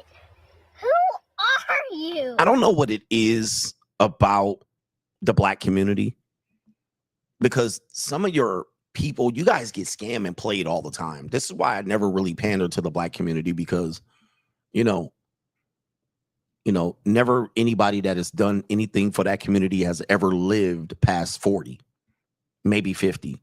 Y'all eventually will kill that nigga. You know what I mean? Y'all will actually, your own people will infiltrate the CIA and the FBI and kill the ninja. And all he get is a mural. So what happens is you fall for eloquent speakers, which this guy's not an eloquent speaker at all, but he speaks your language. He speaks to Southern Bamas. He speaks to people here because they put God first, and, Jesus is popping, and they'll hide behind the cloak of religion and spirituality. And that's what fools niggas. They'll say they eat clean and they fast and they will cleanse your fucking colon and, get all that fried chicken and mashed potatoes out from KFC, and they'll try to get y'all niggas eating good and juices and berries for like 2 weeks. Right? All right. And so they'll tend to do that, and ninjas will fall for it left and right. You know what I mean? They'll be like, oh yeah, I really need to cleanse my colon, and I really need to eat better and fast and pray 5 times to the east and shit, and eat seed oil and drink motherfucking go on a juice fast. Ninjas fall for that shit for like 2 weeks. And then they'll be praying to God and not fornicating. And yeah, brother polite. There's a whole bunch of list of these Negroes that ninjas fall in love with for a couple of weeks until they proven to be a charlatan, or they put that man around white women, or they'll CIA that ninja. Yeah, ninjas will go to prison prophets. They'll turn y'all to Allah, and y'all be black Muslims and shit. You know what I mean? I'm just saying. What I'm saying is, I'm not saying these aren't bad things. I'm just saying this is an easy sell to this group of people. And then you show them prosperity pimps and preachers. And then y'all fall for it. Hook, line, and sinker. Hook, line, and sinker. It's the easiest way. Put some religion, Martin Luther King, Malcolm X. Put some religion around it. Put some shit that y'all ain't gonna do. Eat good and discipline. Put a prison story. I went to prison. I learned. Put that you faced the motherfucking prophet or God spoke to you. And then women. All right. And then you sold. Niggas is gonna show up. Niggas always gotta show they teeth. You can fill up auditoriums and shit. Then you put an echo speaker behind it. Farrakhan. So every time he speaks, there's a large echo reverberating in the room and shit. It sounds like God speaking. That's the Farrakhan effect. All right. Reverberating microphone. Sounds like an auditorium and shit. Ninja, y'all be cooked. All right. Y'all be hook, line, and sinker. Niggas always gotta show they teeth. All right. Anyway, that's what he does. All right. That's essentially the same goddamn plot. And y'all fall for it. And they just be giving you juice to cure cancer and shit. Like, you know, saying that the white man don't want to give you the secret of cancer. So y'all buy Yada Awakening's cancer juice. All right. I don't think so, ass ninja. Right. Anyway. I wish I had a reverberating mic like Farrakhan. I need a reverberating mic. So God speaking. All right. Anyway, let's get to the super chats here. Yada Awakening coming in at number 6 on the 12 sips of Chiestmas. And sorry for telling too much truth. I know you guys can't handle it. But yeah, somebody said it's just Skeet. It's Yada Skeet. Oh my goodness, Ninja, come on, bruh. Yeah, bitch. Yeah, bitch. Yada, you drinking Yada Skeet. All right, goodness gracious, it's getting bad. Let's do a review here. And who do you think is going to be number 1? We're down to the last 5. All right, so we had a lot of honorable mentions. Number 12, Brady, Tom Brady. Number 11, Kountry Wayne. Number 10, Kel Mitchell. Number 9, Judge Mathis. Number 8, we had Slim Thug, Ben Stiller, and Plies, the Kamala Harris simp group number 1. We had Jonathan Majors at number 7 and Yada Awakening at number 6. We got 5 simps left, or groups of simps. Let me get to the super chats and then we'll get it going on here. We're going to do 5, 4, and 3, and then we'll get down to the last 2. Once we get down to the last 2, you'll pretty much know and guess where we're going to be at. Who do you think is going to be number 1 out here? Is it going to be CGA? It could be CGA. I couldn't name myself it. Shout out to our brother Nikolai Volkov or Nikolai Vista. He says, Merry Christmas, coach. Speaking of simps, does Earl Thomas get on the list because his ex-wife took him for almost $3 million? Here's the link. I think I did talk about that. Yes, damn. Was that this year? Earl Thomas. Yeah, he should get an honorable mention because I remember that story. And that's a sponsorship. Yes, I remember that story about Earl Thomas. All right, that was rough, man. We are rough. And, man, I'm telling you, I had nobody safe. CGA at the top of his own list. Shout out to Kid Chameleon. Says, it's official, the 12 simps of Chris Mitch. Yes, we need to switch it. The 12 simps of Chris Mitch. All right, we might crown the biggest Mitch of our comment section, too. And it's never somebody with their picture. Have you noticed that? Chris Jericho, Merry Christmas, CGA. I hope you're enjoying your time in Brazil. I heard there are a lot of Japanese mixed with Brazilians down there. Quick question. Do you think Travis Hunter's girlfriend should be at his bowl game? Safe travels. I don't even think Travis Hunter should play in the bowl game. He'd be crazy to play in that bowl game. He'd be crazy. I mean, one snap. I mean, they should do one snap. They should dress out and not play. All right, so that's what I would say on that one. All right, let's get over to PayPal. All right, I would be crazy for Shador and Travis to play in that bowl game. And it's the Potato Bowl? It don't even count. Alamo Bowl? J. Cool, coach. I'm going to smoke a Romeo and Julieta while listening to the 12 Simps of Chiestmas. Thanks for promoting muscle and muscle growth and fitness. I have a woman I regularly see that is absolutely goes out of her way when we're together to lust after my body. This is at age 57. Free agent lifestyle for life. Keep your bodies in order, guys. One of the biggest things that I see men down bad is their bodies are out of shape, right? And that makes your mind out of shape. Now, I don't have anything to sell you. I just be telling y'all shit. NGM, Merry Christmas, coach, from your dim day Nigerian brother. My favorite joke is when you say bitter baby moms are sick when the kids have too much fun at their dad's house. The kids come back to mom hyped, talking about daddy bought us Coogee sweaters, and now he's in Italy with them flatbacks. He says, I think about this joke at least once a week. Got me cracking up and sniggling. Shout out to the coach gang. Free agent lifestyle for life. Yeah. Hey, the moms be jealous as hell when you drop them kids off. And even Michelle Obama tried to throw hate on dads that did that. By the way, brother, that's a sponsorship. I'm rich, Yeah. man. Your moms be secretly, baby moms be hating when dads do that. But by the way, Michelle Obama tried to throw shade at fathers who did that, calling them Disneyland dads. Dude, you can't win when you're a man. Michelle Obama, with his ass, came on Oprah, her ass went on Oprah Winfrey show and called men who have literally the custody schedule they presented. So they have weekend custody because the baby mama terrorists trying to keep custody time away. So the courts give him weekend custody. And guess what he does on the weekend? We gonna have fun, having a party. And then she mad. Well, I don't get to have fun with my kids. Bitch, you came up with the schedule. You the one fought me for 85% custody. Now I get my kids one day during the week for dinner and I get them on the weekends. And no, that means you can't have fun with your kids because number one, you broke. Number two, you the one came up with the schedule and you have them on school nights the way you wanted it. You wanted to have them on school nights. Now you got them on school nights. Now I have them every other weekend having a party. Now we supposed to be Disney dads. These bitches are insufferable. Even though, never mind.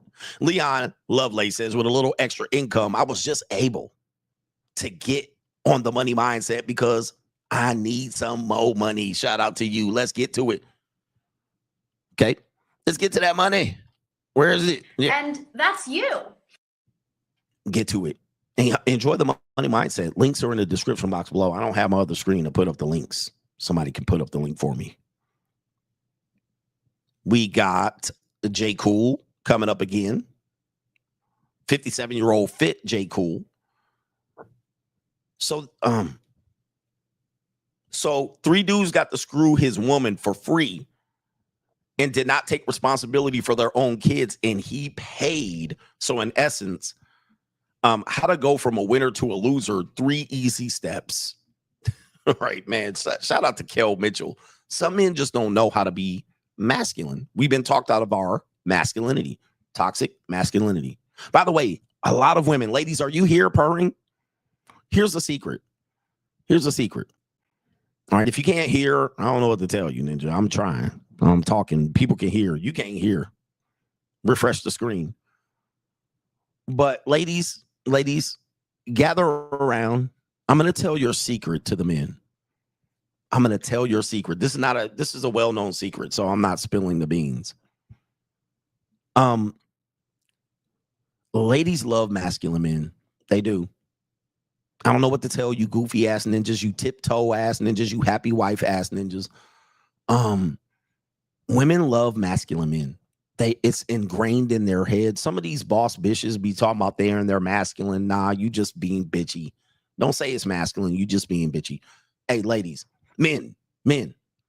These ladies love to be literally tossed around and manhandled and ragdolled and choked and hair pulled. Like it's in their DNA. They like this shit. They hate you, Nick. Yep, even feminists. Feminists love this shit. They love it when a stud does it to them. They love it when niggas do. They like it. They like to be dominated in the bedroom. I was just with this Brazilian flyback. She was like, you throw me around like a rag doll. I love it. She was like, you're so masculine and manly. It's just me, CGA. All right. They like to be choked and shit. Now, don't be choking them out till they black out. They like a little hair pull. You got to learn how to do it, though. But listen, some niggas like, I ain't going to do it. But this is ingrained in them. Now, what happens is they want you to also be a simp because the simping benefits them. Them being masculine and throwing you around in the bedroom, that only benefits them a little bit. And based on who they select to be their earliest first sexual partners, it's always a guy that ragdolls them and chokes them and spits down their throat and pulls hair. And they like shit like this, man. Women are, dude, they some nasty broads. I'm going to tell you, they nasty as hell. I don't know how women get away with doing the shit they do and then jump up on the internet crying in a cardigan sweater with their hair in their face. And he pulled out his penis. Like, ninja, are you serious? I never seen one like that. So large and big. Then he put it in my mouth. Like, how? You was just sitting there with your mouth open. Like, how did he do it? And then he just thrust it back of my throat. Pause, ass ninja. Like, how? You was just standing there? Please describe it to these niggas that don't get no punani. Describe. Hey, yo, chill, son. Hey, yo. Describe. You was just sitting there just getting face effed, like doing nothing. You didn't just put up a fight at all. You was just like, oh, I can't do nothing with a whole set of teeth in your mouth. Hey, yo, chill, son. Hey, yo. You got a mandible jaw and teeth like a canine, fangs and shit. You couldn't just clench onto the motherfucker like. Hey, yo, chill, son. Hey, yo. You couldn't just clench on. I'm telling you, if you would have just lockjawed him, it would have been a wrap. Hey, yo, chill, son. Hey, yo.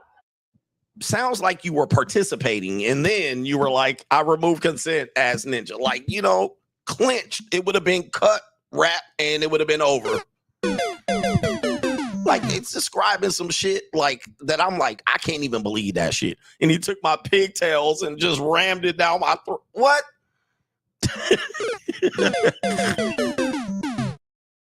How? You're telling me some shit that I can't even believe because I be in the bedroom with women doing this and they gotta be participating to a level of consent. You know what I mean? They gotta be enjoying it at first. All right, come on, man. But to people who are virgins and women that don't do this, they married and fat, men that's fat, they ain't going to, they can't get no punani, so they just, you be like, man, that really happened. And it don't be happen. It don't happen like that, bro. That can't happen. Hey, yo, chill, son. Hey, yo. It can't happen that way, bro. So give me another fucking story that I can believe. Shout out to our Michael R. He says, hey, coach, I'm Brazilian. He says, my family is from Flamingo in Rio. What part you staying in? He says, and it is the Brasileiras are the best. Is that the Brazilian barbecue or Brazilian place where you get I love these places. Not sure if they effed or if they're effed by social media like us women now, or the U.S. women. I think that means U.S. women. But they used to be amazing. Brasileiras, is that the women? Or is that, I'm not sure who these things are, but shout out to you out there. Well, I've been bumped into any feminists here, but like I said, here, they ain't paying attention to me too much. All right. And if you come in here to run game, I don't know what you doing, man. Oh, Brasileiras are the women. All right. Shout out to you. If you come in here to run game, like I'm confused, like as to why would you need to do that here? All right, the Brasileiras are the women. Yeah, there's some fine specimen around here. If you do have a chance to come here, do not just come for the women. This is the free agent lifestyle. We don't just go somewhere for the women. All right, we go for the lifestyle. All right, I see one on my patio right now. I see some big booties out here. They got some really good-looking women here. And they're average good-looking women. All right, I'm not telling you you're going to be blown away by every woman. Certainly not. Because they got some fat people here, too. They got gorditas here, too. But, yeah, somebody said it's the skin tone.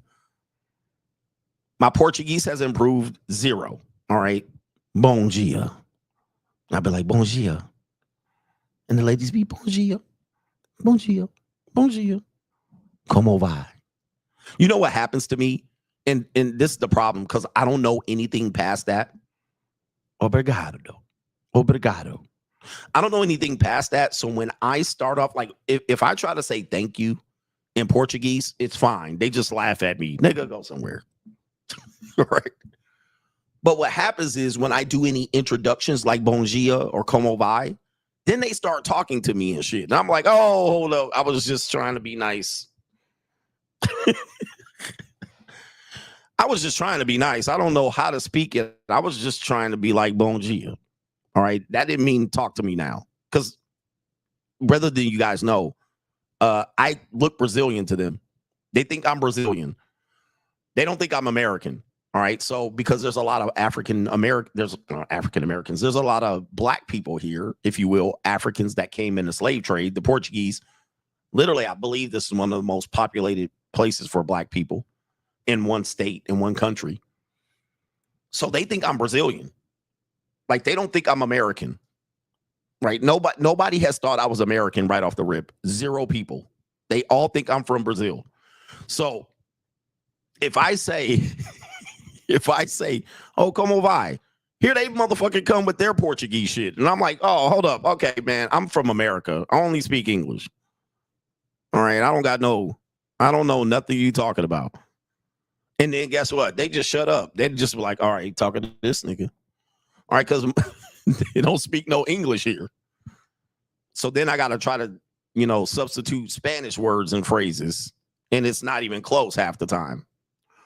So it's a whole shit show out here. What I will tell you, if you want to have a great time and you plan to be in Brazil for a great length of time, learn some conversational Portuguese. All right. It's going to help you a lot. And it sucks because, like, where else are you going to go speak this at? Portugal?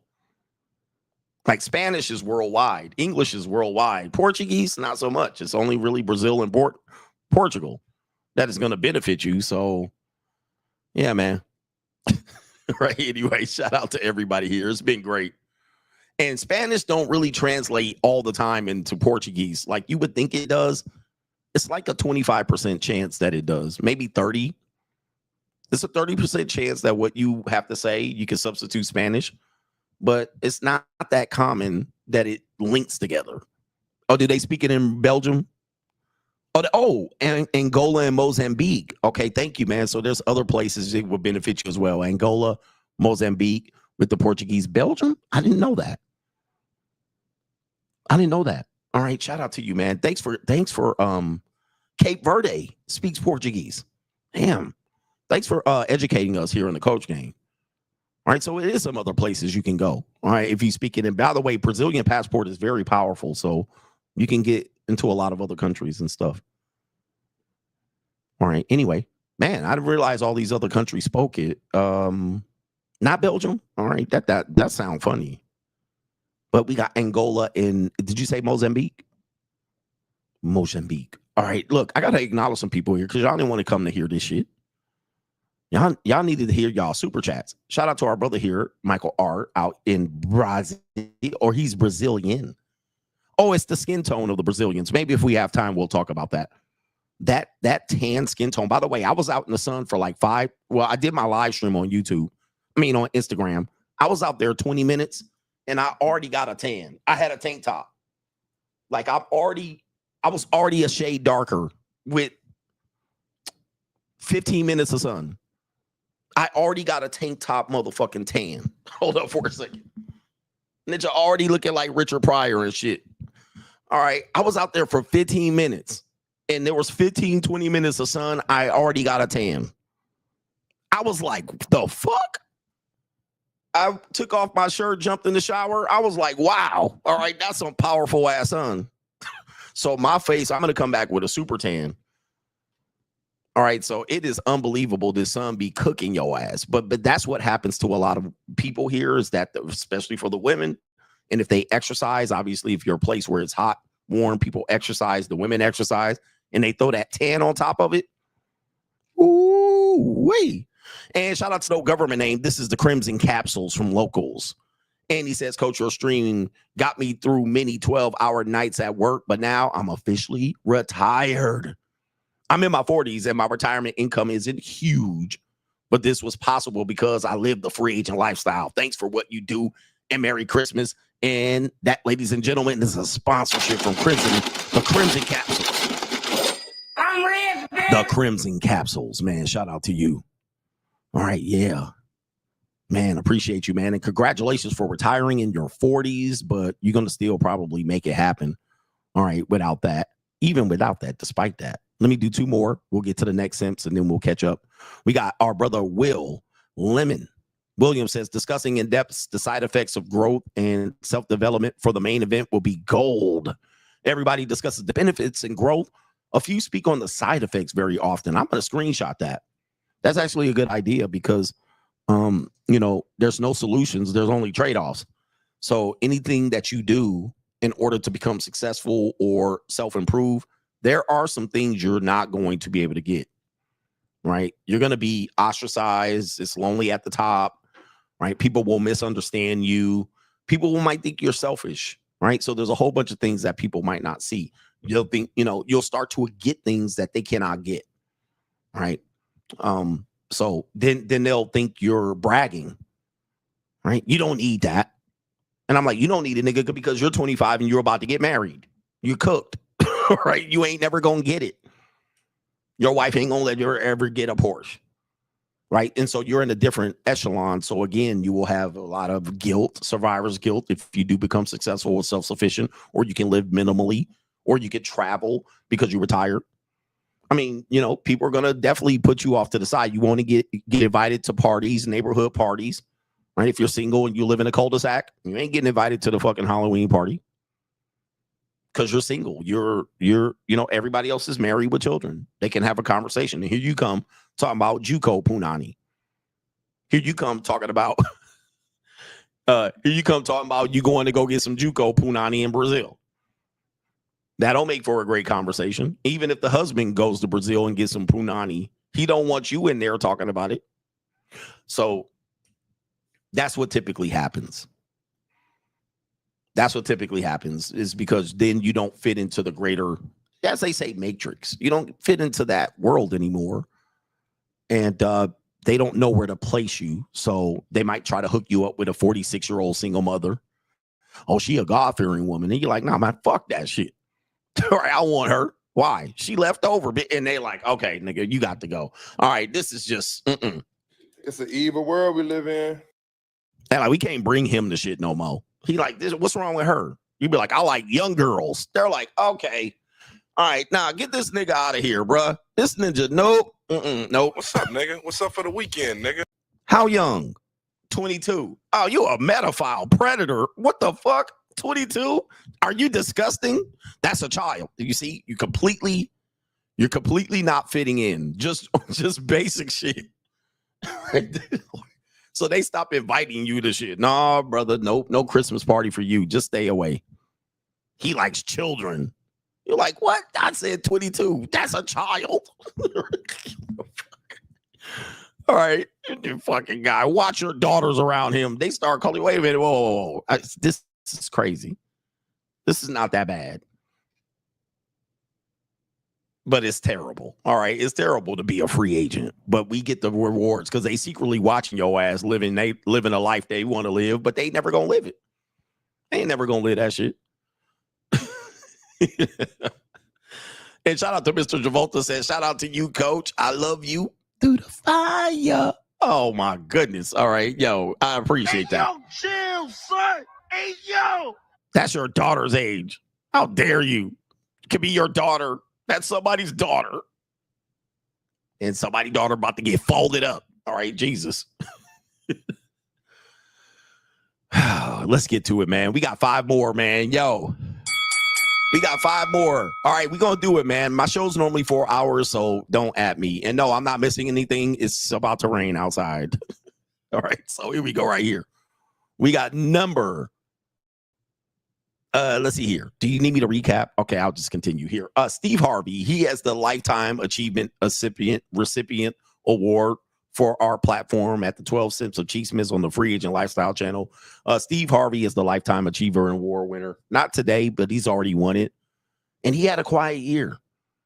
he had a quiet ninja year. But to Steve Harvey, right at the end of the year, a clip surfaced of him telling men some simp shit. All right. And he's been known to do this for many, many years. But he's been quiet this year. Did he come out for Kamala Harris? He probably did. But as you can see here, Steve Harvey shares hilarious marriage advice for men.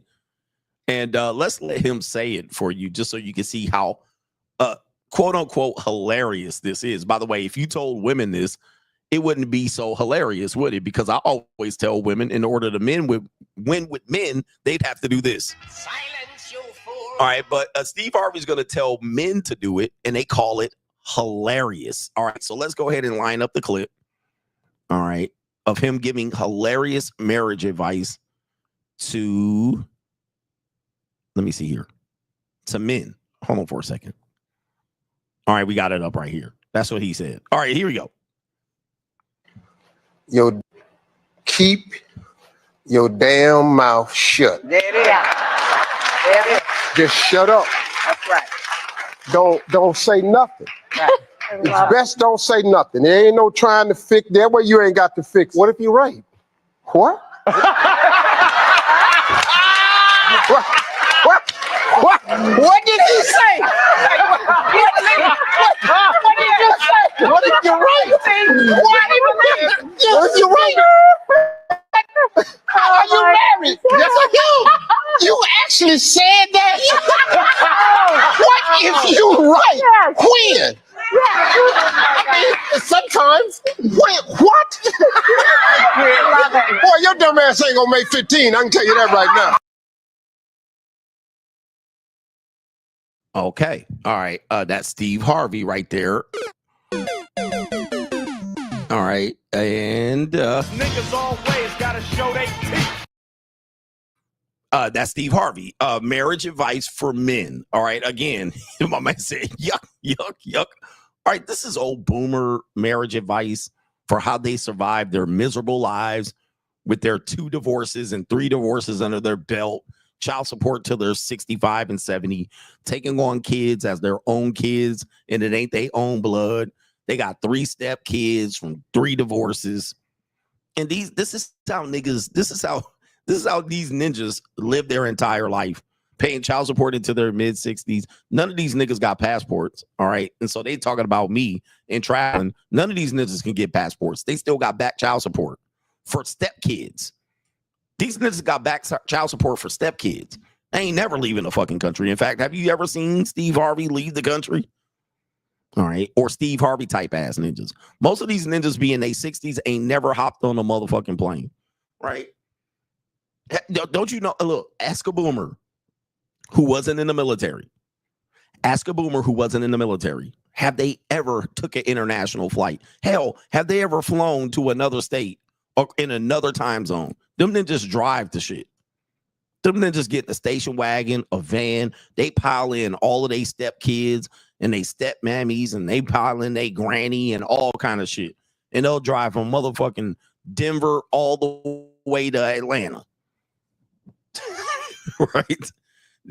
They'll take a Greyhound bus, these niggers, these old niggers. And if it wasn't for Steve Harvey's ambition, he'd be one of these goofy ass niggers. All right, never took an international flight. Hell, never took an airplane. They drive every goddamn where. All right, they'll just take the interstate. Interstate 70, here we come. All right. Yuck, yuck, yuck. And so, 3 days in a row in the trip and no air conditioning. Car breaking down on the side of the road and shit. All right.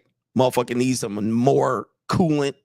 Oh, car overheating. Get some water, ass ninja.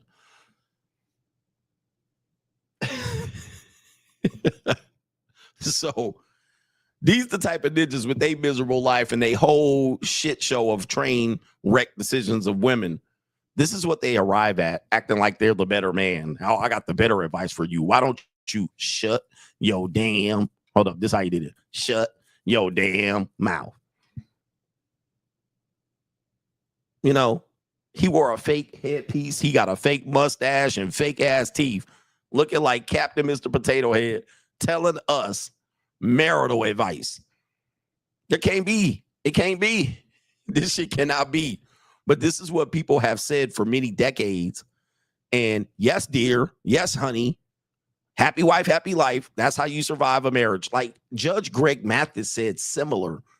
You know, I guess having fun with my friends is not it. I need to not have fun in my life. I need to make my wife first. Like these people are insane. This is insanity simping. And guess what? The women that is on the platform, they loving them. They loving them. Yep, that's what you do. Okay, ladies, this is what you do when you with CGA. Silence, you fool. How does that sound? How does that sound when I tell you ladies this? Silence, you fool. And when I tell you to drop that neck? It's barbecue in there. Oh, that's misogyny. That's misogyny. But it's cool when you say it. Silence, you fool. And then when you got this goofy ass Sim Steve Harvey saying it, oh, yep, tell him. All right, let's play it again just so you can see and hear the shit that men go through. Well, but we're misogynists over here. Okay, here we go. Keep your damn mouth shut. There it is. Bama ass boomers. These Bamas, and I know you're gonna say he from Cleveland, so he not a Bama. But let me just tell you, man, you American Negroes don't know your history. There's been a viral clip going around of something I've showed on my show many times, and you guys wanted me to show it again. It's how to sell to a Negro. And if you don't understand that a lot of these Bama ass niggas in the 50s moved to Cleveland, moved to Philadelphia, moved to Los Angeles, moved, and the assimilated blacks, which was a small population, did not want these country ass ninjas in their communities because they ended up tearing it up for the next 30 years with the help of the CIA and the government and social workers and welfare. New York, St. Louis. Okay, so I showed this for many, many years that these places weren't very big populations of African Americans until these Bamas came through. And so what these Bamas do, he said there's plenty of Bamas in Northeast Ohio. Yeah, and these ninjas came from Alabama and Arkansas. What these Bamas do is when they get to these cities, they claim it, all right, as their own. Like these ninjas saying, I can't come to Brazil because of some sort of holdout for passport rolls, and there's like 10 passport rolls here in the whole goddamn state. And they'll just claim it as theirs. That's mine. They'll claim straight streets as gang. That's my street. That's my corner. Don't own shit on it. So what they'll do is to separate themselves from the country Bamas that stayed, they'll claim it. I'm from Cleveland. I'm from St. Louis. I'm from LA. I'm from Oakland. Ninja, you from Arkansas. You from Arkansas, bruh. You're not from fucking Oakland. Your grandmammy is from Arkansas. Your great-granddaddy was a sharecropper. You ain't from Cleveland. You know what I mean? Y'all Geechees from South Carolina. Y'all Bamas. Ninjas was wearing Jerry curls in 1986 and shit in Los Angeles. Bama. Ninjas living in the projects in these new cities. Their grandparents were Bamas. Your mama was a Bama. Your mama was a Bama. Y'all was the first generation of American Negroes in these cities. Right? I'm just trying to educate you because I showed the clip, but now I'm saying that y'all don't like it. Carpetbagger ass ninjas. Y'all new Yankees. Y'all new Yankees. They're not old Yankees. So, like these Cleveland Bamas ninjas, they just Bamas. They from the country. A fucking sharecropper family. Eat the fake haircut. So, you know, shout out to the Bamas. And so they get to these big cities. I'm from Detroit. Ninja, you from fucking Birmingham, bro. Your whole family's from Birmingham. Your whole people from outside of Atlanta. You're not from fucking Cleveland. And so they bring that Bama shit to Cleveland. And then I'm a pimp. And then, of course, now they was a former pimp and shit. And I was a pimp too. These ninjas is all the same and shit. Right? And Steve Harvey is a bumpkin Bama. A bumpkin ass Bama. Parking all on the lawn and shit, oil leaking all in the grass. Turn the city upside down. Social workers running crazy. Right? Anyway. 8 ninjas to one house. All right. But anyway, 15 kids. All right. But anyway. Margaret Sanger sure took care of that. All right, anyway, look, let me stop. All right, look, this is a show. New world order. The strong and independent movement took care of that shit. All right. They was like, put these black ass women to work. All right. Give them careers. And it was like, you don't need no man. And we'll support you with welfare checks and shit. And as long as that bam ass ninja don't come back to this project. All right. You told them ninja skedaddle. Have kids by other men and you get extra child support and shit. And these women been running that scam till 2006. Letting a teenage girl get pregnant so she can live with the mama who got a baby the same age. The brother and the niece, motherfucking same age. Brother and uncle, same age. And they running a welfare scam. And these niggas are telling you to just be quiet. Through all this hell, when you married a gang member's wife and stepmommy, you stepdaddy to a industry skeezer. In these streets. And you telling us what? You're stepdaddy to an industry skeezer who dated Puff Daddy allegedly and the son. In these streets. And this bumpkin telling me with gold teeth in his mouth and shit that I'm supposed to be quiet. You know, I just can't stand this shit. I'm the new breed here. You're looking at the new breed. I know I'm an old guy, but I'm a new breed. I refuse to let you bam ass niggas to tell me what to do anymore. It's the new breed. New world order. Yeah, ninja. It's the new breed. We ain't listening to this shit no more. We got the mic. See, y'all didn't let us have a mic for 70 years. Now CGA got the mic. I'm telling y'all ninjas to go to the free. Look at the Bama's leaving the stream. New world order. The Bama's leaving the stream. They offended. This the new breed. 1, 2, 3. Free agent lifestyle. We ain't listening to this shit no more. All right, come on, bruh. Just shut up. That's right. Don't say nothing. Right. It's best don't say nothing. There ain't no. It's best don't say nothing. Don't say what you need to say. Don't say what you mean. This is unbelievable. This is unbelievable. They won't let us be free. Holding on to this shit. Ladies, are you co-signing this? You cannot co-sign this goofy ass shit. Ain't no trying to fix that way. You ain't got to fix. What if you're right? What? What?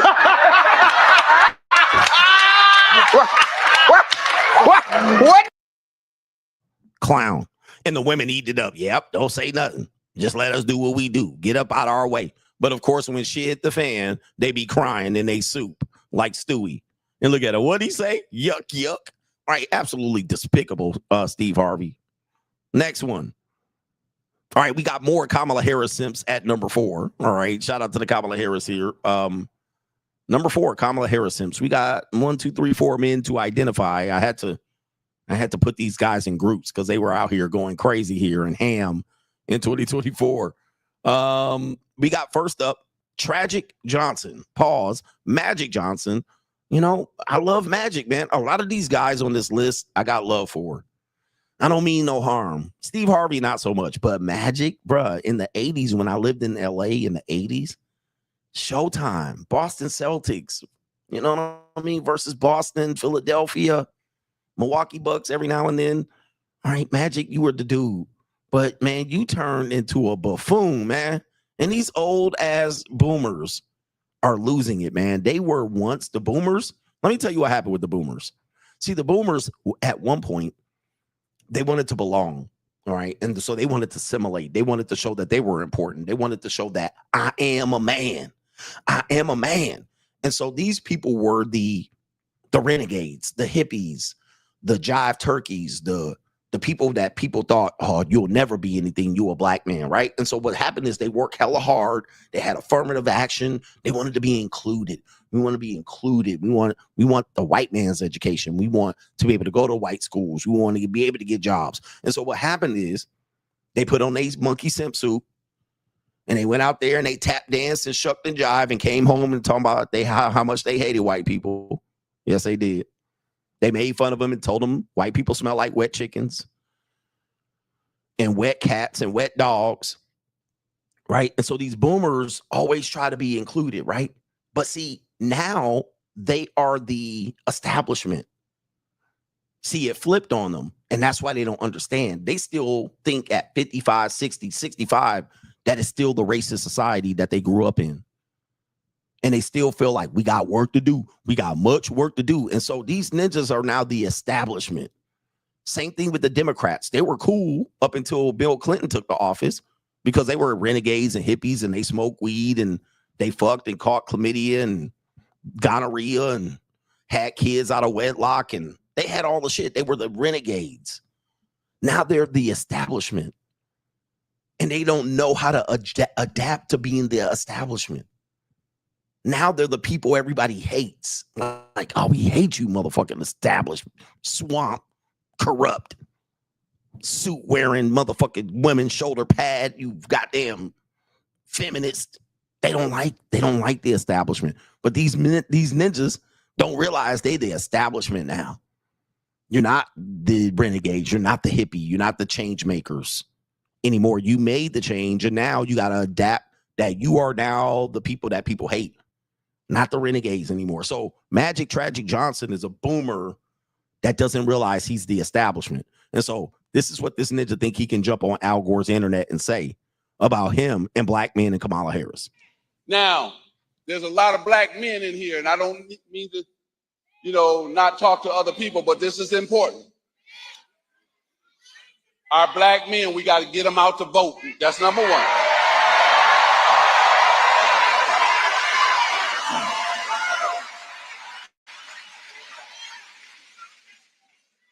Kamala's opponent promised a lot of things last time to the black community that he did not deliver on. And we got to make sure we help black men understand that. So that's why I'm here, to make sure I help black men understand. First, get out and vote, and then vote for the next president of the United States, Kamala Harris. And that's you. Yeah, see this shit right here. Now, of course, in a time, and they, black men are the least likely to vote in our country. So there is something to say about this. But there's a certain type of black man that doesn't vote. Young black men, they don't vote. And then you have uneducated, not country and rural, but uneducated. And then niggas that got criminal records. All right, so felonies. So that's why the demographic is going to be short and small, because these men have been part of and victim of the prison industrial complex, mass incarceration due to the Democrats, due to Bill Clinton, due to Joe Biden. And you want us to continue to vote that shit in when ninjas done woke up already. So when 10% of ninjas go, nah, I'm going to be independent, I'm going to be Republican, or I'm going to be a Trump or a MAGA. All right. Now we supposed to go under programming. Now you want to put us under MK Ultra. New world order. Now you want to put us under more programming in MK Ultra. We need to teach these black men to vote for the Democrat, like the Ku Klux Klan made us do. New world order. See, this ain't gonna work no more. And men, a small percentage of these men said, nah, fuck all that, bro. All right, I got a mind of my own. Y'all already marched for us, so we can run. All right, hey, it's over with. You establishment commies. New world order. You establishment communists. All right, and nah, man, I'm gonna vote the way I want to freaking vote. You ain't telling me how to vote. Okay. We need to tell them why we so dumb. All right, niggas be like, they so dumb, we need to tell them.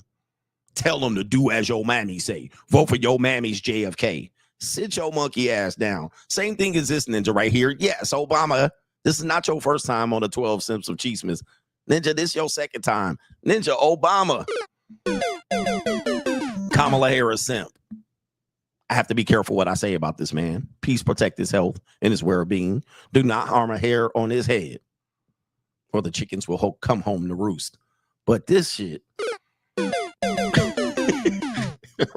Obama, ninja, the despicable display in speech of this ninja waggling his finger at you niggers. This was an absolute clusterfuck, and it actually doomed. This literally signed that the Democrats were desperate, because then he started blaming that he was going to get Big Mike Michelle out there to go get you. Don't let me go get Michelle. More of this Steve Harvey clownery. Like, we supposed to be scared of Michelle Obama. Like, we supposed to be scared. You gonna get Michelle? Oh no, she gonna tell us and waggle and roll her neck. Don't let us do that. Like, I'm gonna be scared of Michelle Obama, bro. She gonna come out and tell me what? Now I'll be scared of her because of the new world. But go get him. Go get Michelle and tell her to bring her monkey ass out here and ruin her chances of running for president in the future. Like you ruined your whole legacy in one goddamn day. Like, bro, tell us what do what. Right? I'm gonna go get Michelle because I'm gonna go get like this clown shit don't work no more. You got too many people that are not afraid of their mammy anymore. You have too many men and young black men that are not afraid of women anymore, yelling and screaming, talking loud and ain't saying nothing. All right, they ain't busting a grape in a fruit fight. They always acting like they're the least protected, but they gonna come out and scare me and shit like this. Like, get the fuck out of here. Man, bro, go sit down, man. And everybody told your ass to go sit down, and you over there licking your wound. All right, what happened? Why we lost? Start with yourself. All right, start with yourself. What happened? Somebody talking in my room. Right? It's the NWO. New world order. Dude, hey, start with yourself. You lost her the election right here. You lost her the election because they gave men a reason. They needed a reason to not to vote for Kamala, and you did it. Right, here we go right here. Yeah, communism is the black Democrat. Yeah, communism is in these black Democrats. Yes, I mean, most of the things that people were exposed to were communism, right? The Black Panther Party, communist organization. Black Lives Matter, communist organization. Marxists. They didn't even hide it. Neither did the Black Panthers. Even Martin Luther King's operation had hints of communism in it, and that's why they thought it was a threat. Also, power to the Negro and claiming back land and building communities. This is all somewhat communism. There's been other organizations that have been linked closely to it that obviously had ties to Marxism and this and that. So, and even Kamala Harris is the most socialist of all of the senators when she was a senator. She still is. No. She's a vice president. But when she was a senator, she was known as the most liberal, the most socialist. And yeah, I mean, once you dive deep into it, and of course we appreciate all of our former black leaders and whatnot, if you want to call them that, most of them had hints of commie. This is communism. But it sounded good. We want bread, and we want free breakfast and shit. You know what I mean? Communism. All right, y'all don't want to hear this shit. I know y'all don't want to hear it. This is Marxism, but it is what it is. It had no, it wasn't just that you were black trying to promote it. You also were promoting communism, right? And so that's a dual threat. They got to put it into that shit. No, we ain't letting you do that. We're going to have our own land and no. Nope. Nah, we going to put a stop to that shit. All right, because you can't have communism and so with capitalism existing in the same world, although we do. All right, so, and even Obama is a communist. All right, so he ain't hiding it either. Was he even born in America? Okay, I'm going to bring it up. All right. New world order. We need bread. Everybody need a loaf of bread. Everybody need free breakfast. We need free education. We need free junior college. We need free. That's communism. It sounds great on paper, but it's not feasible. But anyway, we also got some goofy ass ninjas. Ricky Smiley is the next one. Who's the goofy ass simp, man? I mean, these guys, these Kamala Harris simps. All right. I wish I had the clip. I couldn't find it in time for the show because I'm not at my normal desk. Yeah, soup kitchen ass ninjas. We need free soup and we need free access to shoes and communism. Ricky Smiley, I wish I could find the clip of this goofy ass ninja. I mean, he was really bad. He was one of the earliest of these guys, these Kamala Harris simps. And he came out and he was like, and she a AKA, and she the first black woman and this and that. And he interviewed her and she interviewed shitty. I mean, dude, do you guys realize how bad of a candidate she was? I mean, anytime she was on the show, she was terrible. I bet you guys glad she didn't win at this point. Even if you supported her, you probably glad she didn't win because she was awful. All right. But not just because she was a woman, she's terrible. All right. Inarticulate, didn't have anything to say. I mean, it was very, very evident. And I wonder what these guys think. Like, are they just mad that she lost or they wanted her really to win? But he was like, she an AKA, she'd be the first person black fraternity to be inducted by another black sorority member, the woman that's the Supreme Court Justice Jackson in the building. All right. Both of them married to you-know-who-ishes. Puppets. All right. I mean, New world order. you know, and then Van Jones should be up in here, but I forgot his goofy ass. Now he trying to tiptoe. He trying to heel turn on the Democrats. And then this dude right here, I don't have any DL Hughley. If you watch me, sir, I just can't get with you, man. I can't. I don't know who told you you were smart or funny at that point or funny. Like, I don't know who told you. And you have had some funny moments in the history of black comedy, namely because you were on the King of Comedies, right? But you've gone like the George Carlin route of your now comedy, which is just normal. Court gestures do the same thing.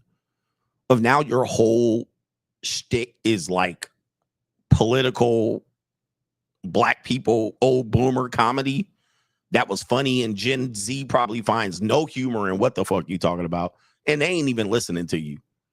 This nigga is horrible. Everything he says is terrible. Just communist bullshit, goofy racist jokes that were funny in 1997. You know, white people walk with stiff legs. You know, like, if you know, you can, a white person's racist if they can count the amount of black people they had in their house. Like, that shit worked in like 99. You know what I mean? Like, nobody counting that shit today. Then you came out here with the Black Male Summit, which I wasn't a part of. I have a large audience. You didn't invite me. You know why? You was too busy inviting these Kamala Harris simps. All right. Michael Ealy and that goofy ass ninja for Tennessee with the Martin Luther King accent. Fake, commie. All right. Look at who you invited to this, bruh. Is this Plies? Who did you invite to this? What men did you invite? Did you invite people that had a counter opinion? You did not. The Sambo Summit, the beta male, the black beta. This is like the Ben Stiller version of the, man, what black men are these? This does not represent the entire demographic of black men. But they had your goofy ass up here doing this at the last second. Like, you know what I mean? Like, they didn't plan this. They scrambled and scraped to put that together. Why? Because Kamala Harris is about to take that L. They knew she was about to take a fat ass L. So they was like, nigga, we got to do something. These niggas ain't voting. They didn't shot it down Barack. Do we have a yeah, this is we do have a video of this. This is what essentially they look like right here. All right, they just didn't have their Sambo suits on. They didn't have their Sambo suits on. Like, these niggas think they, you know, they important. They impotent. You know, they impotent. This is upset with me. So they didn't have their Sambo suits on. So essentially what happened was that off my screen the entire time? Fuck it.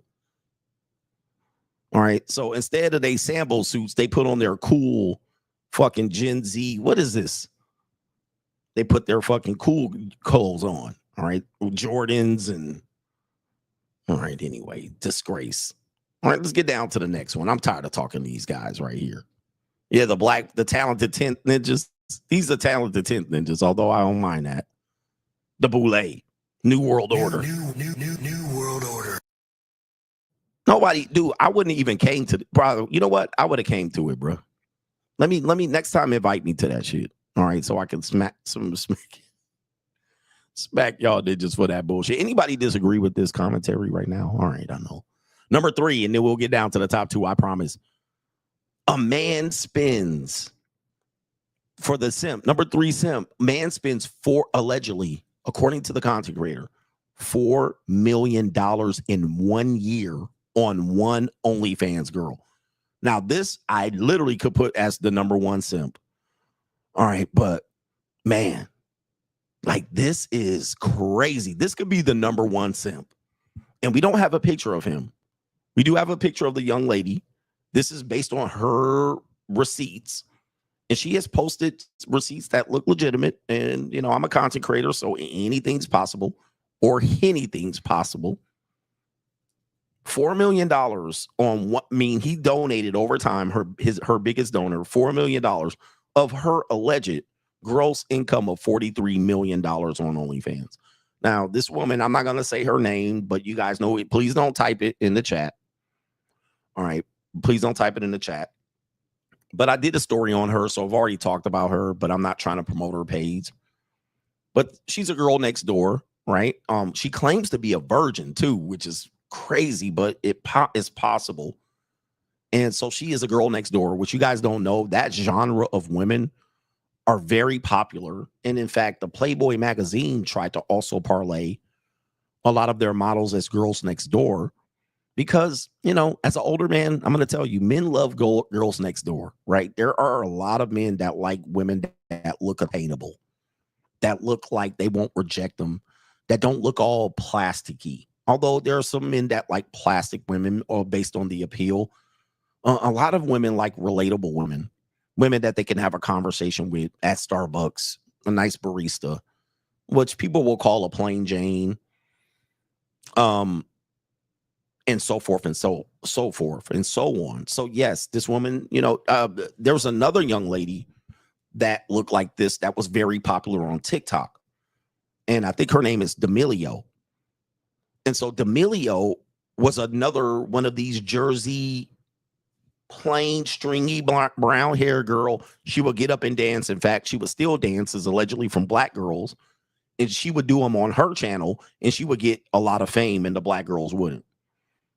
Okay, somebody said it's the dad. Okay, who's daddy? All right, who's daddy paid? Okay, daddy. So since she looks young, she looks like the girl next door. She looks attainable. She looks like someone's daughter, and then just be going to prime on that. They be going to town on, you know, like I'm going to take her innocence and shit. Just the psychology behind it. I'm going to take her innocence as opposed to dealing with a skeezer. So apparently they're saying that a man did give her $4 million out of that $43 million. But it was somebody's daddy. Okay, daddy. But she also, the fresh turnout. Yeah, I'm going to break her in. I'm going to make her squeal. Like shit. I'm going to make her go, oochie, ouchie. You know, Andrew Tate was talking about that type of shit. I like to take a girl's hymen and shit. You know, like, I'll just tell you, I've done that before. It was all above board and legal age of consent. But I ain't signing up for that shit. I don't like that. All right, and my equipment is not good for a woman's first try. All right, I don't want her. This bitch gonna be grabbing all kind of sheets and pillowcases. All right, I'm not trying to get and work her through it and shit. I'm down to hit that bottom. You know what I mean? You can't hit no bottom on no virgin. A virgin. All right, but apparently she's trying to say she was a virgin, a gerbil, but that don't mean she ain't never had nothing in her body. So. Yeah, I ain't trying to have her scrambling and scraping for shit. You know what I mean? I don't need that. Maybe if we going up, never mind. This is a family show. I'm saying too much. What happened to this sound effect? Okay, all right. Anyway, I'm saying too much. I don't need her scrambling and scraping. I just need her to let's get the stroke. Let's get the stroking. But apparently, there we got a guy right here, $4 million. What do you think about this guy? This could be the #1 SysImp of the year, but we got another one here. Let me do the super chats and we'll reveal the last two. We're right about at the 4-hour mark, so we're going to be doing good here. We'll have a little bit of overtime. Bear with me. I'm doing a show. Kevin W says, throwing in some pocket change for the GOAT. That ain't pocket change. That, ladies and gentlemen, is a sponsorship. Let's acknowledge it. Kevin, the software tester. Kevin, the software tester. We got the final 2 simps coming in for 2024. Who do you think it is? #1, Ian Slater, 12 simp. Honorable mention to Joe Biden for being CCP and Obama biatch. He says right here, also for handing his manhood over to Kamala Sutra, the first black, not black lady puppet. Send it. I wish I could send it, but shout out to you. What's up, nigga? What's up for the weekend, nigga? Man. Yeah, Joe Biden, man. They told him, he was going to take a ride down to Daily Plaza, and he was like, never mind. He was like, I refuse to give up. Remember that? He was like, I will never give up. Then they showed him a picture of Daley Plaza and was like, I think you should campaign down in Dallas. And he was like, oh, okay. All right. I see what you niggas. Okay. All right. All right. Fuck y'all. All right. He came out, was like, yeah, bitch ass ninja. It's an evil world we live in. All right. What are we doing here? Shout out to Chris. Appreciate you, man. And Chris says, salute CGA. Salute Coach Gang. Appreciate your work and keep inspiring and smacking these Mitchells, these Chris Mitchells. Free agent lifestyle for life. That's a sponsorship. Shout out to Enigma from the UK. Merry Christmas to the coach and the Coach Gang. Thank you for the wake-up call back in 2019. Seems like we're going through with baby mama terrorist issues at the same time. I'm a free agent for 3 years now and love solo traveling and the JUCO. We both did Whistler in the Granville Island. He says, brag, bro, brag. All right, man. Shout out to you. Shout out to everybody in Vancouver, Canada as well. Yeah, man. You know, we need more men to show wins, not L's. All right. We need more men to show wins in this space, not L's. Shout out to Zubrix. Bully says, keep up the good work, coach. Don't get these Mitch ass ninjas no air to breathe. All right. Shout out to you, man. Yeah, they out here and, you know, these bitches is down bad, but we want them to be big winners out here. Loud Pocket says, coach, I look forward to this show all year long. Thank you for this stream. Merry Chiestmas. And how do you think about the show right now? Do you have any disagreements? Did I miss anyone? MC Hamster, I love the show, coach. You done live stream me through so many afternoons. Do the simping. Shout out to the get it for free ad. Mitches. He says, don't be a Scrooge to get your splooge. Pause. Shout out to you, man. Damn. Cali West says, through the fire. What's a song by Shaka Khan? And Kanye bid it and made it through the wire. Jonathan Majors is the That's You guy for Meagan Good. And that's you. And he says she needs a simp to pop out that miracle baby. And how old is that Meagan Good? She's a good looking woman. Classic beauty. I like classic beauty. She's a classically beautiful woman, like, you know, to the point where you would call it like, you know, they'd like to say it's a white supremacy. What do they call it? It's a white supremacist mindset of a standard of beauty, right? Because it doesn't benefit other cultures, you know. But she's a classically American beautiful woman. Shout out to our brother here, Golden Mask says Tomahawk steak dinner on me. Enjoy my ninja. That's a sponsorship. Shout out to you to Golden Mask. And it is a sponsorship. Shout out to our brother here, Alton G, the Chancellor, Coach Greg Adams, right here. Shout out to you for the Chancellor, Coach Greg Adams, to have a good time. Thank you. We're going to have a good time. And tomorrow, we're no live stream. Hardin says, men must something, a beautiful Brazilian woman. They must have one. I'm pretty sure. You said samba. Men must something. You must have one, at least one. Our brother Chris Mack says, I've never seen Coretta get picked up by a ninja. For real, be my Coretta. I should have put that on there too. Shout out to the Fireman. The Fireman says, thanks for the infotainment all year, Coach Goat. Yeah, no government name says, thank you, Coach, for the best show on YouTube. What do you think about this show? It's been great, huh? And let me do like 3 more and then we'll get to the show. Shout out to our brother here. It is Bynum to the Coach Gang. Would you rather have the Manti Te'o situation or Travis Hunter? Te'o was the major league, the MLB, who had the fake girlfriend that ended up being a man. I remember that one. That was a whole thing when catfishing became famous. Yeah, would you want Manti Te'o situation? Ooh, or Travis Hunter? Shout out to Shy X, says, Merry Christmas, Coach, and Coach Gang. Be safe out here, Coach. And I'm going to be safe out there. Shout out to our brother here. And it is Mellow Man Mo. Maurice is in the building, just paying tuition to Coach Stradamus. Happy holidays. And it's free agent lifestyle for life. All right, we do have a question, so I'm going to push that one back maybe to the end of the show. Mr. Troll to you says, Merry Christmas to CGA and the Coach Gang. Travis on a legendary simp spree. He says came out of nowhere with the 4.242 speed and lapped the rest of them. Got to be the super simp of the year. He got to put that cape on, leave the slump buster Booger Wolf and Strag in 2024 because that brother's out here starving. Yeah, that brother's starving. Bill Freemeter says, I love how these old boomers clowns seriously think they have authority over the black male thought process. F out of here. Boomers, step back, or as Trump says, stand down and step back. Boomers, your time is up. All right, we know, man, y'all overcame and y'all have fake racism and real racism, and niggas didn't want to, I get it, boomers. All right, shout out to the black boomers too, but the boomers y'all cooked. None of that shit rocking no more. Hillary Clinton is the establishment. You know what I mean? We don't see her like you see her. Kid Creole says been going to Brazil for 30 years. Check out Brazilian Terma. It's a once in a lifetime experience. Justin Bieber was busted leaving a Terma a few years back. Oh, now I know what you're talking about. Okay, we saying too much here. We saying too much. New world order. All right, we can't talk about that on here.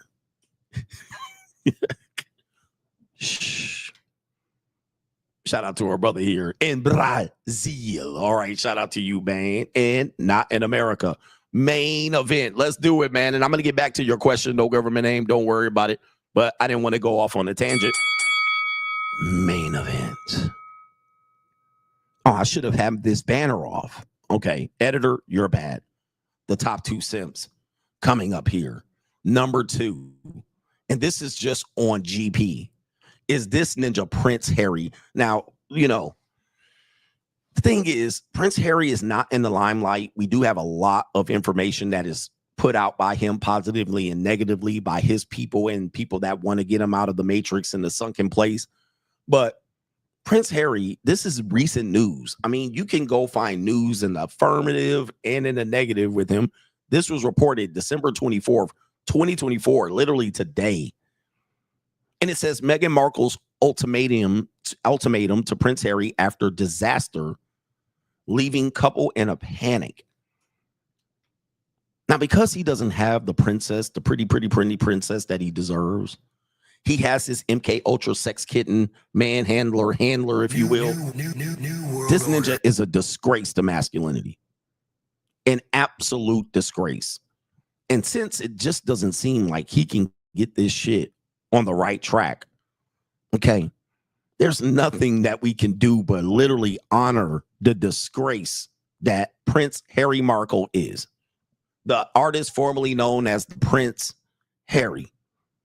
And I don't even want to call him Prince Harry. This dude is down bad in the sunken place. I don't know if he loves this woman or if he's stuck or if he has regret. Like, what is it? But now you got Meghan Markle, who was a divorcee, allegedly a yacht party girl. Allegedly, that's what the internet's saying, not what I'm saying. She's mahi-mahi, as we say over here. And it says Prince Harry and Meghan Markle stepped back as working royals back in 2020. Like, he can't go back. Ninja, once you go black, you can't go back. And I think the family will welcome you with welcome arms, open arms. But you gave up your legacy. You gave up your land, your salary, all of that, your security team to come out here with these liberals who they're losing, like Oprah and them. Them boomers are cooked. Spike Lee, them niggas don't get, they ain't like they have it. They're not in power anymore. Hollywood done lost it to YouTube. Hollywood is no longer. All right, all of them ninjas them Harvey Weinsteins and them predatory ass producers, casting couch ass ninjas, they ain't got no power no more.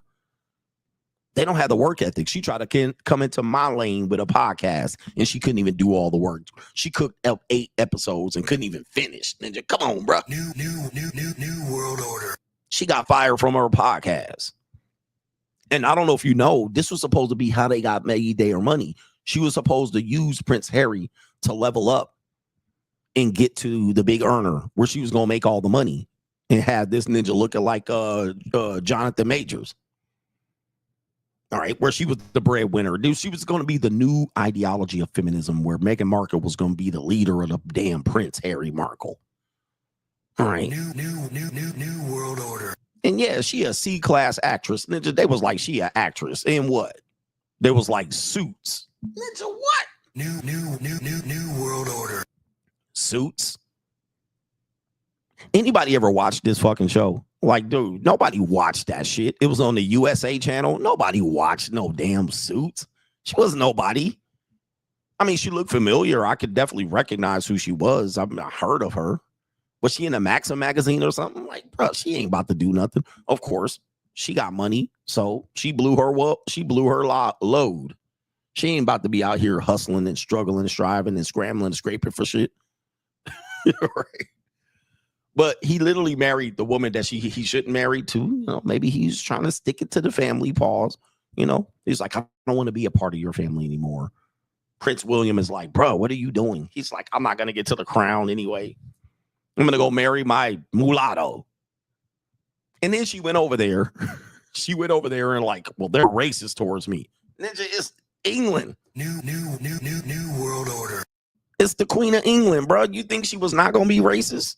You think the people working in the fucking castle, what's the castle called over there? Windsor Palace? What did you think, they were progressive? You ain't even full black for them to be full racist. They was half racist to you, talking about what color the baby gonna be. Let me guess. He a ginger, you a mulatto. Sally Hemings and Thomas Jefferson ass ninja. What the fuck? New world order. You thought they was not gonna be racist, Linda? I would have walked in waiting for the racism. Thank you very much. All right. How much is my income per year? 50 million per year. Thank you very much. I am the Duke of Dorchester. Ninja. New world order. I'm the Duke of Earl. You can be racist to me if you want. All right, shit. All right, how much is this shit? Look at all my palace. I'm the Duke of Dorchester. I'm the Duke of Earl. Duke. Ninja, you can be racist to me all day long, ninja, for $50 million. Oh, 50 million pounds? All right. Sami Zayn looking ass ninja. Hey man, what color the baby gonna be? Ninja, doesn't matter ass ninja. What the fuck? New All right. Yeah. And if you spell ginger, if you reorder the letters, it spells, well, you could do it. Do it on your own. Just write ginger out and reorganize the letters. And that's you. And that's what color the baby gonna be. Ninja, are we shocked at what color the baby gonna be? It's gonna be light bright, almost white for about 6 months. It's gonna be a ginger, and then it's gonna develop into a reorganizing of the letters, ginger. All right, shit. It ain't that hard to figure out. Why you talking to me about this shit? I got 50 million pounds. All right, so she went over there crying. All right, I'm just absolutely disgusted by these two individuals. How you fumble this bag, and then you let this woman fumble your own bag. You could have married one of them trained up white women. You know what I mean? Like what's Princess Charles, Princess Williams, flatback woman Nicole. All right, let me see if I can pull it up. What's his name? Prince Charles. I know Prince Williams' wife. That old flatback. Everybody gonna be after me on this show, man. Prince Williams' wife. That's her name. Prince Williams' wife. Right, Catherine. Yeah, we need a fucking Catherine in the building. Where's all the Kathys at, by the way? Kathys used to be hot chicks back in 1986. You ever meet? Hey, shout out to the old brothers. Hey, back in Kate is her name? Okay, I say Catherine. Katie. Dude, remember, hey, man, brothers, hey, old men. Like if you're like over like 46, remember all the fine bitches was named Kathy? Like the fine white girls, Kathy and shit. They had the fucking Bob Bell haircut. Kathys used to be the shit back in the day. I never met an ugly Kathy. All right, here's Kathy, and Kathy come in all chipper and jipper. Hi, she come in floating on us. Right. Have you ever met an ugly Kathy? Yeah, Kathy was the OG Kaylee. Dude, there ain't an ugly Kathy. There's not an ugly Kathy. All right. Anyway, why do we get off on that shit? All right. Look at Kathy. Look at this, man. Hey, Meghan Markle, you wish you could be like Kathy here. Katie.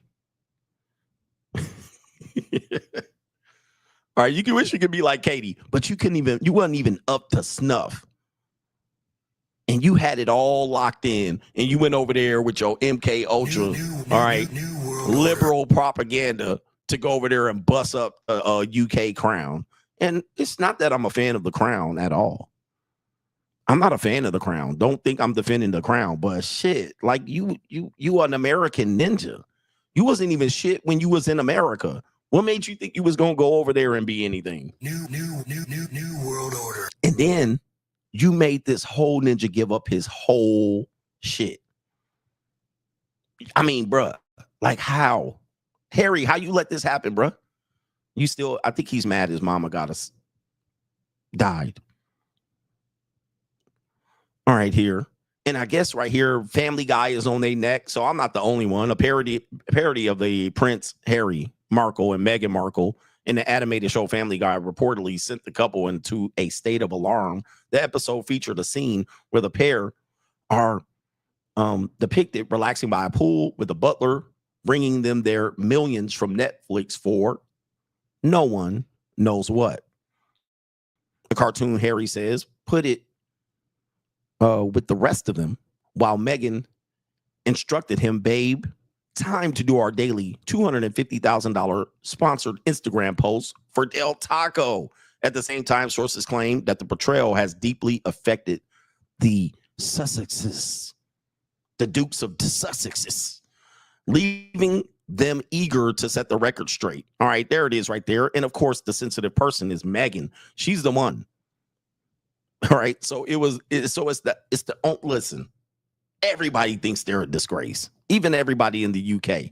Nobody likes them, bruv. All right, so that's why you are still, and listen, Prince Harry, would love for you to give me a call.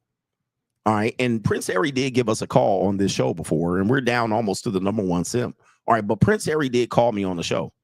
All right, if you guys want to hear it, I got the call right here. I still have it up here. Here we go. So everybody knows what we're talking about here.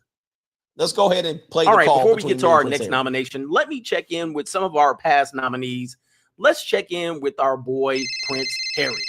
Harry, how's everything going, man? This is Coach. How you been, man? How's LA? Bloody awful, mate. I cannot stand this. Yeah, honey? Yeah. You want me to come paint your toenails, honey? Oh, bloody hell, Coach. Can you get me away from this bloody woman? Oh, man, Harry, dude, listen, man, you gonna paint her toenails today? Yeah, man, that was Prince Harry calling into the show. That was our first annual show. And so he does watch the show. He did give us a call, bloody hell. All right. I don't even know what that means. Was that an Australian Prince Harry? All right, brother, your accent needs some. He was bloody drunk there. All right, I don't know. It's just crazy. All right, so he did call into my show, but it sounds like he had to run. He was scrambling and scraping for shit. All right, so I don't know what happened. Maybe he'll call in next year. All right, I have no idea. All right, come on, brothers. We here, man. We already know who the simp of the year, man. And this is sad because he's a young brother. But the #1 mother-sucking simp. All right, do I have a sound effect for this? Drum roll, please. The #1 simp has to be. And this dude wasn't even on the radar for simping until the last 45 days. I mean, this dude has record time. And the reason why he's #1, he came out of nowhere and he beat everybody in simping. Sadly to see, and I'm sad to hear it. I'm not trying to disgrace the young brother. Please trust me and believe me. This man is legendary simping.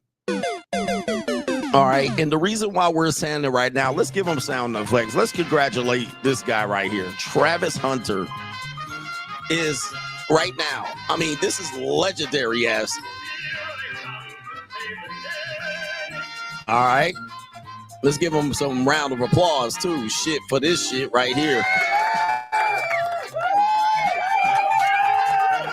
All right. And listen, You gonna be all up in the video, all up on the record, sir. You're gonna be out here winning. And you know, he's a young guy, so we've for all have simped and fallen short of the glory of the free agent lifestyle. This is bad because you know he just doesn't have experience, and it keeps getting worse by the hour. Like, I've never seen a catastrophe, a mishandling. You guys need a public relations team because this is bad. Like, at this point, you need to come out, like, and say what is. Like, Travis Hunter, you need to come out and say, I knew she was doing what she was doing. Like, because there's no doubt in my mind that this is out of control. This is a dumpster fire. It's a grease fire with water thrown on top of it. Like, you need to come out and do damage control. And if you think she was, you know, people are saying she was a former scripper, she was an OnlyFans girl. Now it's becoming apparent that this might be true. Like, I don't even want to put it out there because they trying to threaten to sue. But not only that, you're literally trying to save face. So there could be a reason why somebody hinted that she could be your beard. Judging from what we're seeing, this could be true. Maybe he's not into sex like that, right? There's a lot of young guys that they just want to play ball in video games. And maybe that's him. Maybe he's asexual. But this is it. I mean, I think, and we're going into 2025, so you're going to be on the list next year. Let's take you through it. And I'm not going to go over everything because we ain't got even the time for this shit. All right. I've done too many shows on this. We ain't got the time. Yeah, I got time, cuz. All right. We ain't got the time. But, man, this is getting bad. And it's getting worse. I got new news to report.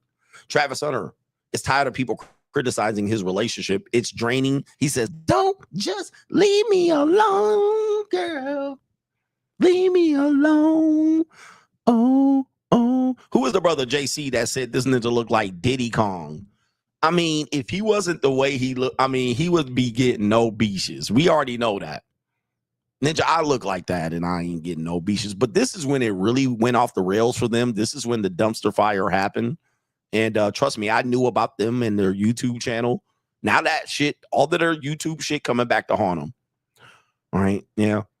And so this happened at this game, which was literally, this is where it happened just weeks ago. His last game. Okay, I hear some noise, but his last game as a college athlete, last regular season game, this is him bringing her down from the crowd, and of course, she tried to explain this away as this is a misunderstanding. It clip farmed, and it didn't tell the whole story. But even so, I mean, it just shows the lack of awareness that this woman has, and even he has, which means he doesn't have the right people around him. So she's untrained, she's unfiltered. People might find this to be somewhat, you know, yeah, that's good. He got a real one and he got somebody that was down for her. But this is when she first got on the map here. This is before the Heisman Trophy. And this ninja, you know, we've seen various videos of her being domineering on him. And he just appealing to her. Yes, baby. Yes, dear. Explaining himself. The problem with this is he's become, you know, the top player in college football. And he's going to be a high draft pick, and he's going to command a lot of money. And he can, with a healthy career, make, you know, probably $100 million in football, which is very hard to do. He could probably command that with endorsements and everything like that. But we know these athletes are vulnerable. And just because somebody was there at the beginning doesn't mean they deserve to be there in the middle and at the end of the process. So we got to get men to realize that as well, because he could certainly dump her and get with a woman that's going to be an apex predator too. And just manipulate the shit out of him. And obviously, if he's weak, if he's all out here simping, you know, what we call it, simping compound, simp after simp after simp move, yeah, he's not going to be ready for any girl. And in fact, he probably shouldn't have any girl at this particular point. He should go down there to where Justin Bieber came out of Brazil. Just have some fun, bro. Just have some fun. So we're seeing that it's getting worse and worse by the day. This is just released today. All right, you guys know the entire story, so we don't have to go through it. But this is just released today. This is him, of course, on their YouTube channel doing some mukbang. I'm not sure what they're doing here, but let's take a listen. I was scared to be with him when he went to college. Like, I actually gave him the option to, like, break up. I was like, go to college, go do your thing.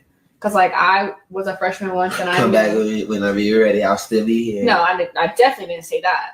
What you said? You said it. I said I gave you an option to break. Like I was like, go to college, like go have fun. We don't have to be together. Yeah, you said if you're gonna cheat on me or do what you said. Or go do anything. Yeah, you said if you're gonna cheat on me, leave me where I'm at. Just leave me alone right now, because I've been to college once before. I was a freshman and I did everything and I had fun. I was partying and I changed. Like, bro, no, bro. So that's how you keep. I gave him the option to go do stuff. He didn't want to do it. He stayed with me. So now I hold him to that. Like you can never backtrack because I gave you the option to leave. I could jerk. Oh wait, what's your favorite road? You see now? Your favorite road name city? What's that mean? Like, you know, when we go on the road, like we play people. Like different teams when we play them away. Oh. What's your favorite city? I was scared.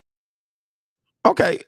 Yeah, this is a clip. Again, they're clip farming a lot of their streams that they put out on their own. See, this is the damage here. They put it out on their own. So nobody can really be critical of us for reviewing this because it is important. Anybody saying to leave them alone, that is the absolute wrong advice. I think people are allowed to have constructive criticism about this particular relationship, not only for Travis Hunter to learn, but for other men to learn, because they can see that this might be what I'm doing as well. And she's older than him, it sounds like, by a year or two. She said she was in these streets as a freshman. In these streets. All right, I wish I had the Joe Biden, but I don't have it. But she said when she was in freshman year, she was in these streets. In these streets. And she partied and did whatever she did, allegedly, as we describe it, coca, orgies, trains, all right, having a party and all of that shit. And in these streets, and of course, there's other data coming out about her that people are finding out that she might have been trying mahi. Now, because she's older and he looks up to her, I don't know, he's attracted to her. And he was a nobody when he got her. He's quickly became somebody, and now he's gonna pay. And it gets worse, guys. This is more new information that is coming out here in the last couple of weeks right here. This is actually old information, but I'll just review it in case you don't know. This is sad. This is her saying, essentially, she tried to clean this up, but her at an event saying, am I supposed to just sit here all day? Okay. She tried to clean it up and said, well, I didn't exactly say that. It's because we didn't have our shit organized. And I didn't know what I was going to do. And I couldn't go back to the hotel. I couldn't go back here. Your other family was shopping. And bitch, all right, get you something to do. Get you something to do, or just sit there and look pretty. Be seen and not heard. It's not that hard, ladies. Y'all want to be doing something all the time. Just do this. Silence, you fool. That's what you need to do. All right, but y'all don't want to do it. All right, y'all want to be all up in the video, all up on the record. All right, we got two more things that we need to show right here. We have this, which was released yesterday. This is her, a ninja literally palming your girl's booty cheeks. Now, based on the data, now we can just determine that anything coming out about her is going to be true. Okay, I don't want to hear no shit that ain't her. The tattoos don't match. I mean, at this point, we know she been in these streets. Now, why is this important? And that's another ninja. It doesn't look like Travis Hunter cuffing and palming your girl's booty cheeks. It doesn't look like Travis Hunter and what he would be doing, bending her over. There's another previous shot there, and there's her wearing the same costume. We do have other, bro, they got it. They got y'all ninjas by the short hairs, right? It is what it is. So this is where I say they need to clean some shit up. He really needs to go and figure out what he wants to do here, because they have a wedding set up in May. But Gotcha, bitch. they got her. Now, why is this important? Because according to her own words, Travis Hunter, let me see if I have the clip, because I do have one more slide here.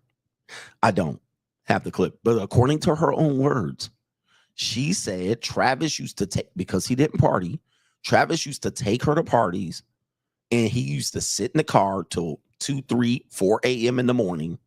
Yes, 4 a.m. in the morning, while she was inside having a party.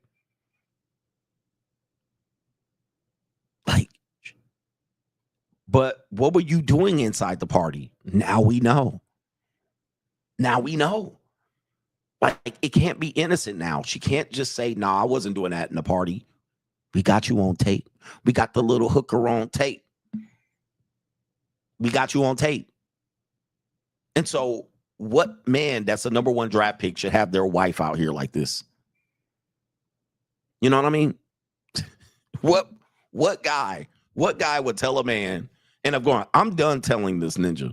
I'm done, bro. And this forced him to delete his Instagram. And apparently she's deleted her Instagram this morning. Like, they're fucked. They're cornered. They're cooked. And I know they're like, well, we don't need this and we don't need to hear this and nothing ever's going to break us up and we're going to trauma bond. We're going to be here forever. They're going to be the new Whitney and Bobby. They're going to be the new Whitney and Bobby, in which Whitney was supposed to be the good girl and Bobby the bad girl, but it's the opposite. Whitney was the bad girl and Bobby was, well, the not so bad guy. But yes, they might probably hired a public relations team and they said, delete your shit. Like, because they're literally clipping from your content, from your own content. They're like, you got to take that shit down. And now they probably got some help. So whoever suggested that, that's probably what happened there.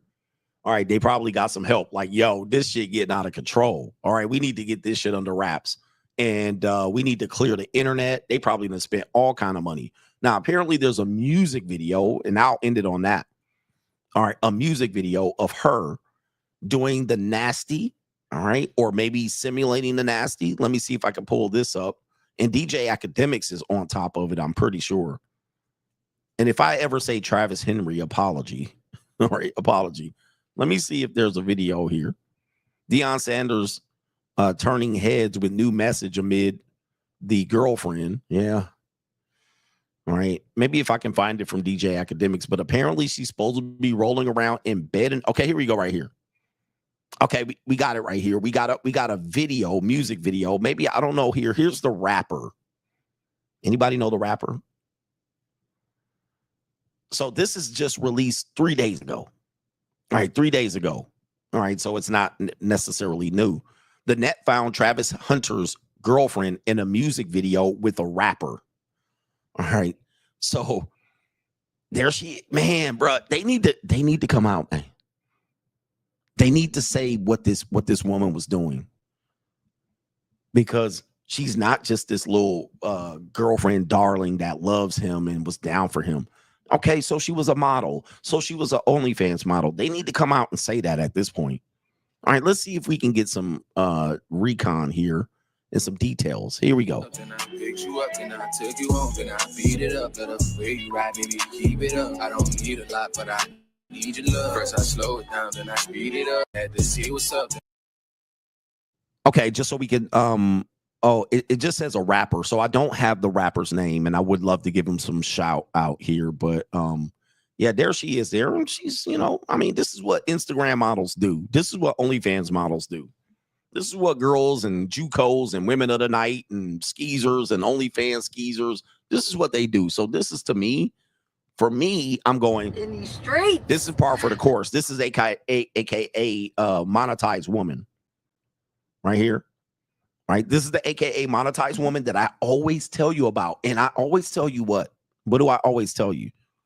I say Gen Z is going to be the first generation of young men that when they date a woman, she's going to have a digital footprint.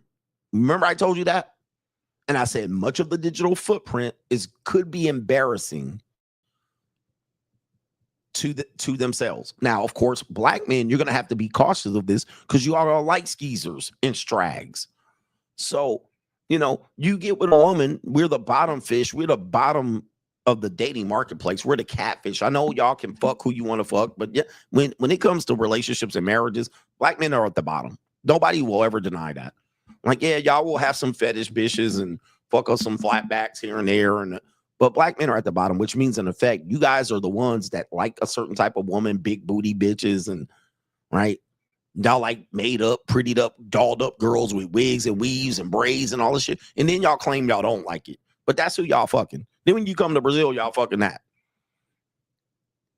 So if you indeed are liking thick skeezers, big booty, bubble booty girls that were fine as hell in their 20s and they were on Instagram, The problem is Gen Z men, you're going to have this digital footprint. And if you think I'm lying, Travis Hunter is literally living that right now. Right? Tattooed up strags. Like, y'all like girls like this. Y'all go to Miami and y'all fly around the goddamn world and get that, as if you ain't gonna get that when you get home to fucking Jacksonville. That's there waiting for you. Why'd you come to Brazil and Dominican to get the same thing? So with that being said, y'all do this. And then when you want to do a different rate, you do a different woman, you go for a different race of woman. That's exactly that. Like, she's still a strag at a different race. Like, what the fuck? They just stay with the black woman if you're going to get that, right? Why'd you get a Latina that's a strag? Why did you get a Dominican Spanish-speaking strag? Why did you get a white strag? Like, dude, just... Why'd you do that? You could have just stayed with the black woman then if she was going to strag. Oh, I hate these black strags. These black women ain't shit. And then you get the Latina version of the same woman. Like, what the fuck? Like, nigga, what's wrong with you niggas, man? What? Why you get the Latina strag? And there she is right here. And anybody lying, look. By the way, and I'm going to say this again. If this woman was a black woman, y'all would have her head long time ago on a platter. If this woman was a black woman, her head would be on a platter. And the black women will be defending that woman to the death. This would be another death of the black community, because the black women we defending, well, he could have anybody he want. And niggas would be like, run. And y'all be trying to cut her head. And people are cutting her head now. I'm just saying, it would be 10 times worse if she was a black woman. She's exotic. Yeah, people will be like, she's exotic. Somebody said there's a newer video. Anybody, listen, we all have our experiences. She is not exotic. All right. That's a Mexican gordita. That's a future gordita. Right. That's not anybody. I mean, maybe y'all not used to Mexicans. I mean, I'm used to Mexicans, so I be seeing Mexicans all my life. All right, in California. All right, I be seeing Mexicans are cool people. That's a light-skinned Mexican. All right, that's a future gordita. Ninja, you gonna find out. Exotic? Mexico's not exotic. That's not exotic. Maybe if you're from Georgia or Florida, maybe you be around, but yeah, that's Santa Ana's finest, bro. I can find them. I could go to Santa Ana, California, cover my eyes and spin in a circle and point. I guarantee you I'll find 10 of them standing right there.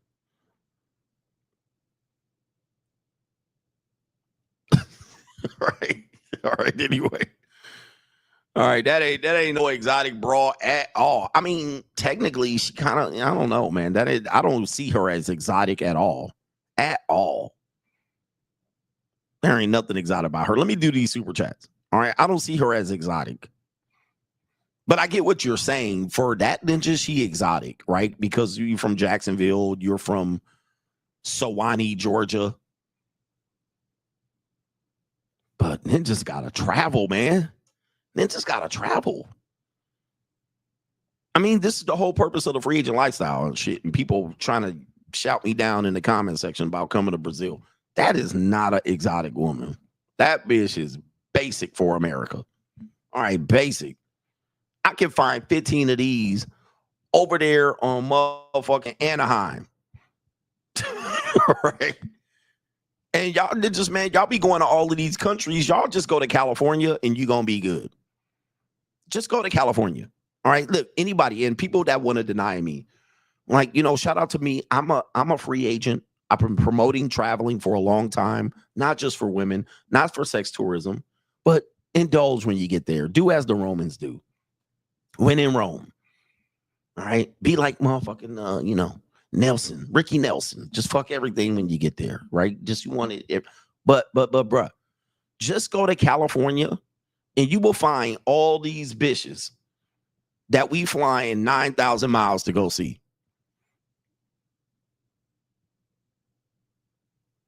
Am I lying? Californians, am I lying? Am I lying? You don't got to go that far, bro. I mean, just if you wanted to. Yeah, we got feminism and shit like that. But you can go from Oxnard all the way down to motherfucking Imperial Valley, San Diego, and there's millions of these broads. Millions. Undocumented too. Migrants. Right. Millions of these, bro. There's millions of these in Southern California. Dudes, even in the poorest areas of California, the richest areas, this is a motherfucking basic California woman. Not even a good-looking California. That's a Plenty of Fish, Los Alamitos, Cerritos. Right? Man. He says right here, North Carolina for chicks like that, man, that is not an exotic woman at all, man. God, I don't see anything exotic about her. That's basic. That's basic poor areas of Anaheim. You could get millions of them right now. That's as basic as they come. So I don't see what people see in her. All right. And I ain't saying she's ugly. I'm just saying that is, you can get that easy. Easy. All the way up to Bakersfield and Fresno, San Jose. All right. This is Mexico anyway. All right. It's Mexico anyway. Look, let me get to these super chats because y'all tired. All right. And this is about to be a 5-hour Christmas Eve stream. And I'm about to go get something to eat before shit close up on me. And I ain't got no food. I don't know what I'm going to do. We got our brother, No Government Name. Can you explain why some guys, when they go on vacation, they use game to get women? I can't imagine a bigger waste of time. Women get jealous and look bothered when a single man with money isn't lonely on the holidays. And who's worse, Mr. Unlimited or Jonathan through the fire Majors? Russell Wilson is always going to be worse than what's going on there, man. Shout out to you right there. And yeah, and it just be running game. All right, I don't know what the shit is. It's like, oh man, I ain't gonna be out here pay for playing. Nah, I'm gonna come to where the pay for play is at. I'm gonna come to where it's cheap as fuck, but I'm gonna come out here and run game. You can get these bitches for free. I'm like, nigga, just literally free. Like you wasted your time on a woman that's gonna sell it for like $78 later on, bro. And she been done sold it. Like that's the thing we don't want to acknowledge. Like it's the same women. Like you run game on her and you waste time, or you run your game or you pay. It's the same woman. Niggas be like, go outside and talk to women outside as opposed to the internet. Well, the same women outside are on the internet. Just so you guys know, they're not different women. There's women on the internet and there's women outside, and the outside women are on the internet and the women on the internet go outside. They just be coming up with some wild shit. And you guys would be flabbergasted. I mean, when you go on the dark side, you'll see it. You guys will be flabbergasted at who these skeezers are, man. And I ain't trying to out them. These streets. But the women in these streets are literally the same women y'all see walking to the bus and walking to the train and taking cabs and Ubers and shit and walking in the mall. Bruh, them the same women that be out here putting hands on knees, hands on your knees, hands on your, but then she walks out in some basic shit she got from the Urban Outfitter. You be like, oh, this bitch. But it's the same bitch that be on the Instagram. Right? You be like, what? All right. And the reason I know is because I'm on the dark side. In these streets. Like, because I've seen it with my own eyes, like, oh no. And I be seeing y'all macking them, running game, or I'm gonna call her, I'm gonna text her, and I'm gonna put my text game on her. And I'm like, nigga, like that girl you can get and bust it wide open for. Nigga, just dig in your pocket. Dig in your pocket. Like, get in there, bro. This is like, right, look, because somebody gonna do it with her. Am I tripping or am I tripping? I know y'all don't want to hear this shit. It's too late, man. It's Christmas Eve. Y'all about to go sing the Chipmunk song now. Y'all building y'all kids' bikes right now. There's women out here trying to get the Toys R Us and Target and Walmart after getting 8 binds fixed out here. All right, so I'm messing around with y'all. Like, why y'all waste the time with the same skeezers? These skeezers are skeezing. All right, anyway. And you're like, no, not her, man. Nah, I don't mess with girls like that. Yes, you do. You run game on girls like that, bro. I caught y'all doing it. Shout out to our brother here.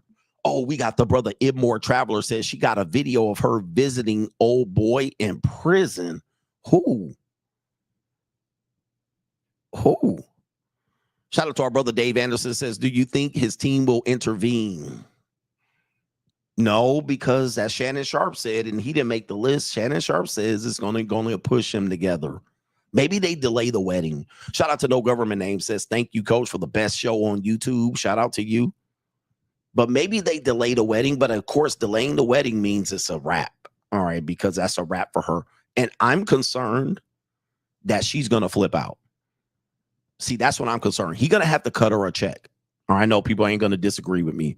He can't leave her in the slums now. Why? She knows too much info.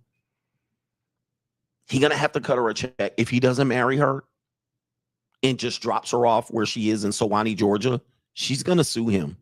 She's going to come out with some shit that he liked his booty play with, right? I mean, this is what happens, man. Hey, yo, she going to get paid. Son. Hey, yo. Yeah, she's going to sue him for palimony. Oh, yeah, she's going to, bruh. She's going to crash out if she gets dropped. I'm just let you know. You heard it here first. You heard it here first. She's going to crash out if she gets dropped. So he's going to have to pay her off. He's going to have to give her a cut, pay her off, buy her. He's going to have to set her up. And if you think I'm lying, look at Country Wayne. He literally is doing that now because he's became famous after the fact. So he had to cut that check. She ain't, you think, who else is she going to? This woman going to have to sell vagina from NBA city to city. That's the only way she about to make some money, or OnlyFans. So, bro, and if they got a sex tape, she going to ruin his fucking career either way.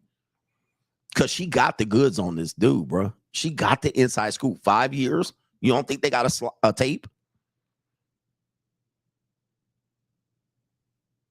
I'm telling you, he gonna have to cut a check if he drops her. Yep. He said that it's a white girl's turn. Yeah, so he gonna have to. Yep, she'll be okay. She'll find a fit right in the OnlyFans community. She gonna have to sign up for OnlyFans anyway if she definitely gets dropped. But yeah, man, he gotta watch out. Shout out to our brother. Timeout says Academics has a new video posted 10 hours ago of her trying to hide her face in bed with another ninja. All right, hold on for a second. We do have to bring that up. I mean, all right. I don't know if you guys mind this show. And what else is on YouTube? All right, let me see here. DJ Academics Instagram. Okay, I found his Instagram. Big Ack, as he says his name is. Okay, here we go. All right, this is maybe what somebody was talking about here. Oh no, this is that's not him. That's not him. Okay, here we go. Oh no. I'm scared to even watch this video. And I didn't preview it, so I'm hoping it's nothing bad here. So let's pull this up. All of these are going to be the years she's with Travis, right? So here we go right here. He let me play all of them. It's not playing the video. Same tats too. What? A eater. Ain't no way. 3 years ago, they've been together for 5 years. That's that same tat. And my boy in that bitch putting her to work. Ain't no way. Oh no. Ooh. This gets worse and worse. She got that Mexican body build, don't she? Built like a square. Okay, so man almighty. Let's see here. I'm going to turn the volume down. There she is right there. That's her. All right, that's enough, man. Y'all get the picture. Everyone done having a little fun with her man. Okay. All right. Always want a damn clean. Okay, I can't see which one. What is this? So that's her recording herself right there, hiding her face. Who is she talking to? Footage leaked of Travis Hunter's girl busy with her sneaky link doing 2-a-days. Rumors are Travis was busy playing offense and defense in special teams, practicing to go to the NFL. So this is what she's doing on road trips. Oh, man.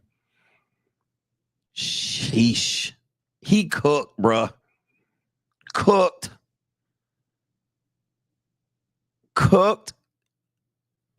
Wow. Oh, my Lord.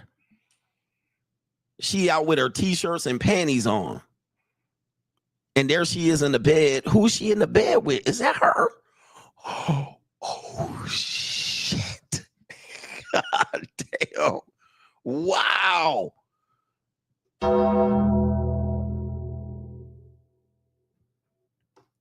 What?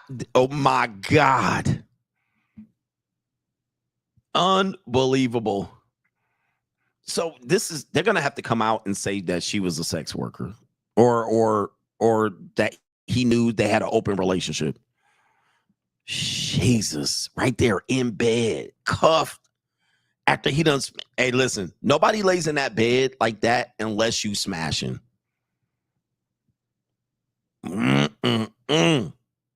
So there she is. She's in bed right there. They have some blue lights. All right. And so she's in bed. He's showing her.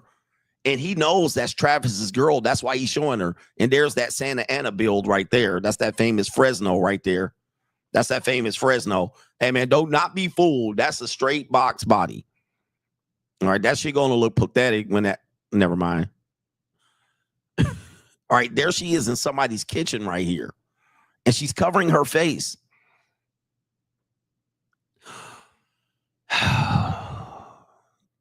It's a wrap. That's a wrap. That's it. Anybody supporting this, you man, please slap yourself. Shout out to Timeout right there for delivering that last minute bit of goods. Pause, because that was great. Shout out to our brother here, and it is Taylor G. Shout out to the GOAT. He says the rest of the space is still dating and doing pickup. Coach is ahead of time. And of course, guess what's going to happen? People are going to forget that I brought all this shit up. Monetized dating, Jew code. They're going to forget. And then it's going to be another guy. He's going to become famous. And then the new people are going to say, I copied him. That's been in my entire existence on YouTube. Right?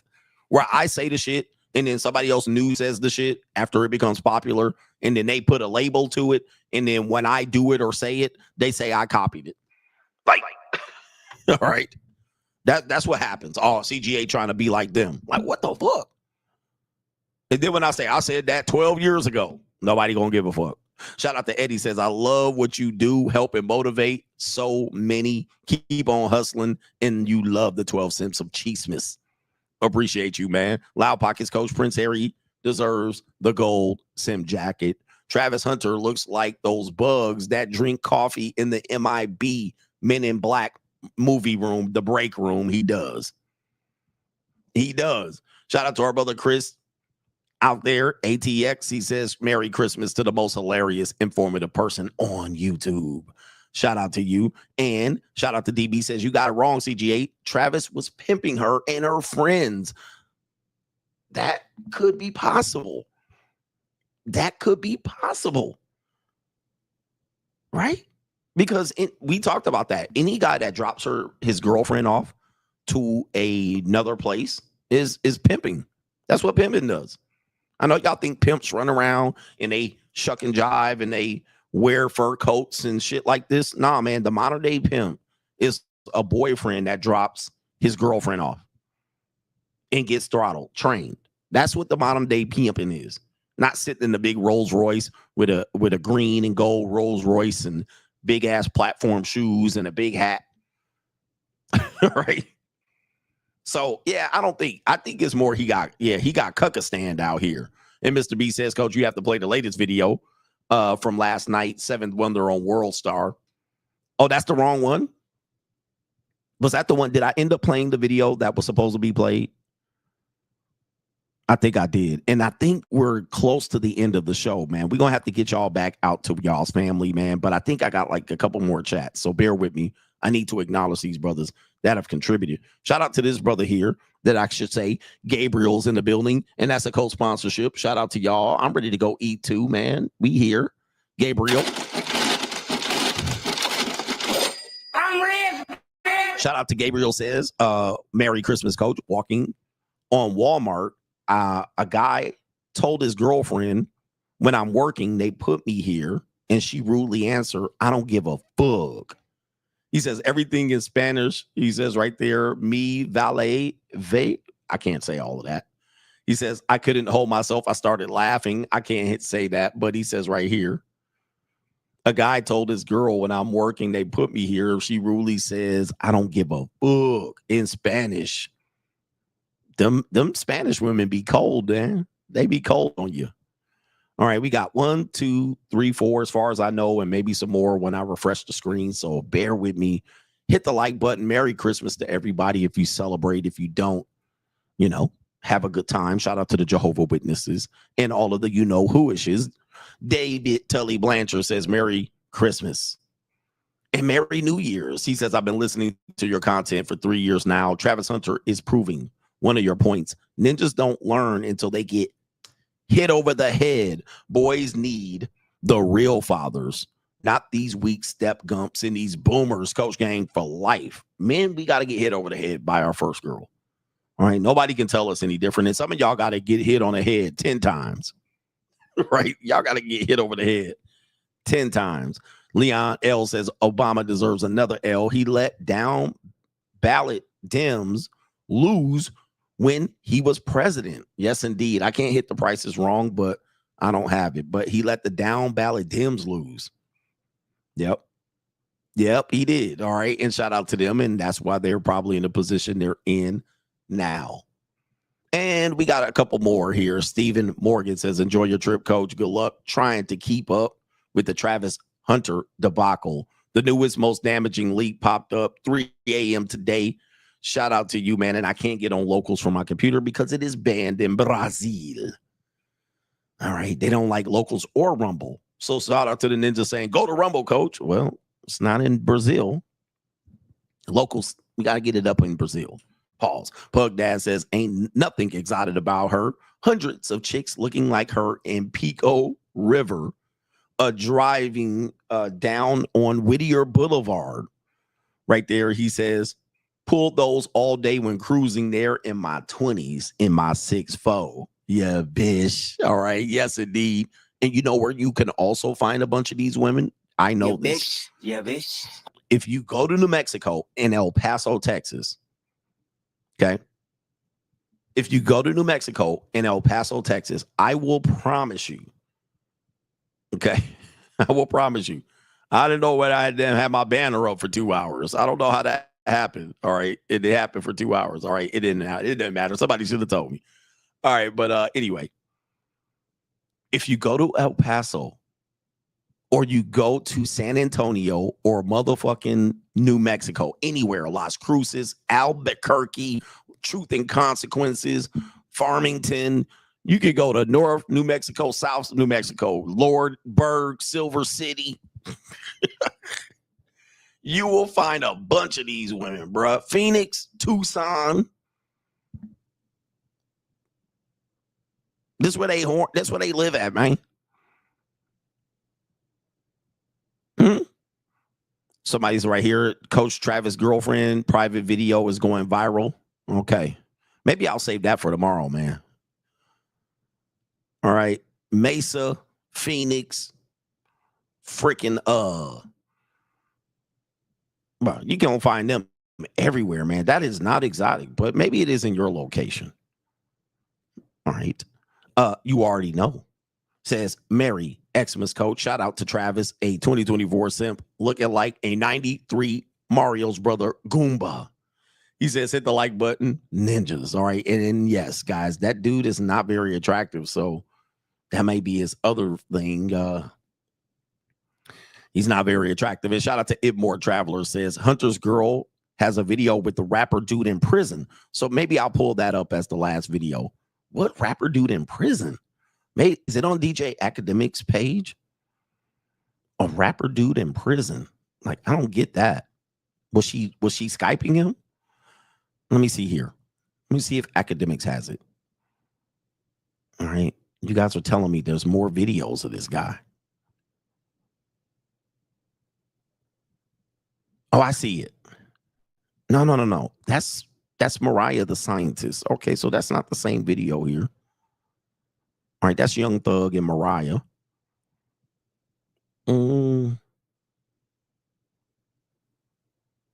Okay, they still got the Young Thug shit going on there. All right, but somebody sent me the link. Is there a link to it? Because I'll put it up here. Pause. As we close the show. Merry Christmas to everybody, and no stream tomorrow. Loud Pocket says, Coach, we got those square booty bitches, Latinas in Fresno. All up and down California, right here. It's on World Star. That's not the woman visiting Young Thug. That's not the same woman. So Mariah and Young Thug's girl, and Travis Hunter's girl are different girls. All right, that's not the same girl unless we're talking about a separate video. All right, no stream tomorrow, but maybe some highlights and all of that stuff. I'm gonna take a break and I'm gonna enjoy myself. By the way, man, look at what's going on in Brazil. Look at this weather, bro. Look at this weather. I mean, we did have the sun come out, so this is why I'm streaming so long, because shit. All right, the weather ain't shit. All right, but anyway, enjoy your family. Shout out to the Coach Gang. We'll be back Thursday. We'll do a show on Thursday. All right. Yeah. And thank you for the gifts. Merry Christmas. Peace.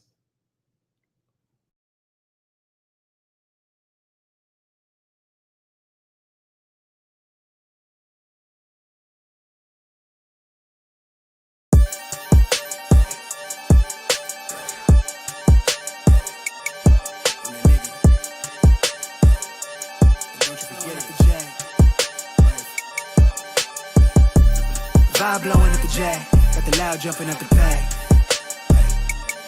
Everything I'm on slack. Everything I do is got the band jumping at the bay. Vibe blowing at my J, got the loud jumping at the pay. Everything I'm on slack. We've been with the Brazilians. This would be the first. They wild, I think. I'm innocent. Bro, you hear that guy?